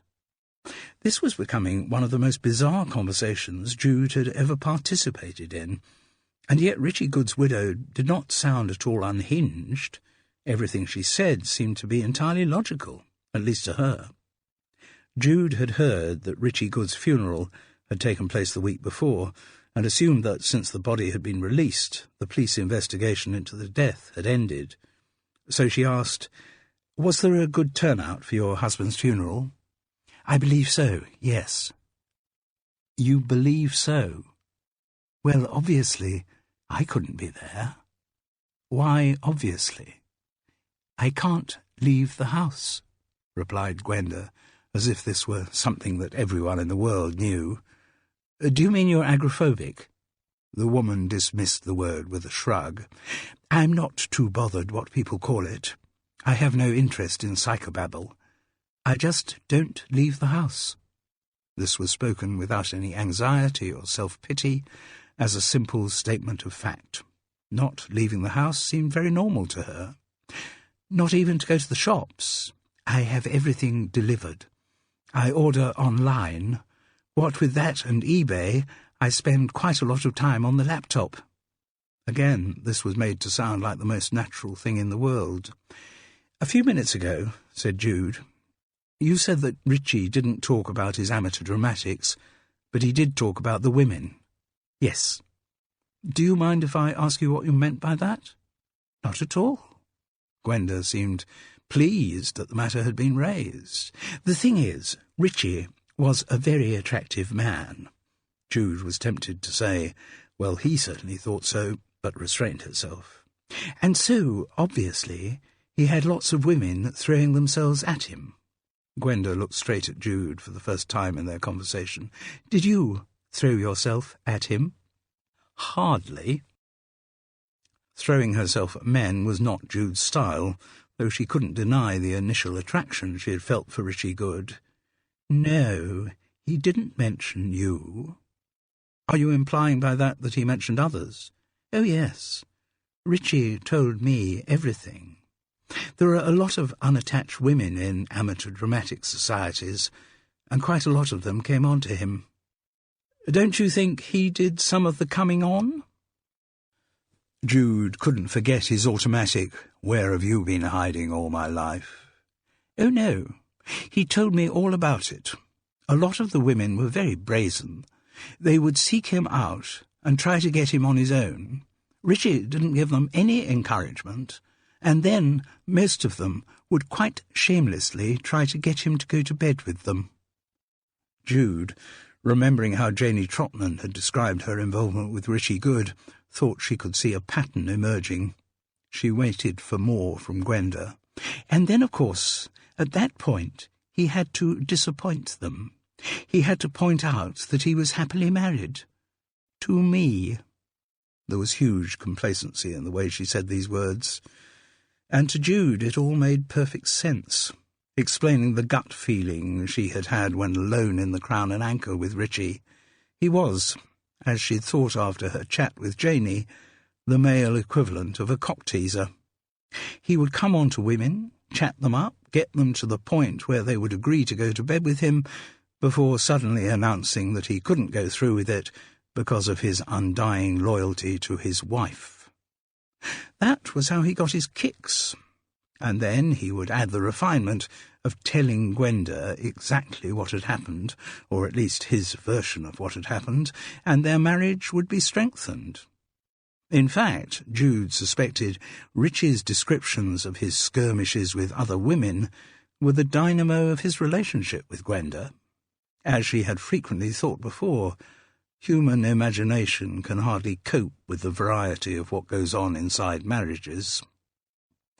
Gwenda Good was still smiling smugly as she dried off a figurine of Minnie Mouse as cheerleader. She didn't seem to feel the need to initiate further conversation.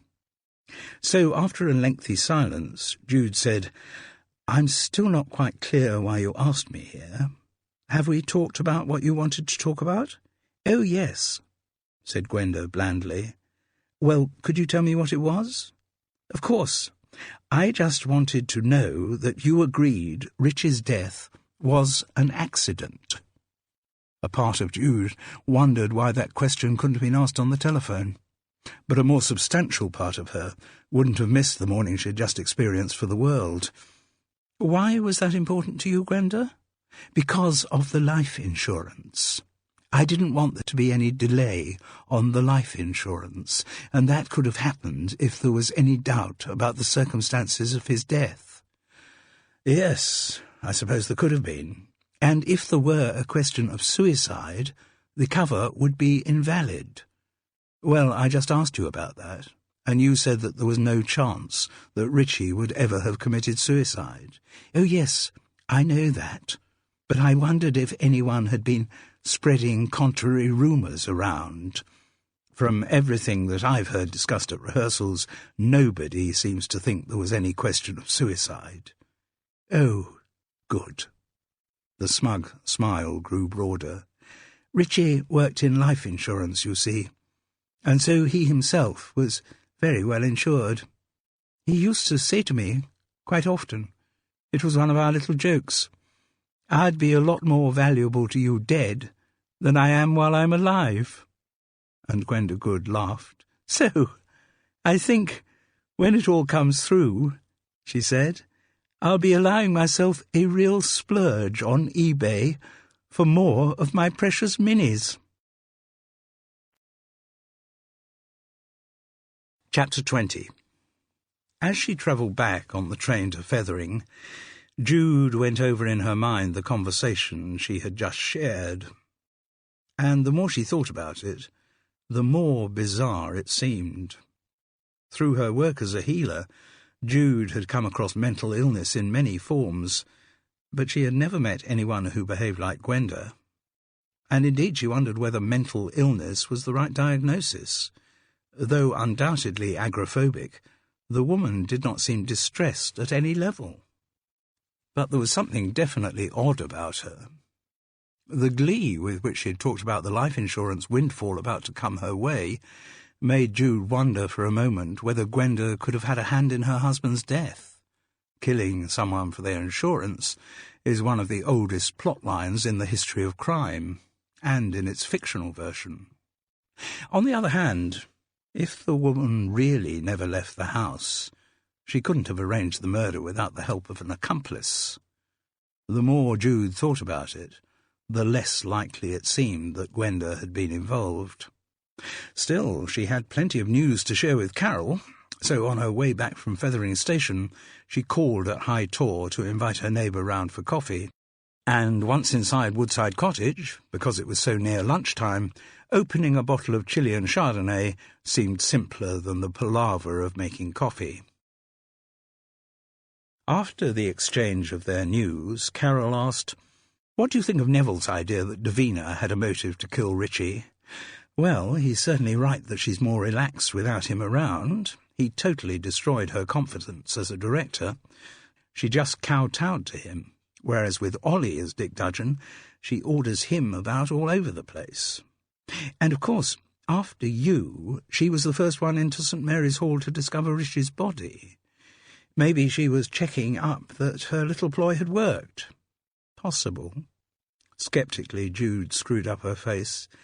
"Doesn't seem likely, though. And your mentioning that reminds me that Hester Winston was also present. She was in the hall before I got there.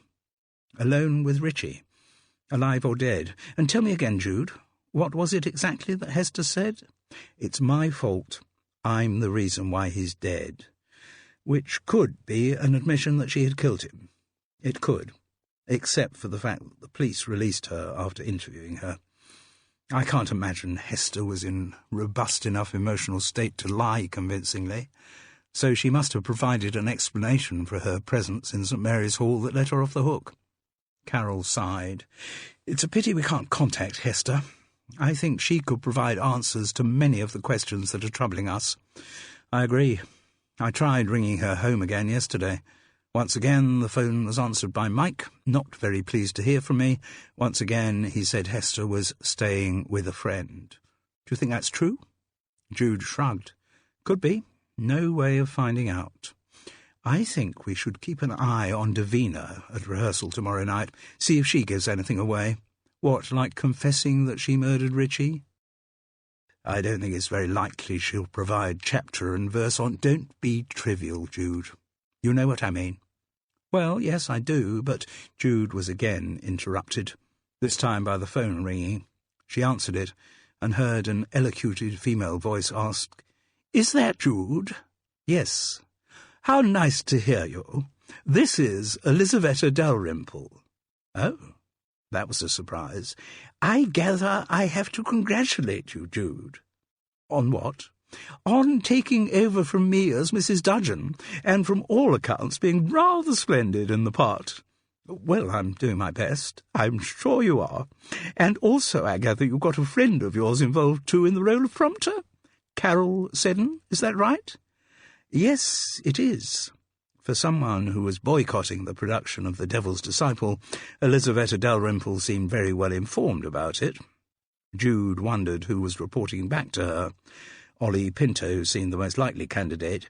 "Anyway," said Elizaveta, "I was wondering whether you and your friend Carol might be free on Saturday evening."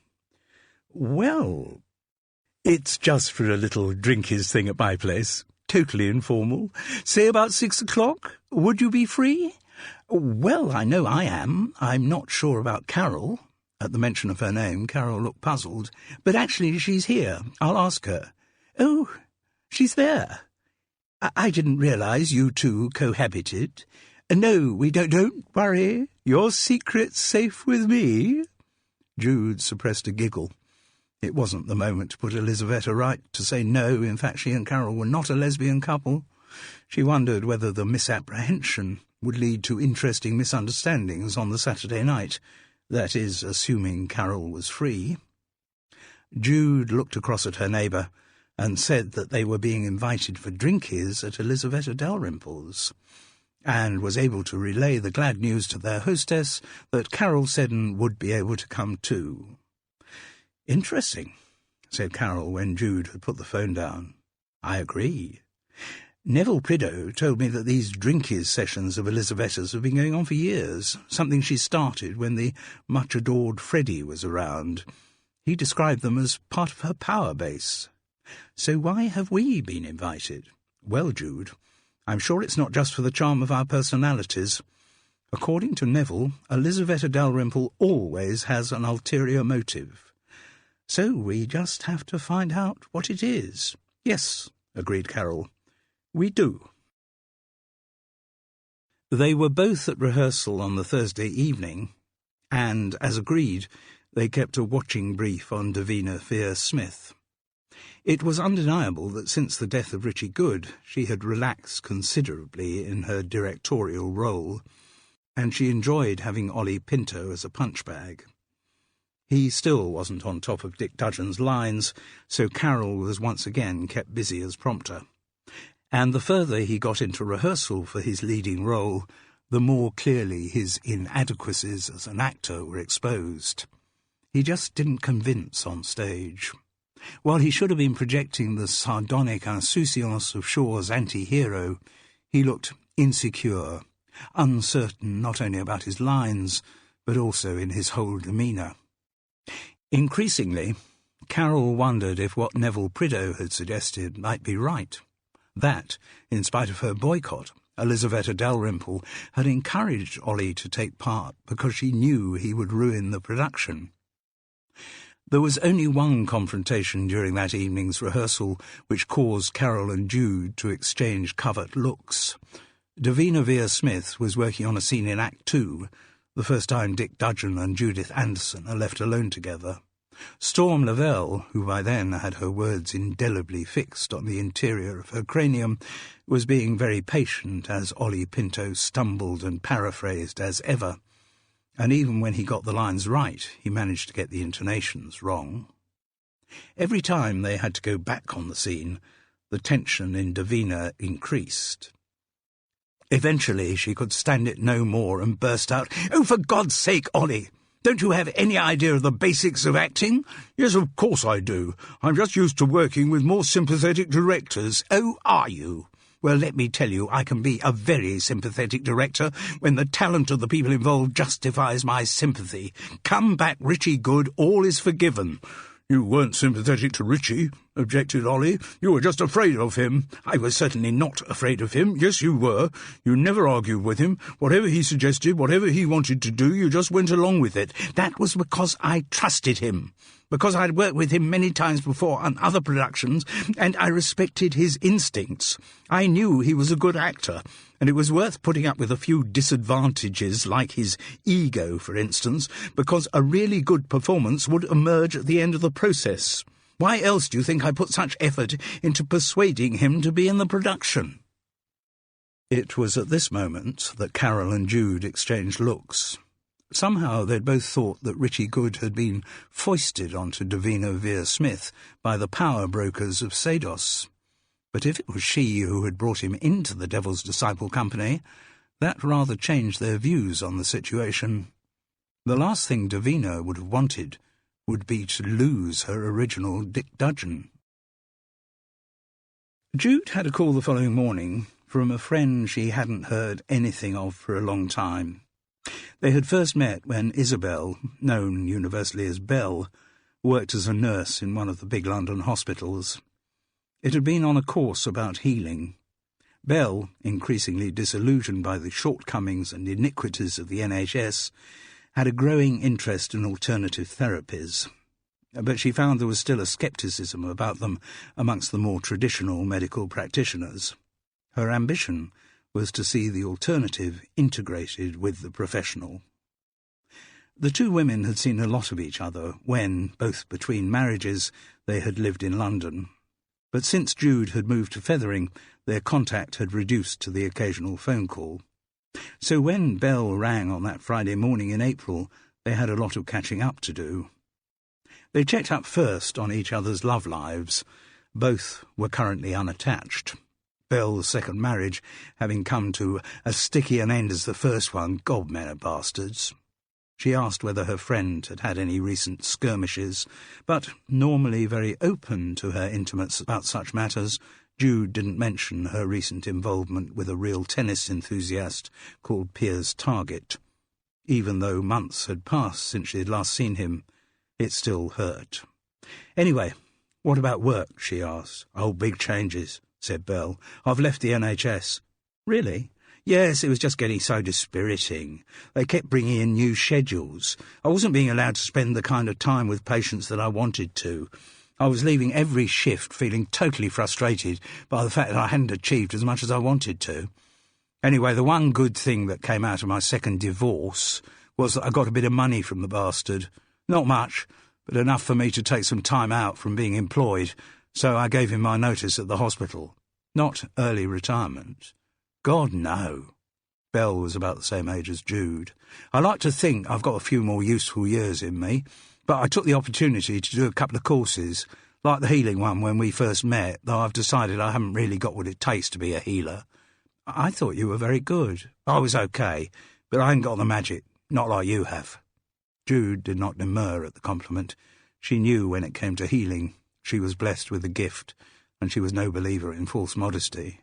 "So," Belle went on, "I thought I should concentrate on a more practical kind of therapy. I did a course in reflexology, which I found very interesting, but I still didn't think it was quite for me. And then I did a course on kinesiology." Whereas when Storm Lavelle talked about going on courses, Jude suspected a level of faddishness in her. She never doubted the complete seriousness of Belle. "Funny you should mention that. I'm getting very interested in kinesiology," she said.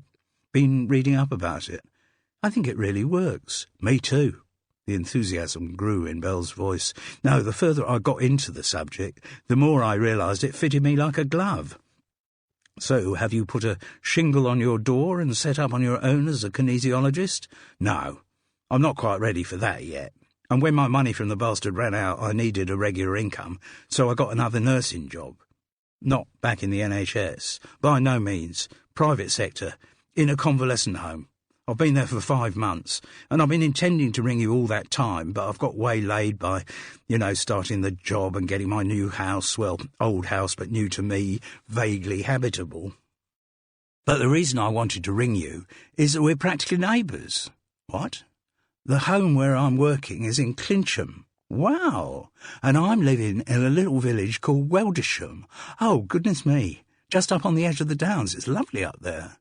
Jude remembered when she and Carol had investigated some human bones discovered in a barn near Weldisham. Well, since you're so close, we absolutely must meet up. I agree. That's why I was ringing. But tell me first about this convalescent home where you're working. Are you enjoying it? Best job I've ever had. I've been so caught up in it, that's another reason why I haven't phoned you. It's a big house just on the outskirts of Clincham, lovely setting, great views looking up towards Goodwood and the Downs, called casements. And the patients are, well, what you'd expect. People recovering from operations, a bit of respite care, some who are just run down or have had breakdowns, a few terminal cases. But the doctor who runs it is the kind I've been looking for all my life. You don't mean in the sense of a potential husband number 3? Certainly not. Rob is very happily married, I'm glad to say. He's a qualified doctor, but he's really found his métier as director of casements. What's more, he's a perfect boss for me because he does genuinely believe in mixing traditional and alternative therapies. So you get to do a bit of kinesiology. Yes, which is great. Rob also has people who come in to do Reiki and acupuncture. I mean, none of it's forced on the patients. And of course I do the normal everyday nursing stuff as well. But if any of the patients want to have a go with me on the kinesiology, well, they can. And I must say I've had some really encouraging results. Really think I've helped some of them. I no longer leave work feeling dissatisfied. But that sounds brilliant. Well, look, come on, diary's at the ready. Let's sort out a time when we can meet up. Presumably, if you're in Weldisham, 3 miles up a country lane, you must have a car. There's a very nice pub here in Fethering called the Crown and Anchor. Well, there's also a nice one in Weldisham called the Hare and Hounds. Yes, I know it. Jude and Carol had spent quite a bit of time there when they'd been investigating the death on the Downs. Oh, before I forget, Jude, there was another reason why I phoned you today. Really? Yes, your name came up yesterday when I was talking to one of the patients here. Oh? Who was it? Her name's Hester Winston.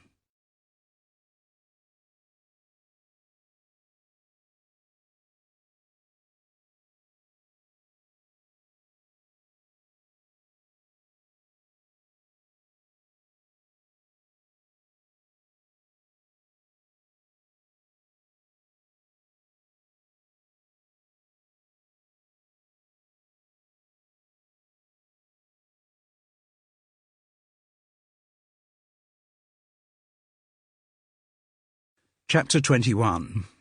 Staying with a Friend. Yes, thought Jude, that's exactly how a man like Mike Winston would explain away his wife's absence. In his shallow world of cricketing heartiness, there was no room for uncomfortable realities like mental illness. Bell told her that Hester had been in casements almost from the moment she had been released by the police after questioning about Richie Good's death. She was under the care of a psychiatrist, but she had also accepted Bell's offer of some kinesiology treatment. It was during one of their sessions that Jude's name had come up. She was very kind to me, Hester Winston had said. According to Bell, Hester wasn't isolated at casements. Though she had breakfast in her room, she ate other meals communally with the other patients. She was on a heavy dose of antidepressants, and she was given sleeping pills at night. Bell said she was not a difficult patient. She seemed very withdrawn, and yes, in a state of shock. Jude had then given a brief outline of the events in Smalting that had led to Richie Good's death. And Bell said, hearing that, she wasn't surprised at the state Hester was in. So do you think she actually witnessed him dying? I think so, but I can't be sure. I'd really love to talk to Hester about that. Well, why don't you? What do you mean? Come and visit her at casements. Could I do that? Why not? I thought perhaps she wasn't allowed visitors. Not so far as I know. Her husband comes to visit her twice a week, regular as clockwork, 2 o'clock on Wednesdays and Saturdays. Have you met him, Belle? No, I haven't. So you don't think there'd be any problem if I were to visit her? I wouldn't think so. I'll check with Rob if you like. I think he'd welcome your coming. I think he'd also welcome it if you tried a bit of healing on her. That's a thought. Would you mind asking him, though? No problem. I'm going in after lunch. My shift starts at 2. I'll ask Rob and phone you back. Well, if it's okay, maybe I could come and see Hester this afternoon. I can see no reason why not, said Belle. As it turned out, she must have phoned her boss straight after their call ended, because she rang back within 5 minutes, offering to pick Jude up in Fethering at 1:30 and drive her to Casements. It was good to see Belle again. Jude always found that whatever time had elapsed since their last meeting, they could pick up together as if they had only met the day before. But they didn't talk a lot on the journey to Clincham. Jude was preoccupied with her forthcoming encounter with Hester Winston, and as she did before a healing session, was focusing her energies. Belle knew her well enough to respect the silence between them. Casements was a large house set back from the road some miles outside Clincham in the Midhurst direction. Its name clearly derived from its large number of windows, all criss-crossed with lead latticework. It looked more like a country house than a hospital. As she brought her Toyota Yaris to a halt in the staff car park, Belle said, "I'd like you to meet Rob. I told him you were a healer." "Fine." The door off the main hall to the director's office was open, which seemed to typify the air of relaxed warmth around Casements. Rob himself reinforced that impression. A tall man in his 40s, he dressed more casually than the average GP, but there was a shrewdness in his blue eyes which suggested he was aware of everything that was going on around him. "My friend Jude," said Belle as they stood in the doorway. "Great to meet you." Rob's handshake was firm and welcoming. "I hear you're a healer." "Yes. I can't claim to understand how it works, but I have a great respect for your profession." Jude wondered how Carol would have reacted to hearing what she did described as a profession as Rob went on, "And I've seen some remarkable results from the work of healers." Jude grinned. "I can't claim that I know how it works either, but I know when it works." "Sounds good enough to me. As Belle's probably said, we use a lot of alternative therapies here, though actually I prefer to call them complementary therapies. Medical knowledge is improving all the time, but there are still too many things we're clueless about when it comes to curing them. So I'm in favour of trying anything short of downright charlatanism that might work." "Sounds a good approach to me," said Jude. "Were you thinking of trying any healing with Hester this afternoon?" "Only with your permission. She's your patient, not mine." "I don't want to do anything that might clash with the treatment she's already receiving." "I don't see how healing could do that," said Rob. "Mixing therapies is not like mixing medications.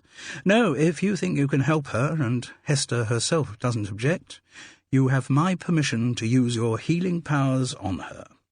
I'll see how she feels about it, if the moment comes up. But thank you.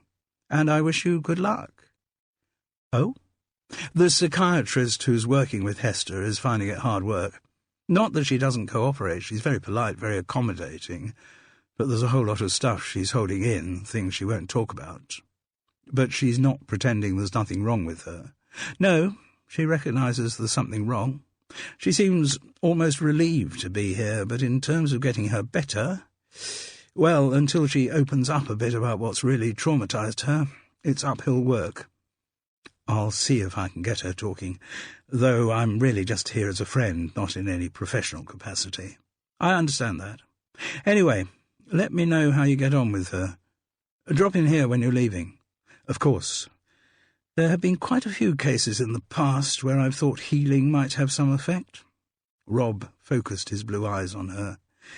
"I wonder, Jude, would you mind my contacting you if something similar were to come up in the future? I'd certainly be up for having a go. Can't guarantee results, I'm afraid. You never can with healing. You never can with a lot of traditional medicine," said Rob, smiling. Hester Winston's room was at the back of Casements, with lattice-work windows looking up towards the gentle undulations of the South Downs.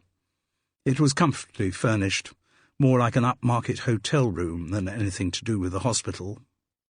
And the manner of Hester's greeting to Jude was more suited to a hotel guest than a patient. She was smartly dressed in a tartan skirt and pink cashmere jumper. Her red hair was neatly gathered at the back in a black slide, and she was wearing more make-up than she had when attending Sados rehearsals.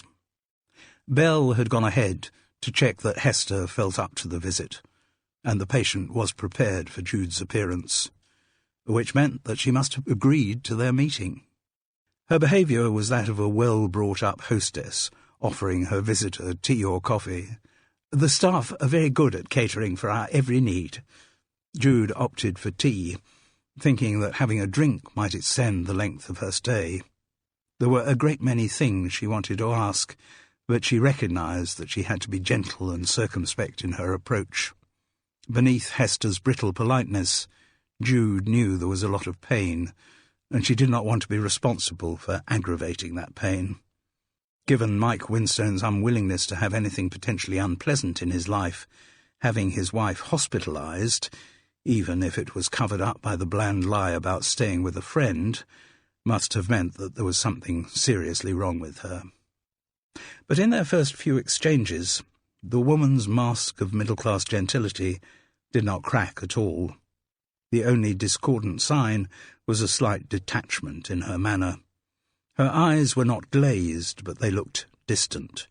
She behaved like some skillfully constructed and very correct automaton. Jude presumed this was the effect of her medication. Their polite surface conversation had almost run out before the welcome interruption of a neatly uniformed woman with tea and biscuits. Hester's expert hostess manner seemed to welcome the rituals of pouring and passing the cup. Having taken a sip of tea and a bite of biscuit, Jude felt she could risk moving the conversation away from pleasantries. "All going well with the Devil's Disciple," she said. "If they knew I was seeing you today, I'm sure lots of the company would have sent good wishes." "That's very nice of them." Since no actual good wishes had been sent, this comment sounded slightly incongruous. "And Carol has taken over the job of prompter." "Carol?" Hester repeated vaguely. "My friend Carol? Do you remember? She was with me when we met in the car park. You know, after you—" "Yes." Hester Winston's face clouded. Perhaps she didn't want to be reminded of her cry for help. "I'm glad to hear that's all going well," she said, with an attempt at insouciance. "Though Ollie Pinto's still having a bit of a problem with the lines," Jude went on. No reaction. "Having had to take over at such short notice." Still nothing. From Richie Good. The name did produce a flicker in Hester Winston's eyes, quickly followed by a welling up of tears. Sobs were soon shuddering through her body. Instantly, Jude was up and cuddling the woman to her capacious bosom. "Just lie down on the bed," she said. Mutely, Hester obeyed. Jude ran her hands up and down the contours of the body, not quite touching, as she concentrated her energy. The sobs subsided. "What are you doing?" asked Hester drowsily. "It's a kind of healing technique," said Jude. She continued in silence for about 20 minutes, focusing where she felt the greatest tension, on the shoulders and the lower back. During that time, Hester dropped into a half-doze, from which she emerged as Jude drew her hands away and collapsed, drained into her chair. "God, that feels better," said Hester. "Thank you." "My pleasure." "How do you do it?" "I honestly don't know. It's just something I found I could do." Jude looked into her client's hazel eyes. "How are you feeling now?" "As I said, better." "Is there anything you want to talk about?" "Like what?" "What's been bugging you? What's got you into this state?" There was a long silence. Then slowly Hester Winston began. "It was Richie. Seeing Richie, that's what pushed me over the edge. But what brought you up to the edge? That had been building for some time, hadn't it?" Hester nodded. "Most of my life, I sometimes think." Jude offered no prompt, just let the woman take her own time. "I think I've always had this sense of inadequacy, this feeling when it came to the test, any kind of test, I'd be found wanting. And whereas I thought I'd grow out of it, in fact, as I've got older, it's got worse." "Was there anything particular that made it get worse? I mean, apart from what's happened in the last few weeks?" "I suppose when my father died, that hit me quite hard." "You were very close to him?" Hester nodded. "Yes. He probably spoiled me, actually. But he always kind of appreciated things I did. I was never particularly brilliant at anything, exams, sport. I was just kind of average. But Daddy seemed quite happy with that. He didn't want me to achieve more, or if he did, I was never aware of him putting any pressure on me, so I kind of felt secure when Daddy was around." "How old were you when he died?" 19. In my second year at catering college. My mother was disappointed. She said I ought to have gone to a proper university, but Daddy told me catering college was fine. I've always liked cooking, and for a moment some memory clouded her focus. "And then your father died," Jude prompted gently. "Yes, it was very sudden. I had a very bad time then. I couldn't finish my course. I dropped out." "Was it some kind of breakdown?" "I suppose in retrospect that's what it was." "Did you have any treatment then?" "No. Perhaps I should have done. I went back home and lived with my mother, and that wasn't good, because she was in a pretty bad place too, and it was almost as if she was jealous of me." "Why?" "I suppose because my father had found me easier to love than he had her." Hester looked shocked by her words, as though it was a thought that she'd had for a long time but never before articulated. "Anyway, then my mother remarried. Did you get on with her new husband?" "Yes, no worries there. He was fine, and I was quite grateful to him, actually, because he kind of took my mother's focus away from me, and I got better, and, well, to say I blossomed might be overstating things, but I was okay. And then I did a course in sports marketing, not a university course, just a one-year diploma, but it was good. It was out of that I got a job with a company that was trying to raise the profile of cricket as a participant sport. They don't exist now, but it was quite fun back then. I mean, I'd only got a secretarial job, but the people I was working with were quite jolly." "And it was through your work there that you met Mike?" "Yes. We went out a few times, and I thought it was just for laughs, but suddenly he's asking me to marry him." Classic syndrome, thought Jude. A girl who adored her father tries to replace him with another older man. But of course she didn't say anything. "So we get married, and suddenly we've got the 2 boys, and so it goes." "And how have you been since that time?" "What, you mean mentally?" "Yes." "Fine. Quite honestly, bringing up 2 boys, you don't exactly have time to think about your own state of mind or anything else much." "So your feelings of inadequacy, you didn't have any time for those?" Hester grinned wryly. "Oh no, they were still there. I think they were born with me, part of my DNA, like red hair."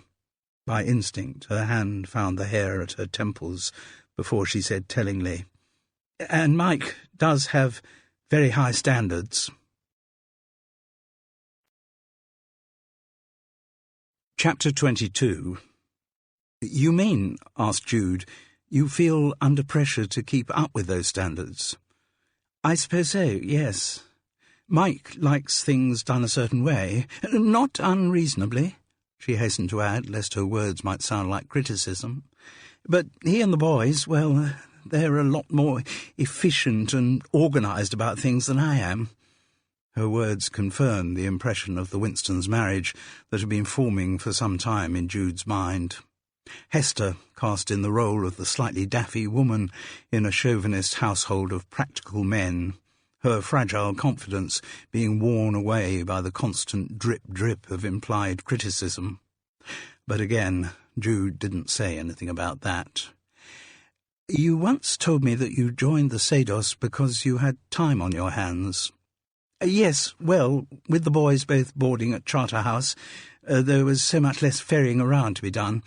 I seem to have spent most of the last 12 years driving them somewhere or other, so yes, it did feel as if I had time on my hands. And also it was doing something for you, rather than for somebody else, Jude observed shrewdly. I suppose that was part of the attraction. And was Mike positively against the idea? No, he wouldn't come out strongly against something like that, not his style, but he'd sort of dismiss it as something silly that women do, and so the process of undermining would continue. Jude wondered whether she should ask if Hester minded the kind of gentle interrogation she was undergoing, but thought that might be unwise. The healing had created an intimacy between the two women that was too precious to break. And helping out with front of house on the pantomime was the first thing you'd done for Sados. Yes, I got in touch when Mike went off to New Zealand, in a rather pathetic fit of pique, I suppose. Sounds to me like a fairly justifiable fit of pique. I don't know about that.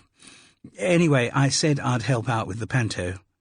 Did you actually become a member of Sados? You bet. I had Mimi Lassiter onto me straight away, demanding a subscription. She's like a terrier about ensuring everyone in Sados is fully paid up. I think she regards it as her mission in life. Jude smiled. And it was then that you met Richie Good. She spoke the name gently, worried that it might once again set off the hysterics. But Hester was calmer this time. The healing had done its work. Yes, she replied. And you got the full chat-up routine from him? She nodded. And were flattered by the attention? Another slightly shamefaced nod. How far did he go? What, in terms of what he wanted us to do? Yes. Well, this was embarrassing too, he sort of implied that he wanted us to go to bed together. And were you shocked by that, or what? Well, I don't know. I suppose I was attracted by the idea a bit. I mean, I was in a strange state, sort of vulnerable, and then Mike had just gone off to New Zealand, virtually without saying goodbye to me, and I don't know, she said again.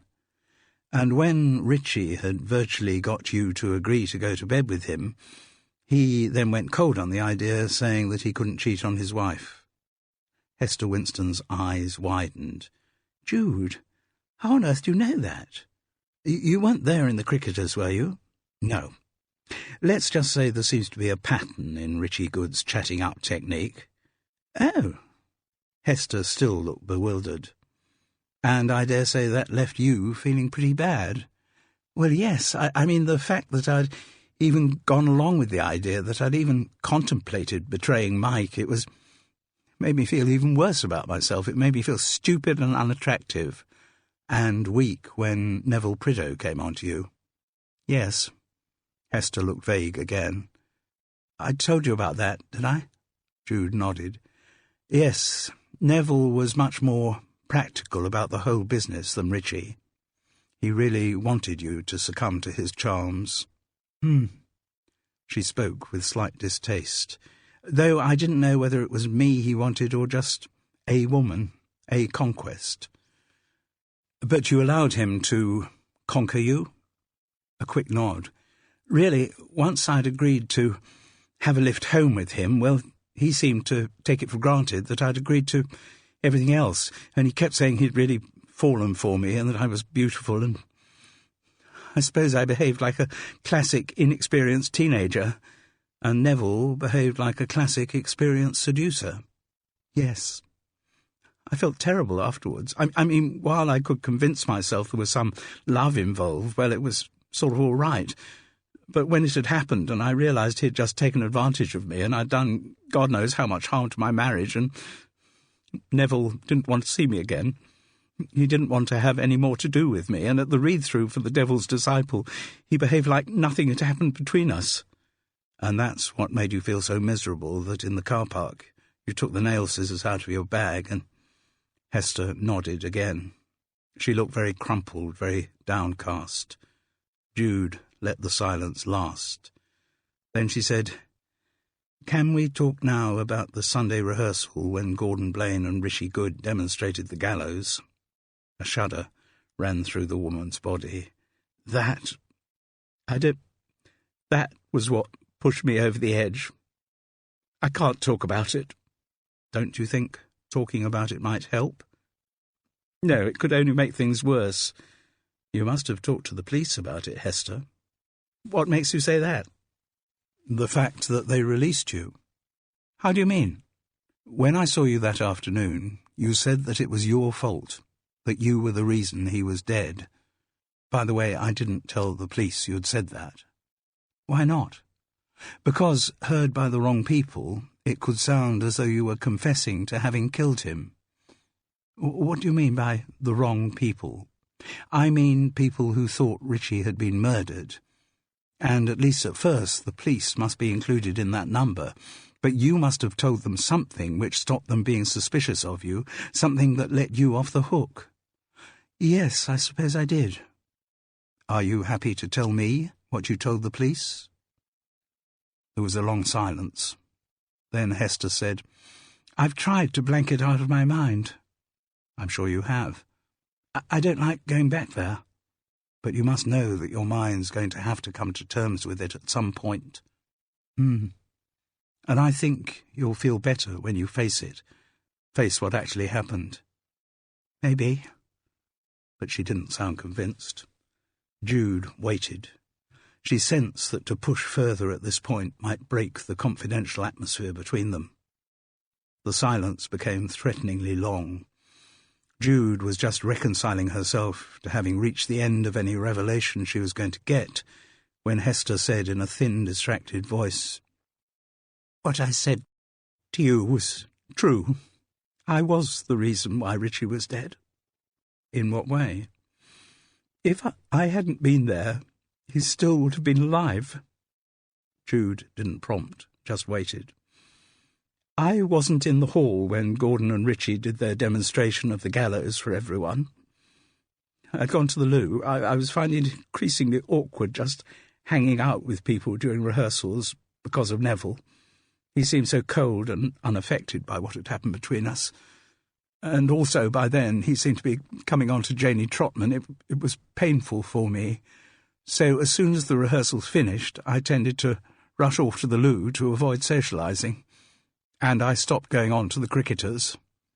But that Sunday afternoon I stayed in the loo until I thought everyone would have gone. But when I came out I found Richie was still there in the hall, and I was kind of a bit awkward with him, not as bad as with Neville, but not relaxed anyway. He asked me what I'd thought of his escaping death by inches on the gallows. I had to confess that I hadn't seen the demonstration, and so he insisted that I must have a private showing of it. Richie was just a show-off, really, like a little boy who won't allow anyone to miss the new conjuring trick he's just learnt. I thought it was a bit silly, but it couldn't do any harm to humour him. So Richie got himself up on stage and climbed onto the wooden cart underneath the gallows, and he put the noose around his neck and told me to pull the cart away. He was being all silly and melodramatic, saying, "You can be the one, Hester, you can be the person who sends me to my death." But I'm sure he didn't mean it. He was just joking, just playing the scene for all it was worth, showing off again, I suppose I mean. So anyway, I did as he told me to. I pulled away the cart, and there was quite a thump as he fell, and the noose tightened around his neck. He was kicking out and gasping, and I thought that was just Richie playing up the drama and about to free himself, and his hands were up at his neck, trying to get a purchase on the rope, but it was too tight. Then finally I realised he wasn't play-acting, that he was being strangled for real, and I put the cart back and tried to get his feet onto it, but they were just hanging loose with no strength in them. And I got up on the cart and tried to loosen the noose around his neck. But I couldn't. It was too tight. And then I realised that Richie was dead. Chapter 23. "And what the hell are you doing here?" Neither of them had noticed the door open, but they both looked up at the sound of Mike Winston's voice. He was standing in the doorway, blazered and more red-faced than ever. "I just came to visit Hester," replied Jude, sounding cooler than she felt as she rose from her chair. "Oh, yes? And aren't you aware that she's meant to be having a course of rest and recuperation?" "I don't think my presence will have delayed either her rest or her recuperation." "I'll have a strong word with the people downstairs. They shouldn't let just anyone wander into a place like this." "I spoke to the director. I'm here with his blessing." "Well, you're not here with my blessing." As he spoke, Mike Winston's face grew redder still. He sat himself down with a proprietorial manner in the chair that Jude had just vacated. "I'll be leaving shortly," Jude said. "I'm glad to hear it. And you're involved with that Saddos lot, are you?" He deliberately used the diminishing mispronunciation. "Yes." "Well, if you value your life, don't you dare mention to any of them that Hester's in here, will you?" "I had no plans to mention it." "Keep it that way." "So officially she's still staying with a friend, is she?" "Yes, and it's bloody inconvenient having her away from the house. There are only so many takeaways and pub meals I can put up with." "I'm sorry, Mike." It was the first time Hester had spoken since his arrival. "So you bloody should be. Have the quacks here given any indication of when they're going to let you out?" "I'm afraid not." Hester sounded very down. "The psychiatrist says he can definitely see some improvement." She offered this tentatively, a sop to her husband's anger. He rolled his eyes in exasperation. "It's all so bloody vague, isn't it? The whole business of mental illness. Because ultimately, at some point, the patient has to make the effort themselves, snap out of it, stand on their own 2 feet, start to take responsibility for their life again." "I'm trying to get better, Mike, really." Hester sounded so reduced that Jude was tempted to say something in her defence, but it wasn't the moment to step in between husband and wife. Though she couldn't envisage much improvement in Hester's condition until Mike acknowledged that she was genuinely ill. "Well, I hope you get sorted by the end of next week. The boys have got an exeat from school, and subjecting them to a whole weekend of my cooking comes under the definition of child abuse." "I'll do my best," said Hester in a very thin voice. "None of this would have happened," Mike grumbled, "if you hadn't got involved with that bunch of Saddos. God, what a load of posturing tosspots they are. When I saw that idiot showing off his hanging on that gallows contraption—" "Were you actually in St. Mary's Hall for the demonstration?" asked Jude. "Yes. Came in to hurry Hester along a bit. She said the rehearsal finished at 6, and it was easily 10 past before—" "And," Jude interrupted, "you knew that Richie Good was later strangled by the apparatus?" "Oh, certainly, I heard. Served the bugger right, I thought. So end all show-offs if I had my way. Good riddance.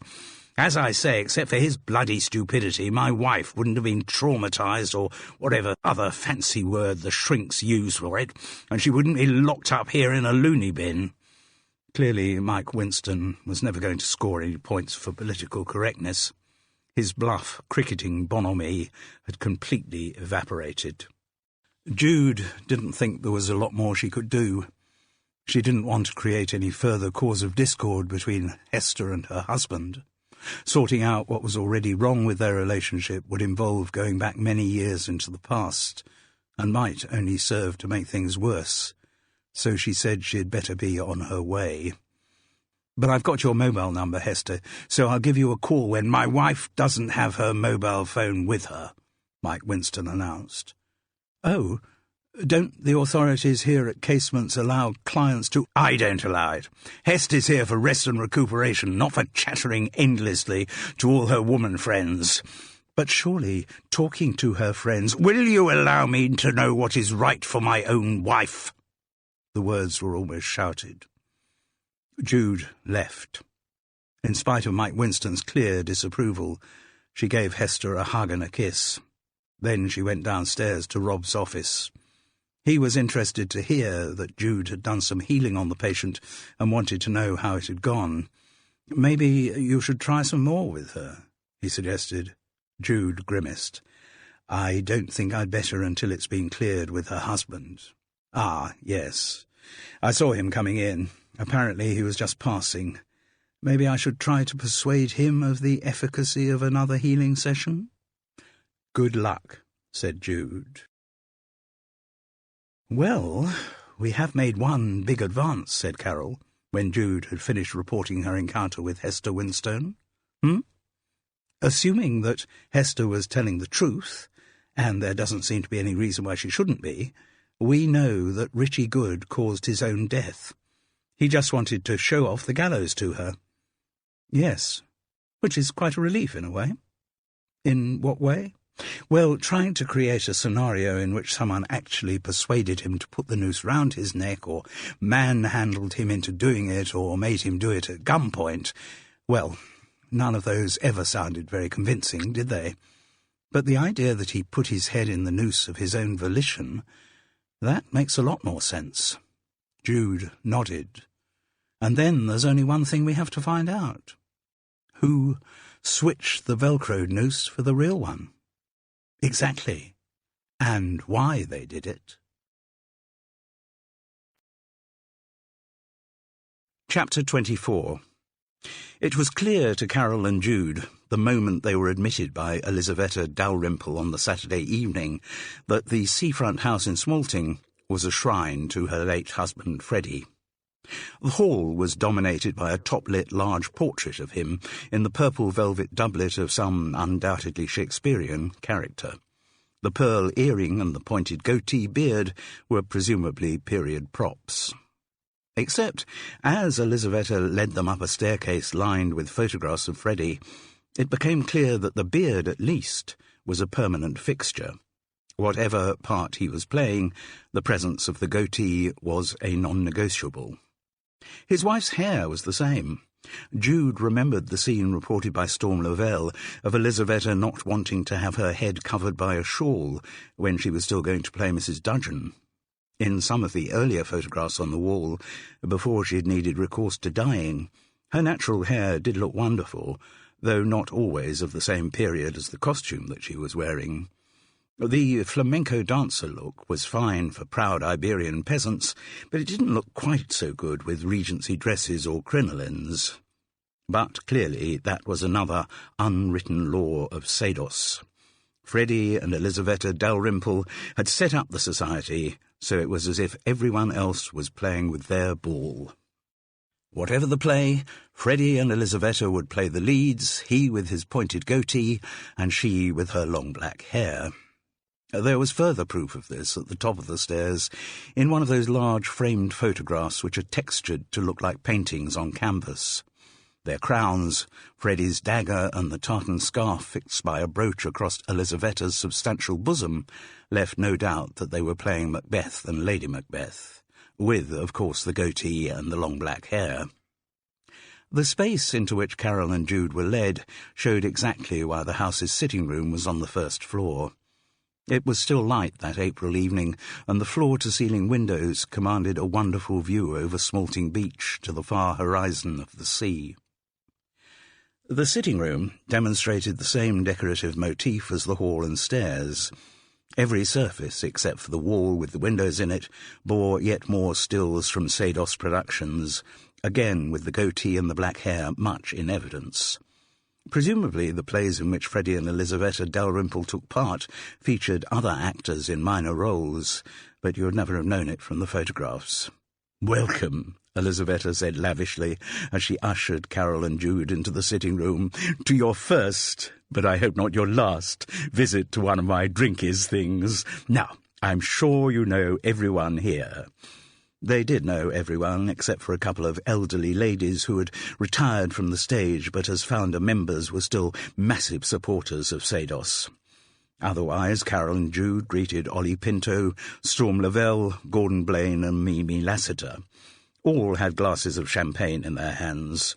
Storm's hair was now black and shoulder-length, hair extensions at work. There was no way it had had time to grow naturally to that length.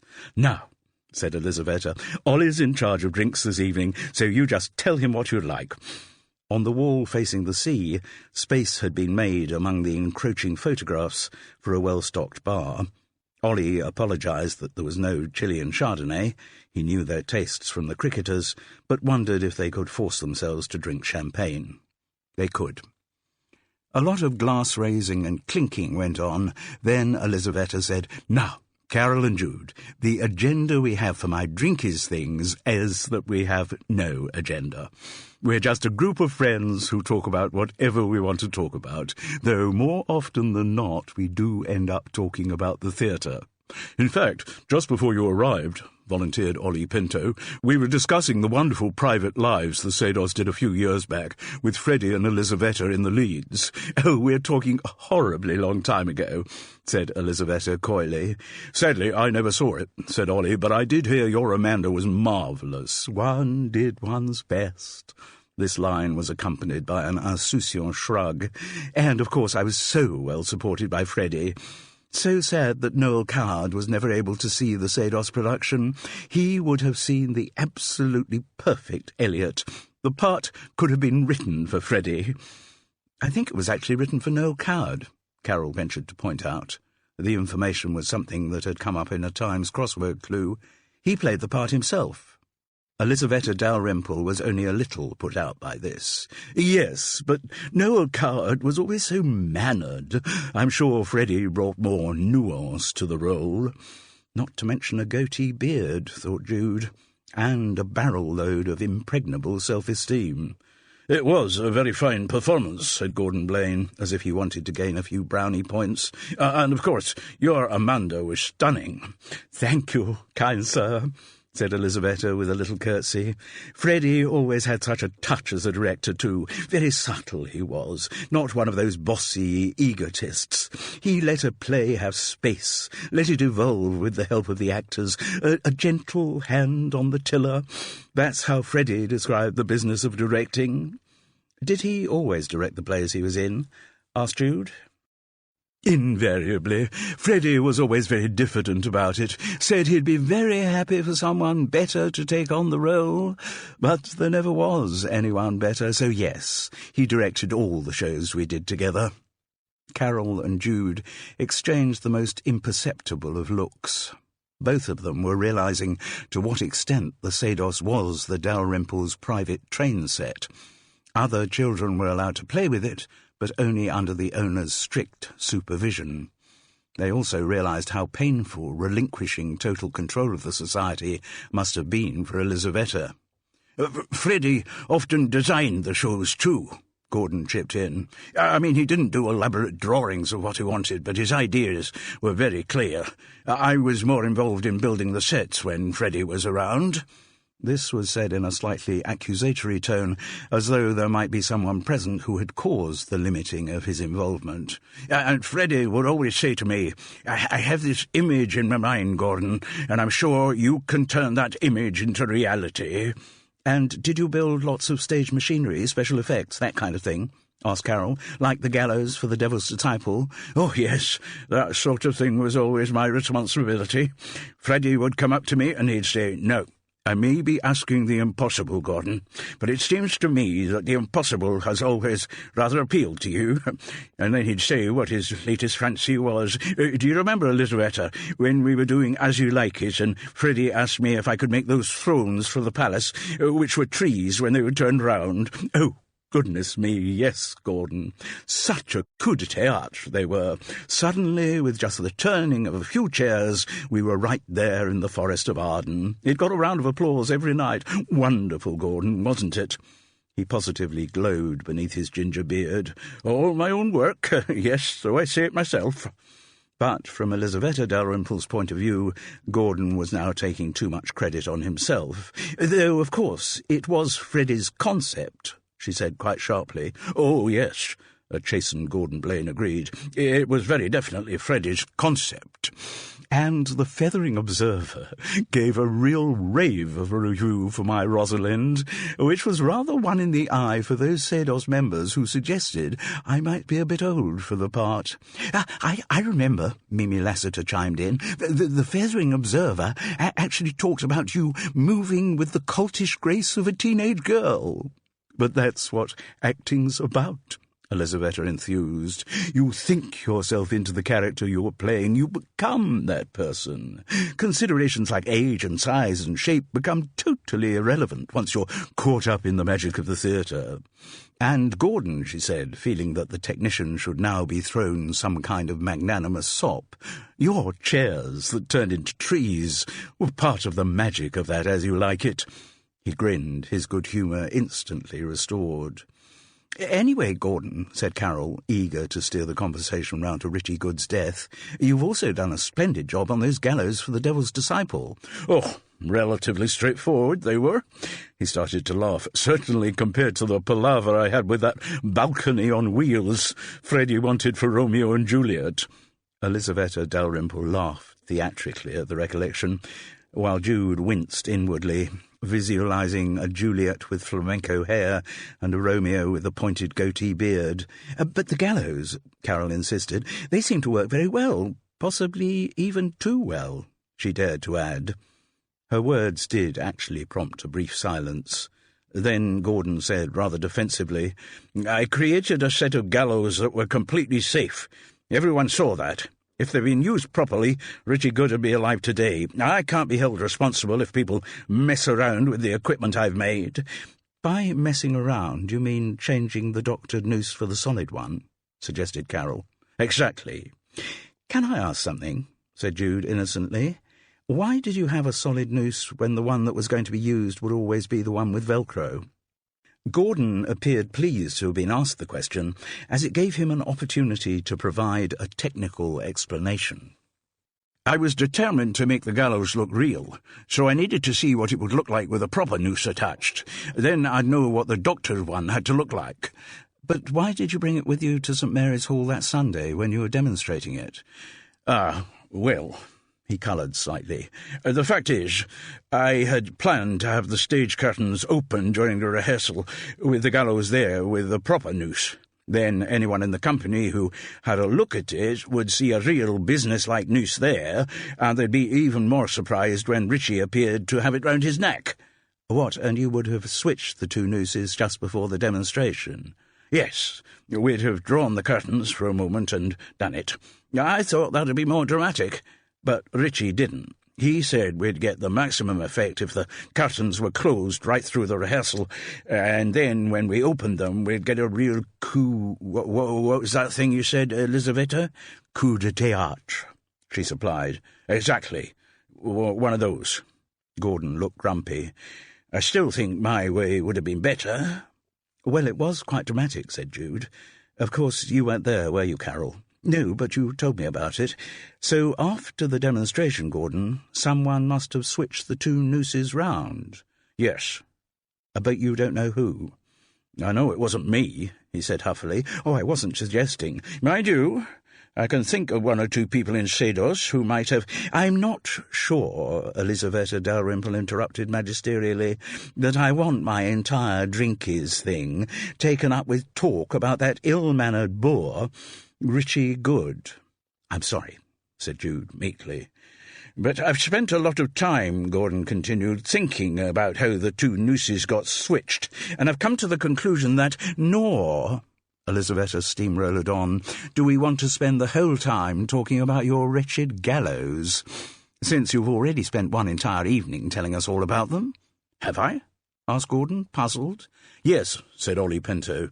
"It was 3 weeks ago, the day before you were going to do the demonstration. We were all here for Elizaveta's drinkies thing, and you couldn't talk about anything else. Goodness, by the time you'd finished, we all knew enough about your gallows to have built a replica ourselves." Carol and Jude exchanged a quick look before the Sados Mr. Fix-It said abjectly, "Oh, I'm sorry. Was I a bore?" "Yes, I'm afraid you were, Gordon darling," Elizaveta replied. "Let's just say that by the time the evening finished, the gallows was a subject on which you had delighted us long enough." Her coterie sniggered at the line, unaware that Elizaveta had filched it from Jane Austen. Then the star of the show vouchsafed a gracious smile to Carol and Jude. "Now do tell me, you two, what's the Devil's Disciple going to be like?" "I think it's coming together," Jude replied cautiously. "And is Ollie keeping you busy as a prompter?" Still a little ragged on the lines, Carol was forced to admit. Elizaveta smiled indulgently on the young man under discussion. "Yes, you always go for the approximate approach, don't you, Ollie? I remember you were all over the place as Lysander in Freddy's dream." It didn't matter," said Ollie gallantly. "No one in the audience had eyes for anyone except your Titania." "And Freddy's Oberon," said Elizaveta in gentle reproof. "Oh, yes, of course." "And our doubling, me also playing Hippolyta and Freddy giving his Theseus." "Yes, they were all splendid," said Ollie. "There was a very good production of A Midsummer Night's Dream at the RSC last season," Jude volunteered. "Really?" Elizaveta Dalrymple dismissed the idea. For her, theatre began and ended with the Sados. No stage other than St. Mary's Hall was of any significance. "Anyway," she went on, "it doesn't matter so much, I suppose, if Ollie's paraphrasing George Bernard Shaw's lines.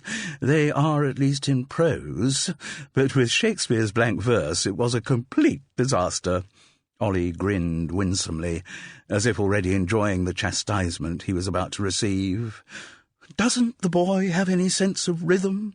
Freddy kept asking. "How can anyone have such a tin ear for the beauties of blank verse?" Elizaveta laughed, and the others joined in, Ollie as heartily as anyone. "He did try to help you, didn't he?" "Oh, yes," Ollie agreed. "Freddy was always so generous with his time and his talent." "He was." Elizaveta let out a nostalgic sigh. "And, of course, Freddy was a wonderful verse speaker." Everyone mumbled endorsements of this self-evident truth, as she focused a beady eye on Ollie. "So, will you know your Devil's Disciple lines by the first night?"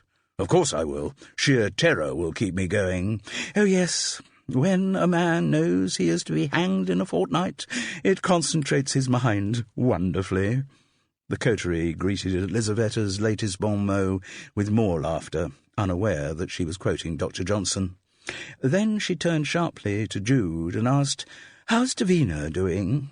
"Doing in what way?" "As a director, of course." "Well, she seems to be fine." Jude wasn't sure what kind of answer was expected. "I mean, obviously her plans were all disrupted by what happened to Richie, but she seems to have managed to regroup, and, as I say, everything's fine." Elizaveta Dalrymple managed to invest the monosyllable with a great deal of doubt and suspicion. "Of course, Freddy and I taught her everything she knows. In the theatre. Oh, yes. Hadn't an idea in her head when she started in Amdram. Freddy sort of took her under his wing, and she's developed into quite a nice little director. But I'm not sure how this Devil's Disciple is going to go. As I said, I think it'll be fine." Another loaded, Elizaveta looked across to where Ollie Pinto was deep in flirtatious chatter with Mimi Lassiter and the two old ladies. Then she moved closer to Jude and started to whisper. Carol felt awkward. She wasn't quite near enough to hear, and she didn't know whether she was meant to be included in the conversation. Rather than moving closer, she shifted nearer the window, as if suddenly fascinated by the movement of shipping beyond Smalting Beach. "At least," Elizaveta whispered fiercely at Jude, "from Davina's point of view, she'll be better off with Ollie as Dick Dudgeon than she would have been with Richie." "Oh? Bit of bad blood between her and Richie." She thought he was keen on her, which he certainly appeared to be, but when she suggested taking the relationship further, he dropped her like a brick. Par for the course with Richie Good, thought Jude, and Davina didn't like that at all. "Hell hath no fury," you know the quote. No, Davina would have done anything to remove Richie from her production of The Devil's Disciple. Chapter 25. As they walked to the Renault from Elizaveta Dalrymple's front door, Jude quickly told her neighbour what their hostess had whispered to her. "Strange," Carol observed. "That's two people who've pointed the finger at Davina." "Two? Oh, come on, Jude. Neville Prideaux, I told you what he said." "Oh, yes." It was after 8 and still just about light. They were suddenly aware of the spluttering sound of a car engine failing to fire. Then the slam of a door, a muttered curse and a bonnet being opened. They found themselves facing a very cross-looking Gordon Blaine in front of his ancient Land Rover. "Trouble?" asked Jude. "Bloody thing. It's got a new engine and not a sign of life." "Oh, well, if it's a new engine," said Carroll, "at least you can bawl out whoever put it in for you." "I put it in," said Gordon Blaine lugubriously. "Ah. Oh. "Well, bloody useless." He slammed the bonnet down, disturbing the genteel Saturday evening quiet of Smalting, and looked around in frustration. "Where the hell do you get a bloody cab in this place?" "Can I give you a lift somewhere?" asked Carroll. "Where do you live?" "Fethering," came the grumpy response. "What serendipity," said Jude. Gordon Blaine's house was a semi with a garage on the northern outskirts of the village.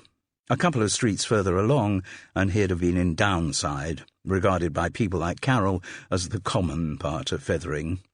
She had insisted he sat in the front seat of the Renault because you've got longer legs than Jude. As he got out, he said, "Can I invite you two ladies in for a drink?" Anticipating Carroll's refusal on the grounds that they'd already had plenty, Jude said quickly that it was very kind of him, they'd love that. Reflected in the rear-view mirror, she could see the tug of annoyance at her neighbour's mouth. The interior of the house was strangely cramped, a tiny sitting room with an even tinier kitchen en suite. The furniture was old and dark, and the decor gave the impression that the owner didn't notice his surroundings. There seemed no evidence that Gordon cohabited with anyone, nor did their host give the impression that he was much used to having guests. "No, drinks," he said rather helplessly. You were drinking champagne at Elisavetta's, weren't you?" "I'm afraid I don't have any of that, or white wine, actually. I think I've got some red, certainly beer. I'm going for the Scotch myself." "That'd suit me perfectly," said Jude. "I'll just have water because I'm driving." "It'll have to be from the tap," Gordon apologised. "I don't have any of that sparkling mineral stuff." "Tap is fine." The ease with which he found the bottle of Teacher's and the size of the measures he poured suggested that he might have quite a taste for the whisky, though he probably rarely had company to share it with. He raised his glass. "Well, thanks very much for rescuing me." "No problem at all," said Carroll. He sat down, shook his head, and said, "It doesn't seem right, Elisaveta not being involved in this Devil's Disciple production." "Really?" "Well, you wouldn't know, Jude. Nor you, Carroll, only just having joined the society. And having paid my subscription after what almost amounted to harassment from Mimi Lassiter." "Oh, yes," Gordon chuckled. "She does take her job a bit seriously. No, but what I was saying, you wouldn't know because you're new, but Sados without the Dalrymples just doesn't seem right. I mean, it was bad enough when Freddie passed away, but now with Elisaveta not being involved, well, it doesn't seem right." He couldn't think of another way of saying it. "I heard from Storm Lavelle," said Jude, "that Elisaveta walked out of the Devil's Disciple because Richie Good was so rude to her." "Well, I think that was part of it." "You mean there was something else?" demanded Carroll, instantly alert. She had now caught on to Jude's reasons for agreeing to come in for a drink. It was an investigation opportunity. "Well, she didn't seem to be getting on so well with Davina." "Oh?" "They'd always seemed to be great mates. You know, Freddie took quite a shine to Davina when she first joined Sados. He thought she had potential as a director, so he was very helpful to her and gave her opportunities to get the directing going." "You don't mean," asked Carroll, "that he took a shine to her in any other way?" Gordon looked puzzled for a moment before he understood what she meant. "Oh, good heavens, no. There was never anything like that with Freddie. He and Elisaveta were always the most devoted couple. Oh, a lot of the younger actresses in the society kind of hero-worshipped him, but he was never the type to take advantage." He shook his head again. "No, but something really seemed to have gone wrong between Elisaveta and Davina. I think that may have been the real reason Elisaveta wanted out of the production. Rich's rudeness just gave her a good excuse." "But you've no idea what the problem was?" "No. Here, Jude, let me top you up." She didn't need more, but he was drinking faster than her and wanted to justify refilling his own glass. Gordon sat back down again and said gloomily, "A rift like that could spell the end of Sedos." "Do you really think so?" "Oh, yes. Now Freddy's gone, Elizaveta is so much the dynamo of the society. Without her it would be—" The prospect seemed too dreadful for him to put into words. "You've been with Sedos for a long time, haven't you?" asked Jude gently. He nodded. "Since my mother died, Elizaveta and Freddy sort of took me in. They needed someone with engineering skills, and though I'd never had anything to do with the theatre, I have got quite a practical mind. Till I retired, I worked for a firm that fitted kitchen cupboards, so I was quite used to building stuff, and—" He looked very forlorn. "If I hadn't got the Sedos, I don't know how I'd fill the time." "I was interested," said Carol, moving the conversation along, "in what you were saying at Elizaveta's about the 2 nooses on your gallows." "Oh, yes?" "And how they got mixed up." There was a new caution in his expression as he said, "What about it?" You said you had some thoughts of people who might have switched them round, but then Elizaveta interrupted you." Gordon Blaine was silent. He looked from one woman to the other. "Are you thinking that what happened to Richie might not be an accident?" "The thought had occurred to us, yes." The police were very interested in that possibility when they talked to me." "But presumably they did come down on the side of accidental death." "What makes you say that?" "Well, they've ended their investigation." "How do you know?" "I just assumed it," said Carol. "Jude told me there'd been no more inquiries, and they released Richie's body for his funeral." "That's true." Gordon spoke as if he hadn't thought of it before. "You sound relieved." "Well, I suppose I am, in a way." "Why?" "Because the gallows are my work. I built them. If there was anything unsafe about the design, it'd be my fault. And I've been worried about the police coming back to me at some point. So if their investigation is really over, that's quite a relief." "I don't think you need worry any more," said Jude. Gordon looked pathetically grateful. Clearly the anxiety had been weighing on him. "Where are the gallows now?" she asked. "People seemed a bit spooked by having them still there in St. Mary's Hall, so I brought them back to my workshop. That was in the brief period when my bloody Land Rover was working. I've been doing a bit of fine-tuning on them." "Where is your workshop?" asked Carol. "Would you like to see it?" The excitement in his voice showed that he very much hoped they would. And indeed, when they assented, there was a trace of schoolboy glee in the way he led them through to the back of his tiny kitchen. And once through the door, they could understand why the front 2 rooms of the house seemed so cramped. The house must originally have had a sitting room at the front with an equally large dining room and kitchen behind it. But this space had been opened out and the wall to the garage taken down to create an extended working area. The slightly makeshift black-painted plasterboard walls suggested that Gordon had done the conversion himself. The bright overhead lights revealed something on the lines of a mad professor's lab. There had clearly been attempts to impose order on the chaos. On the walls were rows of neat racks, but the tools that should have been stowed there lay on the floor or on workbenches, along with paint pots, piping, rolls of wire netting, offcuts of wood and plastic. There was a musty smell of sawdust, oil and paint. The Devil's Disciple gallows were there, but in the midst of a huge selection of other stage props. Papier-mâché rat masks had perhaps featured in a Sedos pantomime. Plywood battlements adorned a Shakespearean production, and the chairs with cut-out trees on the back were probably the famous ones designed for As You Like It. Also on the floor were car tyres, jacks, and other automobile impedimenta. Clearly this was where Gordon had replaced the engine of his Land Rover, a procedure which, as Carol and Jude had cause to know, hadn't worked properly. There hung about the workshop the aura of a great many things that hadn't worked properly. "Wow," said Jude as they looked around the space. "So this is where you work your magic." The beam on Gordon Blaine's face showed that it had been exactly the right thing to say. Carol recognised rather wistfully that it was the kind of thing she had never have thought of saying in a million years. "Would you mind showing us," Jude went on, "how the noose gets changed on the gallows?" "It's very easy," said Gordon, more confident in his own environment. "Simple design. I always go for simple. No point in faffing around with stuff that's more complicated than it needs to be." He picked up a noose from a workbench, clattered a pair of metal stepladders over the floor to the side of the gallows, and climbed up. There was already a noose in position, hanging from the beam. "This is the doctored one," said Gordon, slicing down onto the loop with his hand and causing the Velcro joint to swing apart. "You see, as soon as that takes any weight, it gives way, greatly to the delight of the health and safety boyos. But what holds it up, you see," he said, reaching to the top of the beam, "is this hook, from which the doctored noose can be simply removed." He matched his actions to his words. "And the real one, hooked on, threaded through, and left to dangle, ready for its next victim."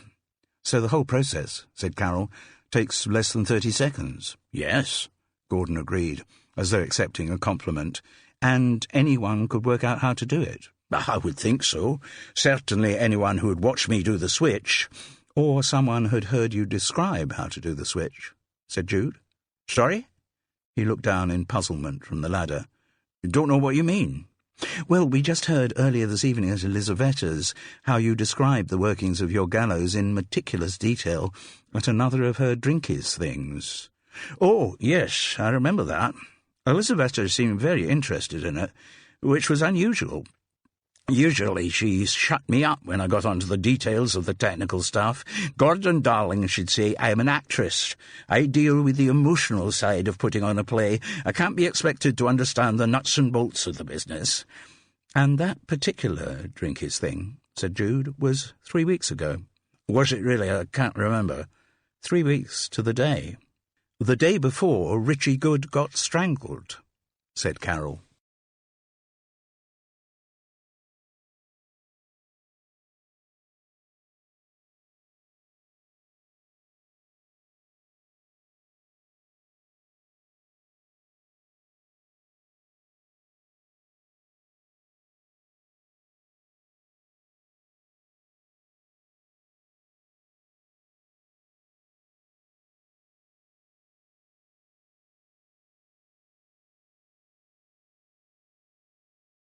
Chapter 26. "Who is this speaking?" asked the elocuted voice at the other end of the line. "Jude." "Jude? Oh, yes, Jude," said Elisabetta Dalrymple. "I was just ringing to say thank you so much for the party last night." "Oh, hardly a party, Jude, darling. Just one of my little drinkies things." "Well, it was much appreciated anyway. I really enjoyed it, and I'm sure Carol will be in touch soon to say thank you too." Though actually, knowing Carol, she was much more likely to post a graceful note of thanks than use the telephone. "Well, it was a pleasure to see you both. I do like to keep up with the new members of Sados, even though I'm not involved in the current production." "But presumably you'll be back for others," suggested Jude, "now that Richie Good's no longer around to insult you." "Oh, I don't know, darling.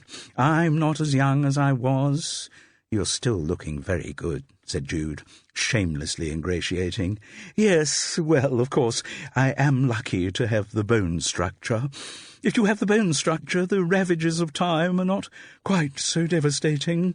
But," she concluded smugly, "so few people do have the bone structure." Jude, whose face was too chubby for much bone structure to be discernible, made polite noises of agreement.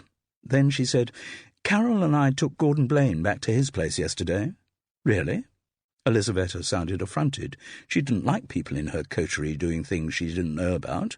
"Why was that?" "His Land Rover had broken down." "No surprise there.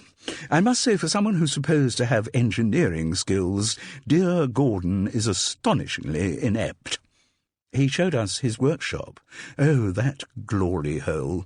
He used to keep dragging Freddie down there to show him the development of his latest bit of stage wizardry. Frequently rather less than wizard, I'm afraid. At times, Gordon has qualities of an over-eager schoolboy." "Maybe. When he was talking yesterday, he seemed to be worried about the future of Sados." "Oh?" "Well, if you were not involved, he thought there was a danger the whole thing might pack up." "Really? Oh, I hope not." But Elisavetta's voice betrayed her attraction to the idea. Sados is more than one person, just as it was more than two people while Freddie was still alive. I owe it to his memory to keep the society going.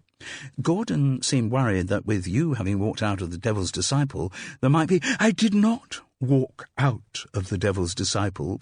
Richie Good's behaviour put me in a position where I could no longer stay as part of the production. Well, however you put it, Gordon seemed worried that you might be so angry that you wouldn't come back for another show. Oh, he shouldn't have thought that. Of the many things I may be, Jude, vindictive is not one. Elisaveta lied. If the right part comes up, and if I'm lucky enough to pass the audition, then I'm sure I'll be back for the next production. And what is that? I haven't heard yet. The autumn show's going to be I Am a Camera. Isn't that the play on which the musical Cabaret is based? I believe so. Based on the book by Christopher Isherwood? I've no idea who wrote it. I just know it wouldn't have been my choice. But now Neville Prideaux's on the play selection committee, all kinds of weird stuff's getting through. If there really is a threat to the future of Sados, it's much more likely to be Neville Prideaux's choice of plays driving the audiences away. But you will audition for it, Elisaveta. Oh, I suppose I'll have to. I mean, Sally Bowles is meant to be quite a mature character. Jude only just stopped herself from voicing her disbelief and saying, oh, for heaven's sake, there's mature and there's far too old for the part. But she didn't want to break the confidential mood between them.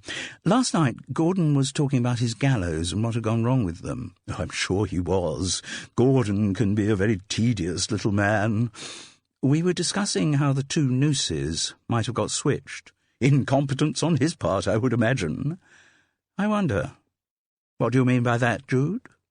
Well, are you suggesting the nooses might have been switched deliberately? It's a thought, isn't it? Which would have meant someone in the Devil's Disciple company really had it in for Richie Good. There was a silence. Jude could sense Elisaveta assessing her response. Then the older woman said, well, if you're looking for that person, Jude, you might do a lot worse than remember what I said to you last night. Davina, you said it. Both Carol and Jude were required for the rehearsal that Sunday afternoon. Rather boldly, the director had announced that they were going to do the whole play for the first time, which, given the fact that we open in a month's time, should put the fear of God into all of you. If that was the sole aim of the exercise, it certainly worked. The unreadiness of the entire company was made manifest, and no one seemed less ready than Ollie Pinto. His lines were still all over the place, and Carol, as prompter, had one of the busiest afternoons of her life. Ollie's incompetence seemed to infect the others like some quick-spreading plague. Even Jude, who had always been rock-solid on her lines, found herself stumbling and mumbling, and she was by no means the worst. By the time they got to the end of the play, the whole thing was a complete shambles. The final scene, the near hanging of Dick Dudgeon, had never been rehearsed properly with all of the extras who were meant to populate the town square, and they milled around like sheep in search of a shepherd. As Davina's mood grew increasingly frayed, Carol and Jude found themselves watching the director closely and trying to reconcile her with the suspicions raised by both Elisaveta Dalrymple and Neville Prideaux. What he had said did make a kind of sense. Until that Sunday afternoon, Davina had been more relaxed in rehearsal without the presence of Richie Good. In Ollie Pinto she'd got a much less convincing Dick Dudgeon, but a considerably more biddable actor. She seemed to revel in bawling him out in a way she never would have done with Richie. Davina was dressed that day in jeans and a bright coral jumper with a high collar. Jude observed that she always seemed to wear high collars. She wondered whether this was a vanity thing, disguising the age-induced stringiness of her neck. And Jude tried, without success, to think of Davina Vere-Smith as a murderer. It just didn't fit, didn't seem right. When the last line of the play had finally been spoken, At just before 6 o'clock, the director indulged herself in a major tantrum. This was all the more effective for being unexpected. Up until then in rehearsal, except for her regular verbal assaults on Ollie Pinto, Davina had been conciliatory and friendly to the rest of the cast. So they all looked shocked to hear her finally losing her rag. "The whole thing was complete rubbish. I don't know why I've been wasting my time with you lot for the last 3 months. This afternoon was an example of absolutely no one showing any concentration at all. OK, this is just an amateur production, and if you come along for the ride and don't care about the quality of the show and just want to have a giggle at rehearsals, then fair enough. I think you should leave now. We can very happily manage without you. But I have certain standards I want to maintain. Sados has certain standards it wants to maintain, and on the evidence of what I've seen this afternoon, we aren't achieving any of them. But for the fact that the box office is already open and tickets have already been bought for The Devil's Disciple, I would pull the plugs on the whole production now." So, Davina paused for a moment to gather her breath and her thoughts. The Devil's Disciple Company were too shocked to say anything as she continued, "I know it's 6 o'clock, and you're all gasping to go to the cricketers, but I'm afraid I'm not going to let anyone go until we've had another look at the blocking of that last scene.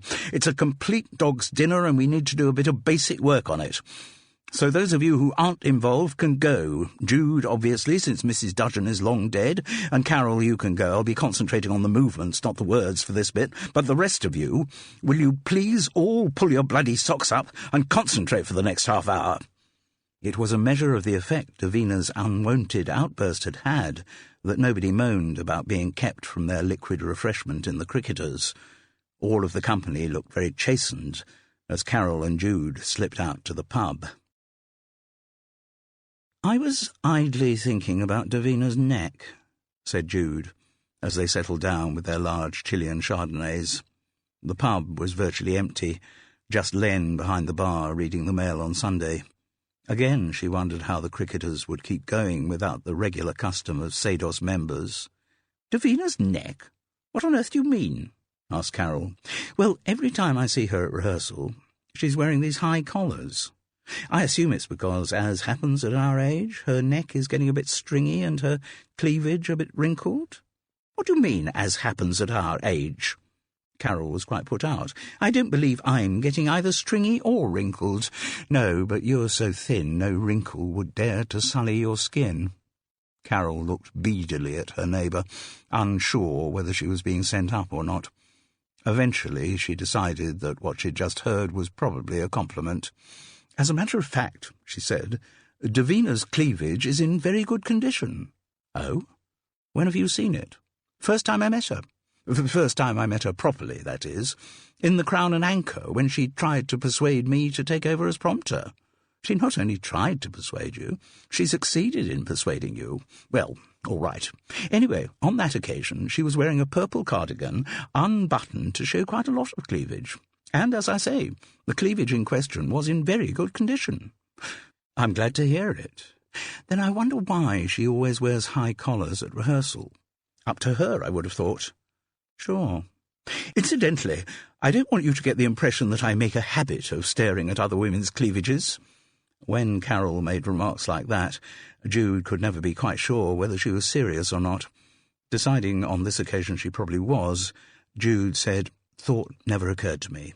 The reason I noticed it on that occasion was that Davina was wearing a rather distinctive pendant." "Oh?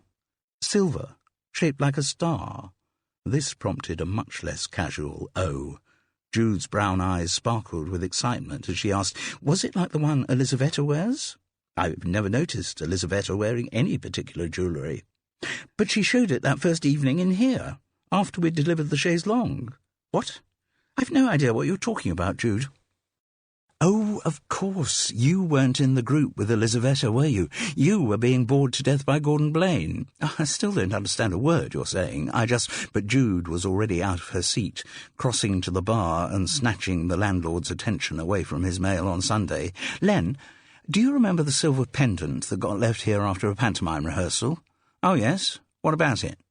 "I remember first time I ever came in here, you asked Elisabetta Dalrymple if it was hers, and when she said it wasn't, you said you'd keep it behind the bar until someone claimed it. Uh-huh, he agreed. Well, did anyone ever claim it? Yes, only a few days later. I can't remember whether it was the Tuesday or the Thursday, but she came in early for rehearsal and said it was hers. Who did? Davina. Are you sure? Yes, I remember particularly because she was the only person in the pub, and she very specifically asked me not to tell Elisaveta that she had claimed it. And so you didn't tell her? No. Mind you, the wife might have done. Why did your wife know about it? Because I mentioned the engraving on the back of the pendant to her. Engraving? What did it say? You're a star, with love from Freddie. Chapter 27. The members of the Devil's Disciple Company who trickled over to the cricketers round 6:30 looked very subdued. They were not used to Davina Vere-Smith bawling them out, and the rarity of such behaviour had had a powerful effect. As they bought their drinks and formed into little groups, the laughter was nervous rather than convivial. Facing the reality of the Devil's Disciples' unpreparedness had wiped smiles off quite a few faces. Davina herself stalked in last of all, and there was a silence, not of unfriendliness, but rather of trepidation. None of the cast dared to speak to her, afraid that they might again get their heads bitten off. She ordered a large G&T from Len and stalked across the bar to sit at a table studiedly alone. The actors shuffled around, talking in low voices, as though there was an unexploded bomb in the room. This, in fact, suited Carol and Jude rather well. Since neither of them was involved in the play's final scene, they alone had not felt the wrath of Davina Vere-Smith. They felt rather like the class goody-goodies as they picked up their glasses and went across to join the director at her solitary table. "How was the second run of the last scene?" asked Jude tentatively. "Terrible," Davina replied. "I didn't think anything could be worse than the first run at it, but that lot proved it was possible." She didn't seem upset. The outburst seemed to have given her increased confidence. There was even a slight twinkle in her eye. Catching this, Jude said, "Did you stage it?" "My tantrum?" "Yes, of course I did." The twinkle had now become a grin, which Davina was having hard work suppressing. She didn't want her secret to be known to the rest of the company. "It's a very effective tactic," she went on. "I know enough about acting to control when I do it, and because I'm normally sweet and chummy to everyone, the effect is devastating." "So you don't do it often?" said Carol. "Oh, no. It wouldn't work if I did it often. I ration myself to one tantrum per production, sometimes not even one. The longer I go without throwing my toys out of the pram, the more effective it is when I do. And everyone in the Devil's Disciple really did need to kick up the arse. They're all getting very lazy and lackadaisical. I suppose that's the effect of the long rehearsal period," suggested Jude. Davina nodded. "Yes, it can seem to drift on forever. Then suddenly you're within days of the dress rehearsal and it all gets very scary." "Yes," said Carol, wanting to move the conversation into investigative mode. "Do you think the production would have been in as bad a state if you still had Richie Good playing Dick Dudgeon?" The director shrugged. "We might not have to stop as often as we do when Ollie cocks up another line, but I don't think it'll make a great difference. There's a kind of rhythm to a production, you know. About a month before the show actually opens, rehearsals always tend to get a bit ragged and chaotic. But the thing with Ollie and his words, that is quite serious. I was wondering, Carol, if you wouldn't mind doing a bit of one-to-one with him." "I'm sorry?" said Carol stiffly. "I don't know what you mean by one-to-one." "Just line-bashing." "What?" "A sort of extension of your job as prompter. If you could spend an evening with Ollie, one night when we're not rehearsing, just going through the text line by line, that might make some of them stick to the Teflon interior of his brain." "Oh, well, I'd be prepared to have a go, I suppose, if you think it might help. I can guarantee it would help. I'll tell him to have a word with you, see if you can sort something out." "Very well." Jude, also keen to move on to what they really wanted to talk about, said, "By the way, Carol and I were honoured yesterday." "Oh, yes?" "We got invited to one of Elisaveta's drinkies things." "Did you? Maybe she's trying to keep up the numbers." "What do you mean?" You may have been invited to replace me." "Oh? Yes, I used to be a regular at those, certainly always went when Freddie was alive, but recently I've become persona non grata so far as Elisavetta's concerned." "Do you have any idea why?" asked Jude. Davina grinned enigmatically. "I have a few thoughts on the subject." Carol went for the bald and bold approach, asking, "Do any of them have anything to do with the star pendant that Freddie Dalrymple gave you?" There was a silence. Davina looked calculatingly from one woman to the other. "What do you know about that?" "You were wearing it when I met you in the Crown and Anchor." "Ah, yes. So I was. Normally, if I'm doing anything to do with Sados, I keep it covered." Jude chipped in. "Len here told us what was engraved on the back of it." "Just like, presumably, what is engraved on the back of the one he gave to Elisaveta." "Yes, and to who knows how many other of Freddie's little friends." Davina looked rueful, but she made no attempt to deny anything. Freddie Dalrymple was basically rather a dirty old man. Was he? He had a flat in Worthing on the seafront. That was where he used to go, as he used to tell Elisaveta, to plan his productions. So she never went there. "No, which was probably just as well." "But you did go there?" Davina nodded. "I, and as I say, who knows how many others. Elisaveta told us that as a director, Freddie took you under his wing." "Yes, not just his wing, also his duvet." "Oh, I did love him." "Right. My father died when I was in my early teens. I think the older man always—" Just like Hester Winston, thought Jude. A pattern of going for the older man. "Presumably," said Carol. "Elisaveta had no idea anything was going on."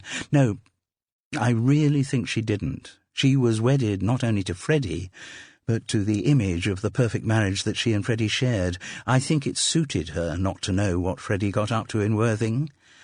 "But when she saw your pendant," said Jude. "Yes, I realised I'd lost it, but I didn't know where. The clasp's loose, or it was. I've had it repaired. It must have slipped off in here during the post-pantomime cast party, and then when Len showed it to Elisaveta after the Devil's Disciple read-through, I remember you said you didn't wear that kind of jewellery. Well, I couldn't claim it right then and there, could I, in front of Elisaveta? But you came back a few days later to get it." Davina nodded. "And Len told Elisaveta who'd claimed it. I think, Jude, to be fair to Len, it was his wife who told her. And that was why she stormed out of the production." "Yes, the flare-up with Richie was something she staged. She provoked him into being so rude to her. It gave her an excuse to stomp out. But the real reason was that she couldn't stand being around me once she knew that Freddie and I had... It must have hit her quite hard." "Do you think," asked Carol, "that she hoped her departure and the departure of all her supporters would totally screw up your production of The Devil's Disciple? That may have been at the back of her mind. She doesn't think that anything can happen in Sados if she's not involved. And whereas that might have been true while Freddie was still around, I don't think it is any longer. Thanks to you, Jude, for stepping in to play Mrs. Dudgeon." "But of course," said Carol, stepping deeper into investigative mood, "Elisaveta's departure wasn't the only disaster that struck your production, was it?" "What? Oh, you mean what happened to Richie?" "Yes, that was a big setback." "By the way," said Jude, "did Richie ever come on to you?" "Oh, when we first met, yes, of course. He had a kind of knee-jerk reaction to chat up any woman he met. He didn't get far with me, though. Freddie was still alive, and I was far too caught up with him for anyone else to get a look in." "And what about Richie's death?" asked Carol. "What about it? Did you think it was an accident?" "Well, of course it was. And entirely typical of Richie, the way it happened. Like most actors, he was a total show-off. He'd done his show for everyone at the end of rehearsal, but Hester Winston hadn't been there, so he had to do a command performance for her. I mean, of course I don't want anyone to die, but it did serve Richie bloody right, didn't it?" Carol saw a potential anomaly in Davina's explanation. "How did you know he'd done a command performance for Hester Winston?" "She told me." "Oh, When?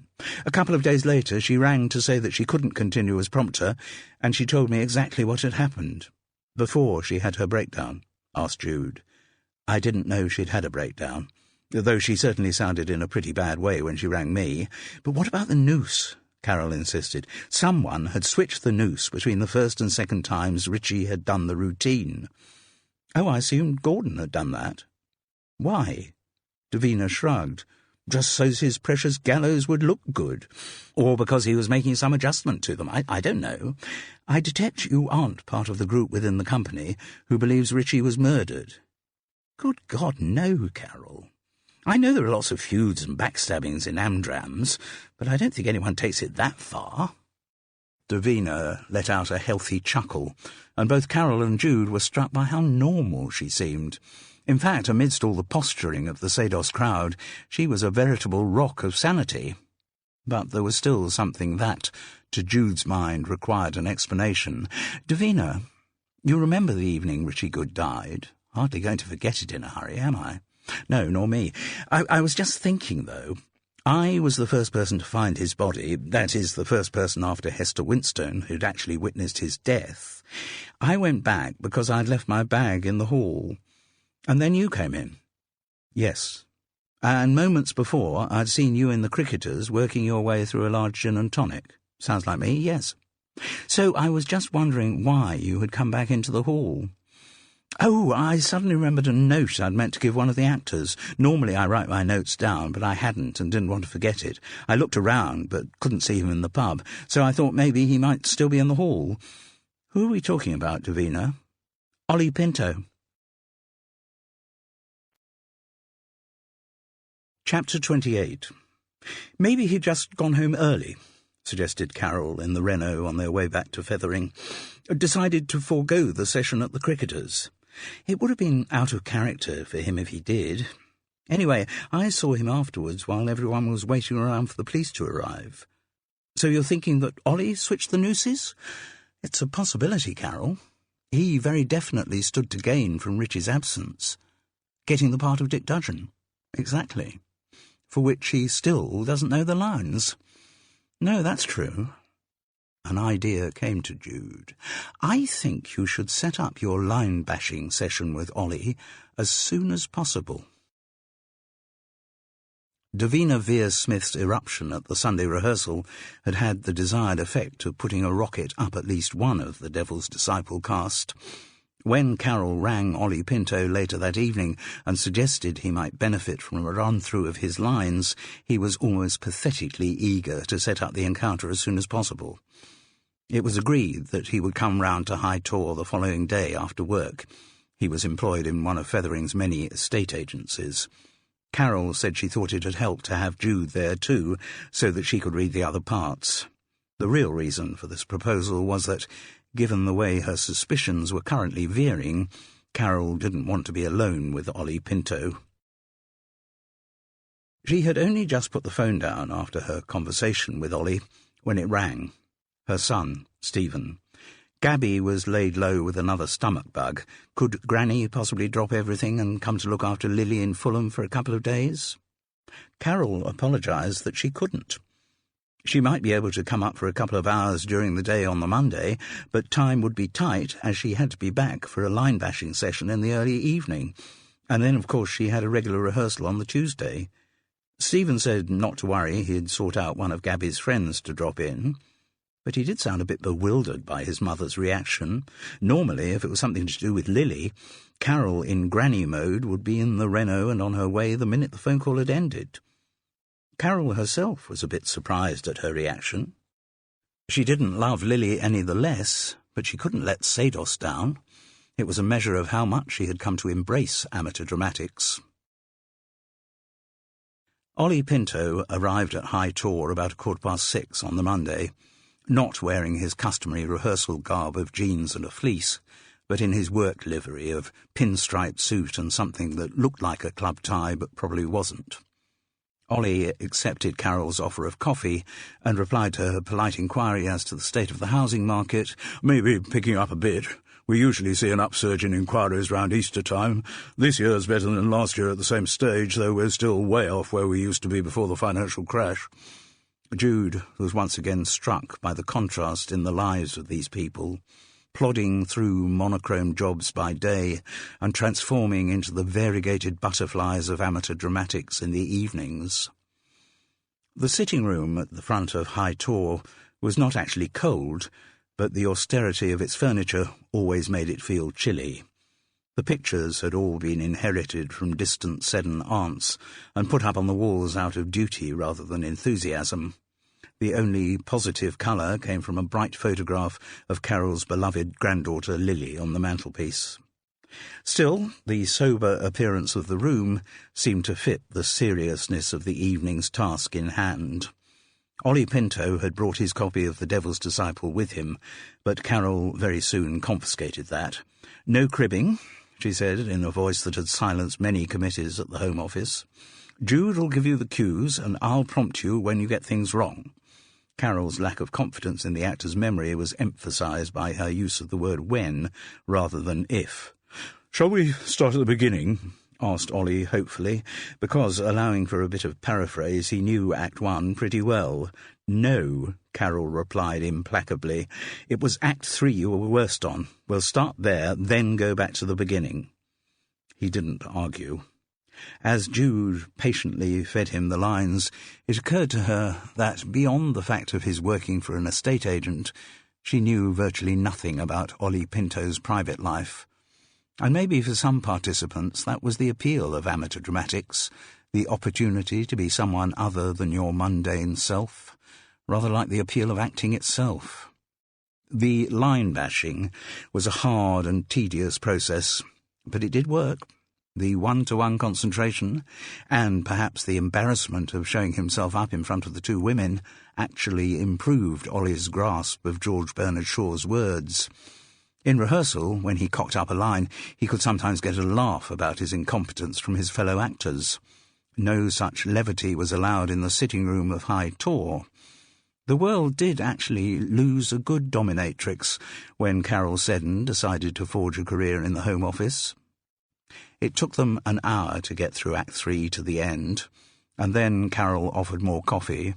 "I'd offer you a proper drink, Ollie, but alcohol might affect your concentration. We'll have a proper drink when we've done the whole play." When Carol opened the door on her way to the kitchen, her Labrador Gulliver nosed his way in to inspect the visitor. After he had been hustled out by his mistress, Jude asked Ollie whether he had a dog. "No, did have, when I was married." "Oh?" "Yes, divorced, 3 years ago." "Children?" 2. I don't see them as much as I should. My ex-wife, is not very cooperative about access." "I'm sorry." And Jude could see the appeal of Sados as a displacement activity for someone like Ollie Pinto. Carol returned with the coffee pot and recharged their cups. "Feeling a bit more confident now, are you, Ollie?" she asked with surprising gentleness. "Yes, I am a bit. It makes me realise that if I really do concentrate, I can drill the lines into my head." "Exactly." When she had refilled the coffee cups, she announced, "I think we should go back to Act 2 now. You were shakier on that than Act 1. "All right," said Ollie, not exactly welcoming his fate, but reconciled to it. "Then we'll rattle through Act 1 at the end." So Act 2 it was, and the build-up of concentration in the one-to-one setting still seemed to be working. Ollie got more of the lines right than he had on any previous occasion, and he didn't lose his temper when Carol patiently dragged him back out of the realms of paraphrase. So there was unaccustomed cheer in the sitting room of High Tor when they'd finished the act. "I think," said Jude, "you should open a bottle now, Carol. Ollie's earned it, and I'm gasping, and he knows Act 1 pretty well. Lubricated by a glass of wine, he'll rattle through it, no probs." Carol looked dubious. Her upbringing had set her resolutely against the idea of bringing forward a promised treat. But she acceded to Jude's suggestion. "White wine all right for you, Ollie?" "Lovely, thank you very much." While Carol was in the kitchen, Jude said, "We were very honoured to be included in Elisavetta's Drinkies thing on Saturday." "So you should be. That really puts you in the charmed circle. But I'd be a bit wary." "Oh?" "There's no such thing as a free lunch, or a free drink with Elisaveta Dalrymple. The fact that she invited Carol and you means she wants something from you." What could we possibly have that would be of any use to her? Information, usually. Reports from the front line of Devil's Disciple rehearsals. I thought she was getting those from you. Someone like Elizaveta can never have too many sources. Do you think she'll actually come to the production? Come to see the Devil's Disciple? Tricky diplomatic one for her. It's a Sados production, and now Freddie's gone. Elizaveta is the spiritual leader of Sados, so she should support it. On the other hand, she's had this big bust-up. She stormed out of the show, apparently because of things Richie said to her, though in fact it was because she'd fallen out with Davina. Jude was surprised Ollie was shrewd enough to have worked that out. In fact, she was surprised how much more intelligent and congenial he was that evening than he had ever been at rehearsals. When he wasn't showing off, he was actually rather nice. Anyway, he resumed, the one thing Elizaveta wouldn't want to appear is churlish. The thought of a Sados production going ahead without her seeing it would be anathema to her. Also, she'd want to be there to see how bad the production is. Do you think it's that bad? No, but Elizaveta would as a matter of principle. She'd also be convinced that she would have played Mrs. Dudgeon infinitely better than you're playing it. Jude grinned. She may be right. Well, who knows? All I do know is that Elizaveta will be there, almost definitely on the first night, and afterward she'll say that the production was absolutely marvellous, and your performance was particularly marvellous. So what, she'll book a ticket for the first night? Oh, no. It won't be as straightforward as that. There'll be some drama involved. Elizaveta will let it be known through her grapevine that she won't be going to the show, that it'd be totally against her principles to go. And then a friend of one of her friends will drop out, and she'll be offered the ticket at the last minute, and surprise, surprise, she'll be there. May not be exactly what'll happen, but something along those lines. You seem to have a very good understanding of how Elizaveta Dalrymple works. I've observed her for a long time, and I know she can be a monster, but she's also lively and fun, and if I hadn't got my relationship with Elizaveta and Sados, I wouldn't have any social life at all. The confession was so honest, so potentially sad, that Jude couldn't think of anything to say. She was quite relieved that Carol returned that moment with a bottle of Chilean Chardonnay, 3 glasses, and a bowl of cashew nuts. Ollie was just telling me about the deviousness of Elizaveta. Carol snorted. Well, I've only met her the once at her drinkies thing on Saturday, but I don't think anything I heard about her would surprise me. She seems the archetypal queen bee. Ollie nodded. That's about right. Or, suggested Jude, while Freddie was still alive, the archetypal Lady Macbeth. Well, of course, she did play the part for Sados, said Ollie. I know, I saw the photo at her house. Oh, of course you did. I was just wondering, though, Jude went on, whether she ever played Lady Macbeth in real life. Carol looked across at her neighbour in some confusion. She couldn't understand the new direction in which the conversation was being taken. Ollie also looked a little uncomfortable, but for different reasons. Not sure I like this discussion of the Scottish play. Bad luck, you know. Characteristic of an amateur actor to know all the theatrical superstitions, thought Jude. But what she said was, only bad luck inside a theatre, Ollie. Fine everywhere else. Ah. He looked at his watch. Maybe we should get started on Act 1. But Jude was not to be diverted. I was meaning, did Elizaveta ever act like Lady Macbeth, controlling her husband, getting him to do things she wanted done? Ollie Pinto grinned and nodded. All the time. Freddie was nominally in charge of everything at Sados, but Elizaveta was very definitely the power behind the throne. The tension in Carol relaxed. Now she understood where Jude was going with this. She started to watch with interest. And how does she use that power now she hasn't got Freddie to wield it through? You mean, how does she get other people to do things for her? Exactly. Oh, she just becomes more Elizaveta than ever. Really turns it on. She can be extremely persuasive. I mean, this business about whether or not she attends the Devil's Disciple first night, I wouldn't be surprised if I end up somehow being involved in that. I'll get one of Elizaveta's little phone calls. That's how she organises things, is it? Oh, yes, still the old-fashioned phone. I get quite a few calls from her, though fortunately she's taken on board the fact that she can't ring me at work. God knows what she'd be like if she ever started using email or texts. And has Elizaveta ever asked you to do something you didn't want to do? All the time. Ollie grinned ruefully. Mind you, I usually end up doing it. As I said, she can be very persuasive. Jude and Carol exchanged a look, and there was instant understanding between them. As a result, it was Carol who said, "We talked to Gordon Blaine after we left after Elizaveta's drinkies things on Saturday." "Oh, yes?" I gave him a lift. His car had broken down. God, not again. I must say, for the engineering genius Gordon always claims himself to be, a surprising number of his projects failed to function. "But his gallows functioned," said Carol. "Almost too well." "Yes," Ollie agreed soberly. "On Saturday he was talking to us about a previous drinkies thing of Elizaveta's, the one the night before Richie Good died." "Oh?"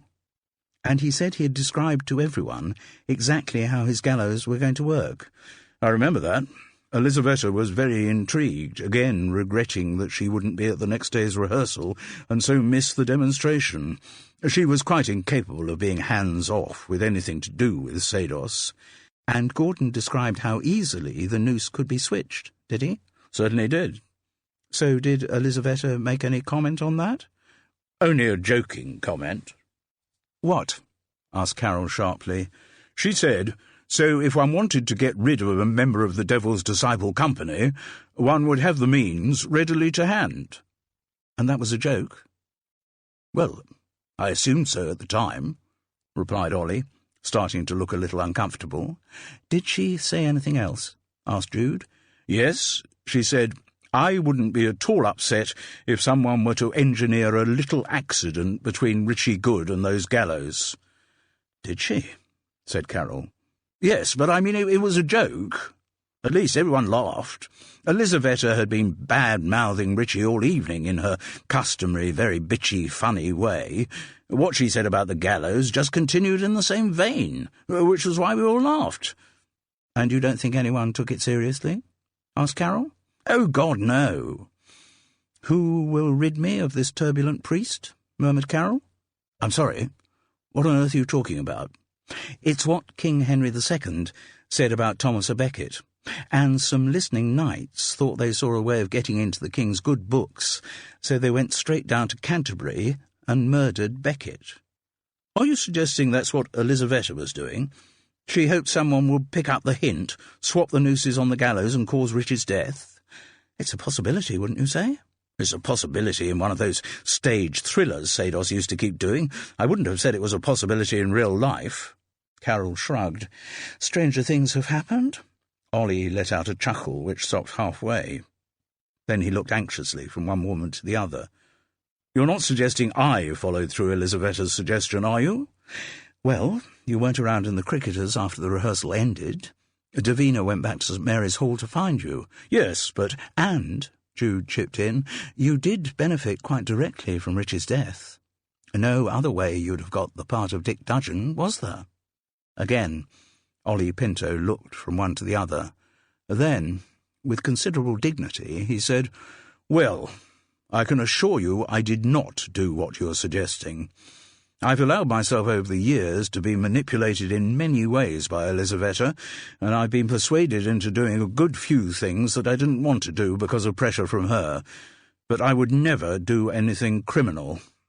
"But do you think it's possible," Carol persisted, "that Elizaveta did plant the idea of switching the nooses in the hope that someone wishing to curry favour with her might act on the suggestion?"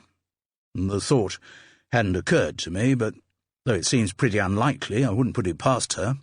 Elizaveta likes sort of giving tests to her supporters, always threatening them with the ultimate sanction, the withdrawal of her patronage." "So, Ollie, who do you think might have wanted to curry favour that much?" He was silent for a moment, then said, "I don't think it would have been one of the people who's been part of Elizaveta's circle for a long time. We're all fond of her and want to keep in her good books, but we're also quite realistic about her. We know she can be a bit of a monster, so we take quite a lot of what she says with a pinch of salt." "So one of the more recent additions to the charmed circle?" Perhaps. Who? Well, Ollie replied slowly, the newest regular, and indeed the one who seems most eager to please, is Storm Lavelle. Chapter 29. Jude rang Storm that evening, but got no reply from either her landline or the mobile. She left a message on each, calming herself so as not to sound alarmist, and asking Storm to ring her back. The reply came the next morning, the Tuesday, just as Jude was washing up her breakfast things. "Hello? Oh, it's Storm, returning your call. What is it? Have you got transport problems for rehearsal tonight? Because I'll happily give you a lift." No, it's not that." Storm sounded so cheerful, so full of life, that Jude found it really difficult to bring up the subject she wanted to discuss. "Actually, it's in relation to you and Richie Good." "Oh?" The caller's tone changed instantly, from open and enthusiastic to crabby and suspicious. "And it also concerns Elizaveta Dalrymple." The call was instantly ended. Jude tried ringing back straight away, but the mobile had been switched off, and calls to the landline switched straight through to the answering machine. Jude didn't finish tidying up breakfast. She went straight round to High Tor. The two neighbours quickly agreed that it was time to confront Elizaveta Dalrymple. "There was no way she could have done it herself," said Carol, "but if she set up Storm, I'm still finding it difficult to cast Storm in that role. Maybe, but that's just because she's a friend." "Yes, I know. And from all the encounters with murderers you've had, you should know by now that appearances are very rarely other than deceptive." "I know all that too." "Come on," said Carol brusquely. "I think you should ring Elizaveta and find out when we can see her." "Why me?" "Because you know her better than I do." It was only when she had dialed the number that Jude realised that the two of them had spent almost exactly the same amount of time in Elizaveta Dalrymple's company. Still, there were times when arguing with Carol just wasn't worth the effort.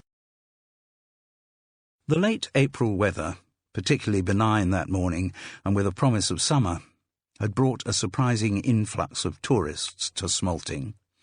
All the parking on the road facing the sea was taken, and Carol was annoyed to have to pay at the small car park at the end of Elizaveta's road.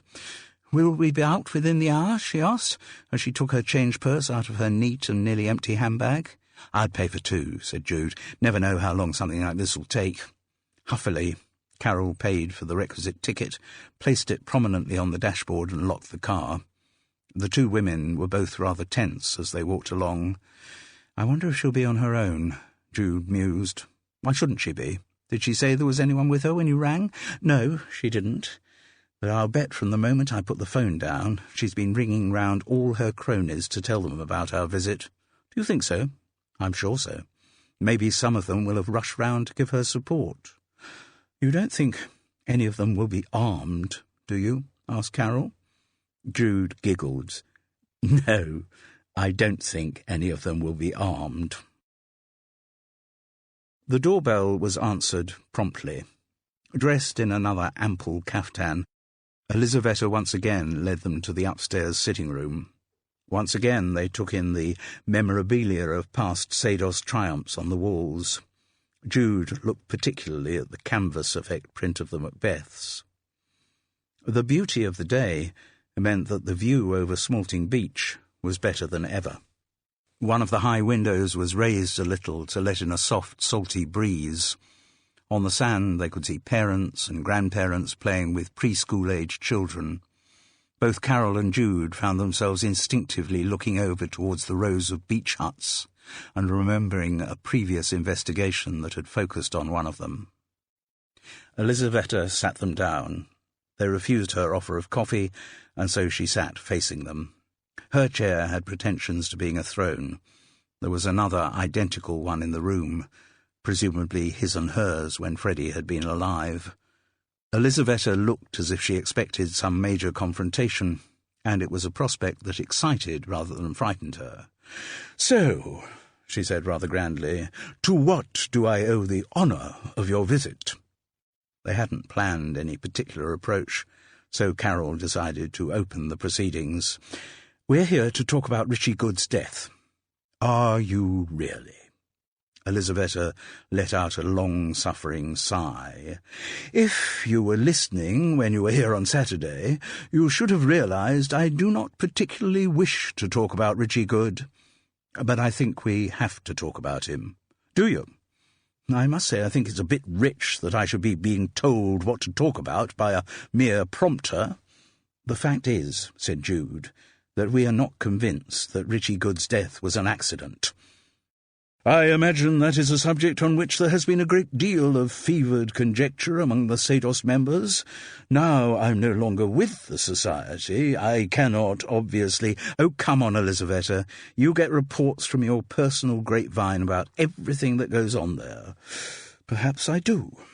But I still can't see how the accidental or non-accidental death of Richie Good has anything to do with me. You can't deny, said Carol, that his death suited you very well. She shrugged. Sometimes the fates are generous. No, I can't pretend I shed many tears when I heard of his demise. Apart from being appallingly rude to me, he showed no respect for anything that Freddie and I had achieved in Sados. And the death was easily engineered, Carol continued.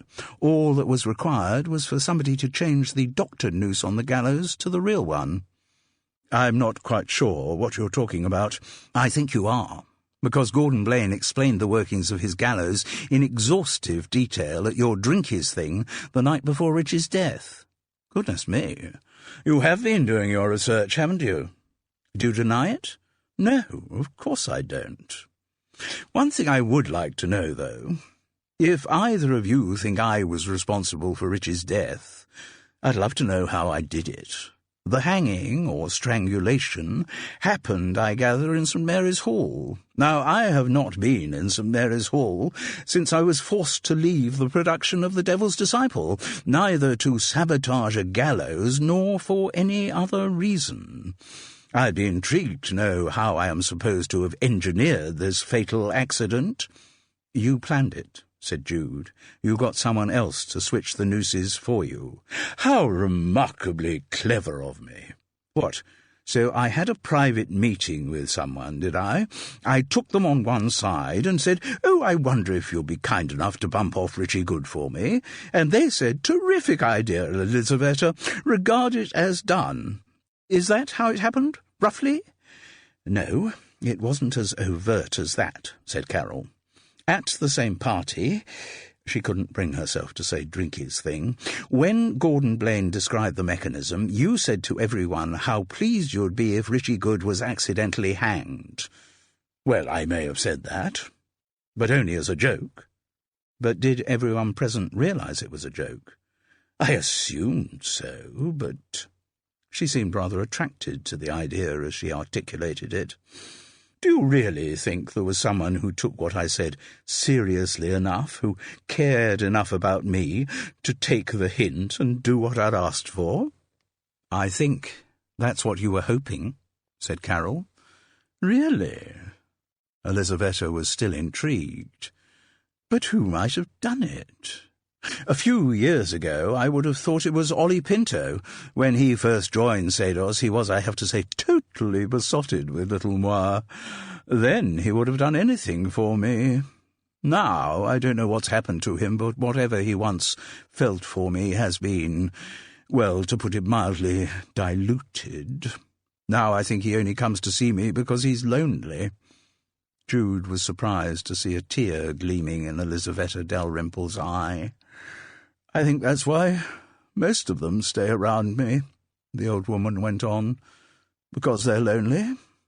I think with most of them it was Freddie they were really loyal to, not me. When Freddie was around, our drinkies things were legendary. Just had to mention we were having one and people would be falling over themselves to get here. Now I have to ring round those who are left and virtually beg them to come along. The tears were really falling now, streaking mascara down onto Elizaveta's heavily made-up cheeks. My life really stopped, she went on, when Freddie died. Oh, I've tried to maintain a front. I've acted hearty, bitchy, thick-skinned. It's been the toughest performance of my life. but I don't know how much longer I can keep it up. The effort of preparing to see people, of being a hostess, it just gets harder and harder. And after everyone's gone, I just sink back into total black despair. I just can't go on like this." Carol and Jude exchanged looks. Though Elizaveta was, as ever, self-dramatising, they could both recognise the core of genuine suffering, and both wondered how big a blow it had been to her when she had discovered that Davina Vere-Smith had also been given a star-shaped pendant. It must have brought home, probably not for the first time, the knowledge that the much-vaunted marriage to Freddie had not been as perfect as its mythology might suggest. But Elizaveta's personality was not one to stay down for too long. She perked up with her next thought. "So, you do really think that someone took what I said seriously enough to act on it? To switch the nooses? Somebody actually cared for me enough to do that?" Without commenting on the woman's strangely skewed sense of values, Carol replied, "We think it's possible." "But nobody said anything to you about having done it?" "No. Why should they?" Jude shrugged to report back, "Mission accomplished?" "No. Nobody has. And I think in a way that's rather splendid. Whoever it is did something purely out of love for me and then didn't want to crow about it." They could see Elizaveta Dalrymple transforming before their eyes. A moment ago she had been the sad, neglected, wronged widow. Now she was moving into the role of the charismatic inspirer of others. She was eternally recasting herself, but the scenarios in which she appeared all had one thing in common. Elizaveta Dalrymple was playing the lead in all of them. "So," she said, now rather magnificent after her grief, "who do I have to thank for my revenge on Richie Good? What is the name of my guardian angel?" "We think it was probably Storm Lavelle," said Jude. "Oh," said Elizaveta, basking in glee. "I always thought that young woman had something about her. She's very talented, too. You know, I can see in little Storm something of myself at the same age."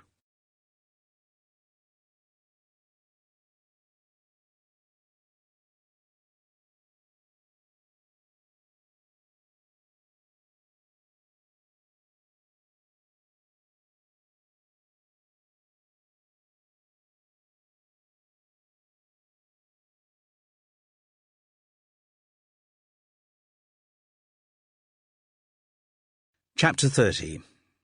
"Well, we didn't exactly get confirmation, did we?" said Carol as they left the house. "We got confirmation that Elizaveta did kind of issue the challenge, say she wanted Richie Good dead, which presumably was enough to prompt Storm to take action." Jude's full lips wrinkled with scepticism. "It just seems out of character for her. Again, you're only saying that because she's your friend. From what I've seen of her, she's pretty volatile, not to say unstable." "I agree, she's passionate. I mean, okay, if Richie had done something directly to hurt her, I can see Storm taking revenge on him in a fit of fury. I can't see her in this sort of one-remove scenario, exacting vengeance on someone else's behalf. It's not in her nature to be so unspontaneous. I'm sure there's some other explanation." "Well, it's not an explanation you're about to hear if Storm continues refusing to answer your phone calls, is it?" "No," Jude agreed limply.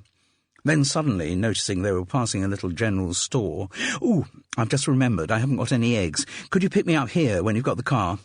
Carol watched her neighbour rush into the shop with some censure. Her own organised shopping routine would never allow High Tor to run out of eggs. Then she looked at her watch and realised sourly that they had only needed 1 hour's parking. Jude got her eggs, then realised she needed some soy sauce and noodles too, which meant she had to buy another bag for life. If all the similar ones she got in her kitchen were counted up, they'd provide her with more lives than a full cattery. She stepped out between two parked vehicles and looked towards the car park. The white Renault was coming towards her. She stepped out a bit further so that Carol could see where she was. It was only when the car was almost upon her that Jude realised it wasn't going to stop. In fact, it was accelerating and aiming straight for her. She tried to leap backwards, but was too late. She felt a thump that shuddered through her entire body. Then she seemed to be lifted up in the air and smashed down. Everything went dark. Chapter 31. When Jude came to, she looked up to find herself surrounded by a circle of curious holidaymakers. Amongst the concerned faces looking down at her was Carol's.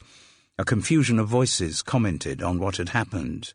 "I think we should phone for an ambulance. There's a doctor's surgery just along the road.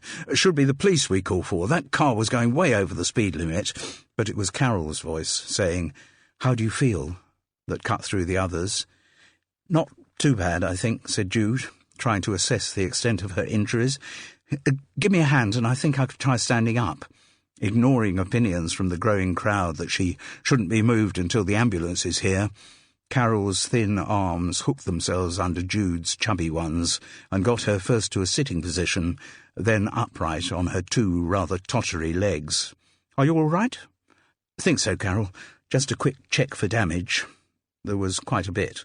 The wing of the car had turned her escaping body and flung her face down onto the edge of the road. Her arms had taken the brunt of the impact. Though that had protected her face, the encounter with the tarmac had shredded the palms of her hands. Blood was just starting to well from rows of little scrapes there. Her knees were in a similar state. They were the kind of wounds that were too recent to have started hurting, but would be agony when they began to heal. "Let go of me, Carol. See if I can stand on my own." She could. Just about. Not confident, stable standing. More the wobbly, determined kind. Another voice from the crowd expressed the opinion that an ambulance should be called. "No," said Carol firmly. "Be quicker if I drive her to the hospital." Her Renault had stopped in the middle of the road, with the driver's door open. Carol must have stopped when she saw the crowd around the injured Jude. Ignoring protests from people who all clearly saw themselves as good in a crisis, Carol collected up the bag for life, the eggs inside it all sadly smashed. Then she manhandled Jude into the passenger seat of the car, ignoring her insistence that "I'll bleed all over your upholstery." The fact that she said, "That doesn't matter," was a measure of how seriously Carol viewed her neighbour's predicament. Normally, nothing would be allowed to sully the pristine cleanliness of the Renault's interior. They drove a little way in silence, till they had turned off the seafront road. Then the car drew to a sedate halt in a vacant parking space.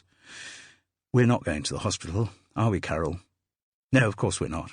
We're just going to get you patched up a bit first." It was entirely in character that Carol Seddon would have a well-stocked first aid box in her car, and the efficiency with which she mopped up and dressed the grazes on Jude's hands and knees suggested that her Home Office training might at some point have included a course in first aid.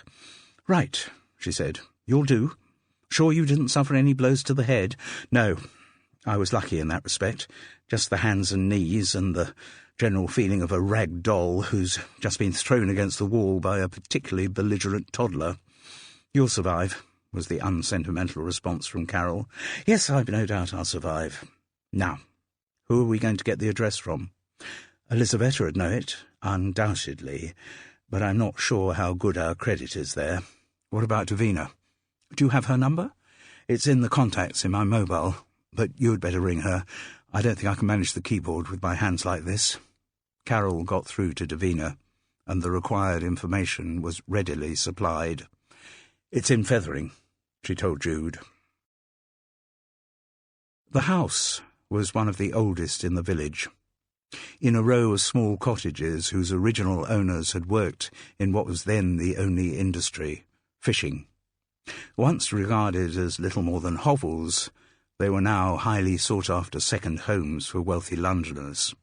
Many of them had been refurbished to within an inch of their lives, but there were still a few that had been passed on within families for generations. On these there were fewer window boxes, hanging baskets, and quaint cast-iron nameplates. The house that matched the address Davina had supplied was one of the untarted-up variety. Carol drew up her white Renault behind the already parked white Renault and looked across at Jude. "Ready for it?" Her neighbour nodded, and the two women got out of the car with, in Jude's case, some discomfort. Even in the short journey from Smalting, as the shock of the impact wore off, her individual injuries were starting to give her a lot of pain. Carol knocked on the door, which was promptly opened. Mimi Lassiter looked unsurprised to see her visitors, though perhaps a bit disappointed that one of them was Jude. "I think you know why we've come to see you," said Carol, very Home Office. I think I probably do. Come in." The sitting room into which she led them reminded both women of Gordon Blaine's. It was not just the small dimensions, in this case due to the original builder rather than the owner's DIY conversion, but the furniture, the ornaments and the pictures on the walls were all from an earlier era. The house had been decorated in the time of Mimi's parents, and she had either not wanted to or not dared to change a thing. It wasn't an occasion for pleasantries or offers of coffee. Mimi Lassiter sat in a cracked leather armchair set facing the television, and her guests in straight-backed chairs either side of the box. "Rather rash of you this morning, wasn't it?" said Carol. "Making a public attack on Jude by driving straight at her? There must have been a lot of witnesses on the seafront at Smalting. I'm sure someone would have taken note of your registration number." I wasn't thinking very straight this morning," said Mimi, sounding as ever like a rather pernickety maiden aunt. I was upset." "Do you often get upset?" asked Jude. "Not very often, but I do. My mother used to look after me when I got upset, but since she's passed, I've had to manage it on my own." "And," said Carol, "do you regard trying to run someone down in cold blood as managing it on your own?" It made sense. I couldn't see any other way out, and when I heard from Elizaveta that you two were actually investigating Rishi Good's death, as I say, I wasn't thinking very straight. It probably wasn't the most sensible thing to do. To Carol and Jude, this seemed like something of an understatement. "No," said Mimi. I've been very foolish. My mother always used to say, 'At times, Mimi, you can be very foolish.' And she had ways of stopping me being foolish, but now she's gone." "How long ago did your mother die?" asked Jude. 9 years ago. It was just round the time when I was retiring from work." "What did you do when you were working?" I trained in Worthing as a shorthand typist. I was very good. I got a diploma. I could have got a job anywhere, even in London. But I didn't want to leave Fethering. Mummy needed help with Daddy. He was virtually bedridden for a long time, so I got a secretarial job at Hadley's. Do you know them?" "No." Big nursery, just between here and Worthing. Lots of glass houses. Well, they were made of glass when I started there. Now they're mostly that polythene stuff. Still a very big company, though. I did very well at Hadley's. They very nearly made me office manager. But I wasn't as good on the computers as I'd been on the typewriter, so they appointed someone else. I never really took to computers in the same way I took to the typewriter. So they kept me on at Hadley's, but there was never any more chance of promotion. Then they opened up a farm shop, and they suggested I might work in there, but I didn't like it. Some members of the public can be very rude, you know." "So," Jude recapitulated, "your mother died around the time you retired. That must have been a very big double blow for you." Oh, it was. 2 days before I left Hadley's, and it wasn't real retirement. I mean, I hadn't served all the time that they gave me my full pension, but it was really early retirement," suggested Carol, whose experience of the same thing still rankled. Mimi nodded. She looked very shaken by the memory. I was in a very bad state round then, I remember. I know it's wrong, but at times I did think about ending it all. I just felt so isolated." "Are you saying you attempted suicide?" No, not quite. But I thought about it. I even started stockpiling paracetamol, but then things got better." "In what way?" asked Jude. Was it because you had joined Sados? Mimi nodded enthusiastically. Fortunately, that happened fairly soon after Mummy passed. That's what really got me out of the terrible state I was in. Elizabeth Dalrymple used to come to the farm shop while I was still working there, and she said how the society was always looking for new members, and she persuaded me to come along to a social meeting. She can be very persuasive, Elizabeth. Yes, Carol agreed dryly. So that's how I started with Sados, as a very humble new member, little knowing that I would one day end up at the dizzy heights of membership secretary. Clearly the appointment was one that meant a great deal to Mimi Lassiter. I'd never wanted to act, she went on. I couldn't act to save my life, but they found things for me to do backstage, and occasionally I'm in crowd scenes, like I am for The Devil's Disciple. Elizabeth always makes me feel part of the company, though, and she even started inviting me to parties at her home. Her drinkies things. Yes, of course, where we saw you on Saturday. Yes. And what about Freddie? Did you have much to do with him? Oh, Freddie. An expression of sheer hero worship took over her face. He was wonderful. Did you ever meet him? Didn't have that pleasure, said Jude. Though we've heard so much about him, said Carol, that we feel as though we've met him. He was just a wonderful man. So talented and so kind to everyone, particularly to new members of Sados. A look was exchanged between Carol and Jude. Each knew what the other was thinking, particularly to new, young, pretty members of Sados, who could benefit so much from Freddie's assistance when working on their parts in his flat in Worthing. Another look between the two also made a silent agreement that they weren't about to ask whether Mimi Lassiter had ever been the recipient of a star-shaped pendant. It just didn't seem likely. I gather, said Carol, it was a great upheaval for the society when Freddie Dalrymple died. Oh, it was terrible. For a long time nobody knew what would happen to Sados. It seemed impossible that the society could continue without Freddie. But that's when Elizaveta really came into her own. She's such a strong woman, you know. Neither Carol nor Jude was about to argue with that. Could we come back to this morning? Carol's question was not one that would have brooked the answer no. All right, said Mimi, instantly subdued. And your attempt to kill Jude. Mimi did not argue with the phrasing. You told us you were in a bad state this morning, that you weren't thinking straight, but you haven't told us why you wanted Jude dead. I wanted both of you dead, said Mimi with refreshing honesty. I still do. An anxious look passed between the two women. Was their unwilling hostess about to produce a gun? But Elizaveta told me that that's not the right way to proceed. I'd go along with that, Carol agreed. But when did Elizaveta say this? Just now.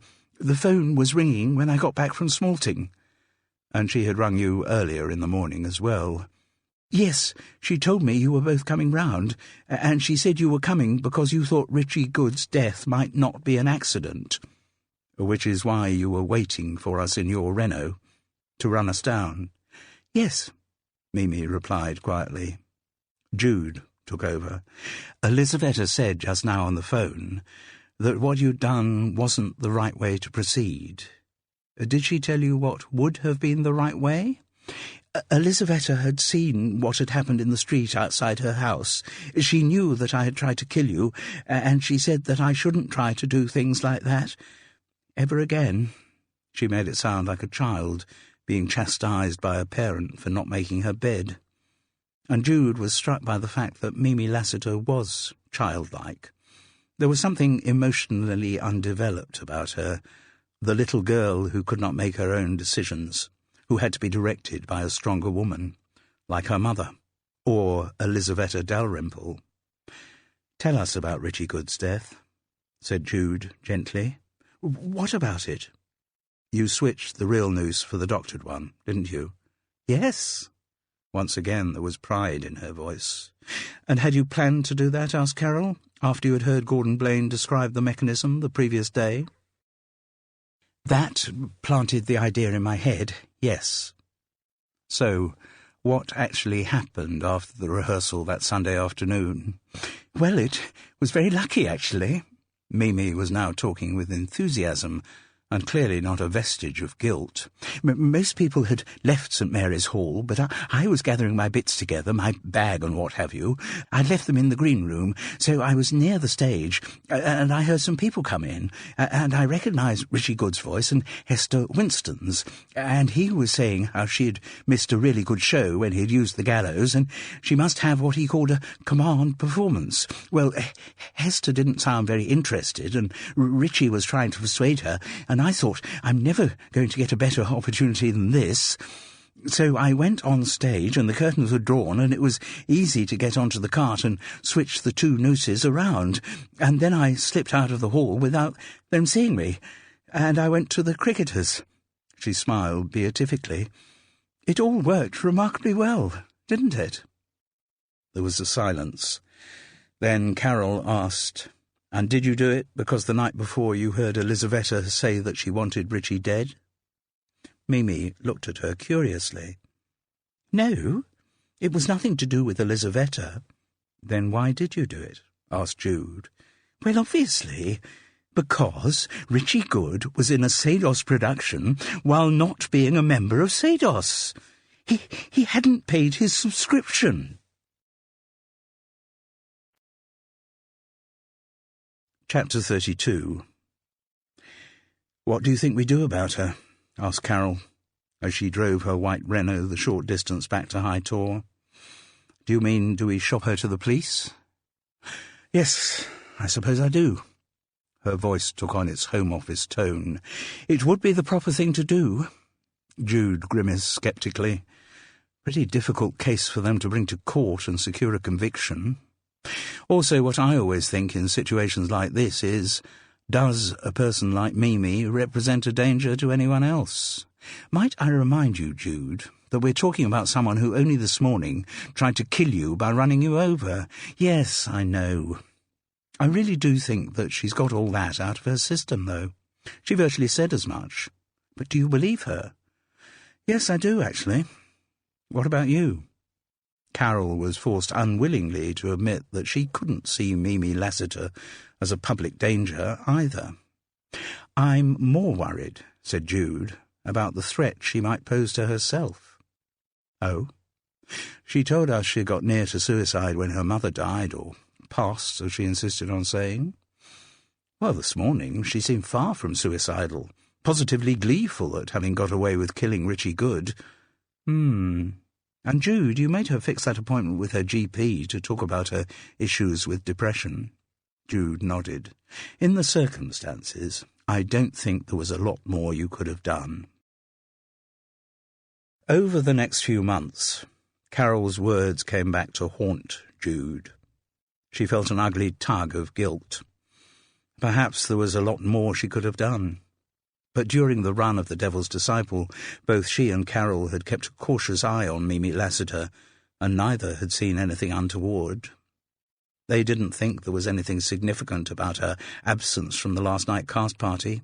In fact, to be honest, in such a raucous scrum of posing thespians, they didn't notice she wasn't there. Every night, during the run of The Devil's Disciple, Mimi had dutifully done her, again unnoticed, performances in the Westerfield crowd at the near hanging of Dick Dudgeon. That duty discharged, on the Saturday night she had packed up her belongings in St. Mary's Hall and driven in her white Renault back to her parents' house. It still felt like her parents' house in Fethering. Once there, she had run a hot bath, got into it, swallowed down about 30 paracetamol from the store she had stockpiled when previously feeling suicidal, and slit her wrists with her father's old cutthroat razor. The reason she had killed herself had nothing to do with guilt about causing the death of Richie Good. That event, she thought, had been very just and appropriate. Mimi had almost as strong an aversion to showing off as Carol Seddon. Richie Good had always been a show-off, and it was showing off that had brought about his demise. Besides, he had never paid his subscription to be a member of Sados. But what had really made Mimi suicidal was the suspension of patronage by Elisaveta Dalrymple. After the attempt to run over Jude, the grande dame of Seidos had decided that perhaps Mimi was no longer the sort of person she wished to have attending her drinkies things. By long tradition, Elisaveta issued her invitations to her regulars on the Friday for the Saturday 8 days away. By the end of the Friday, which saw the penultimate performance of The Devil's Disciple, Mimi Lassiter had received no such summons. And by the end of the Saturday, she realized she wasn't going to receive one. Mimi had been cast into the outer darkness. She would never get another invitation to one of Elisaveta's drinkies things. Without her idol's support, patronage and validation, Mimi Lassiter crumpled like a rag doll. To her mind, suicide was the only available option for her. Of course, at the cast party, nobody knew of the gruesome event taking place in Fethering.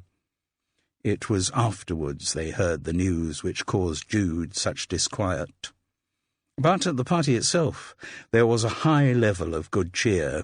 This was because people in Amdrams always liked to let their hair down at the end of a production, rather than because The Devil's Disciple had been a huge success. Neville Prideaux's conviction that a wordy minor work by George Bernard Shaw was what the good burghers of Smalting were craving for had been proved completely wrong. They had stayed away in droves, and those who had attended had been unimpressed. In spite of all Carol Seddon's assiduous one-to-one line-bashing sessions, when faced by a live audience, Ollie Pinto's memory appeared to have been wiped completely. He had ensured that Carol, in her role as prompter, had had a very busy week, and the people in the front row of St Mary's Hall had heard more from her than they had from some of the actors. Storm Lavelle, on the other hand, had really built her performance throughout the run.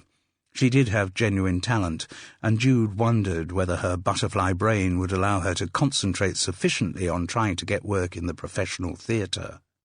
Secretly, Jude rather doubted it.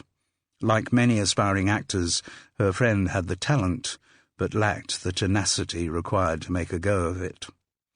Storm had had her hair done on the morning of The Devil's Disciple final performance, and on removing Judith Anderson's wig, revealed a fuchsia-pink crop with a long, jagged fringe.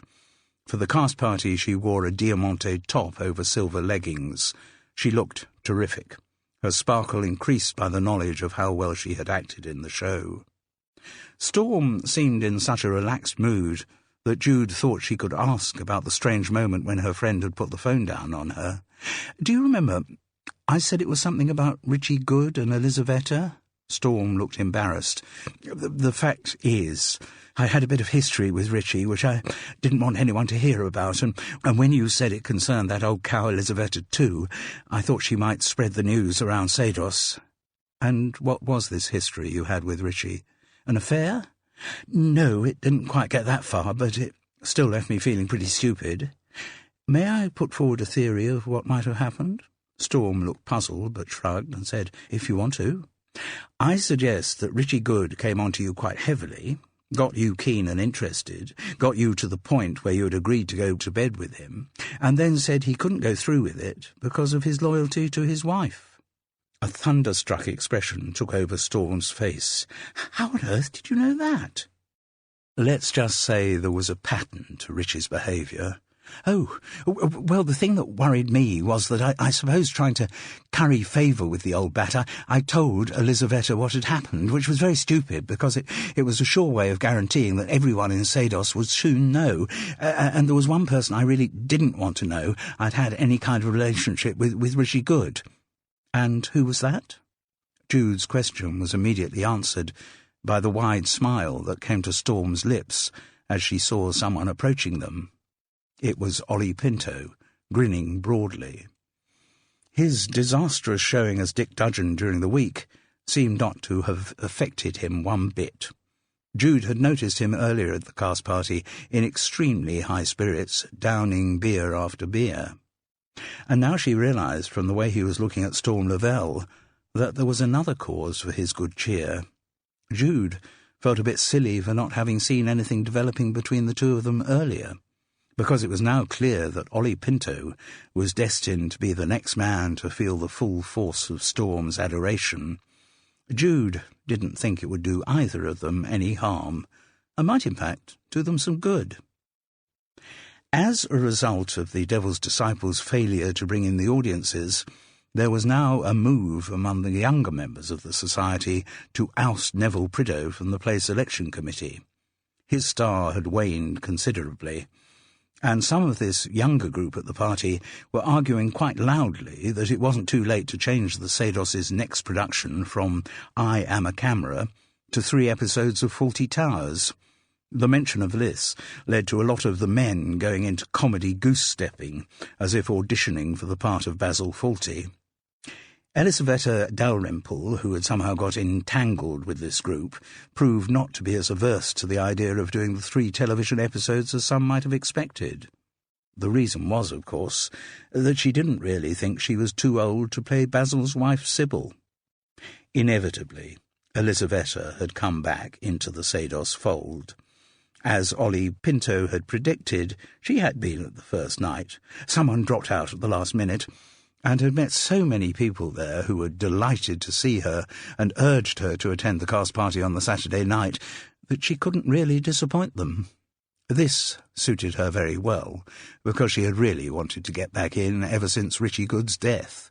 With the man who had insulted her removed, there was no reason for her not to reclaim her rightful place, the spider at the centre of the Sados web.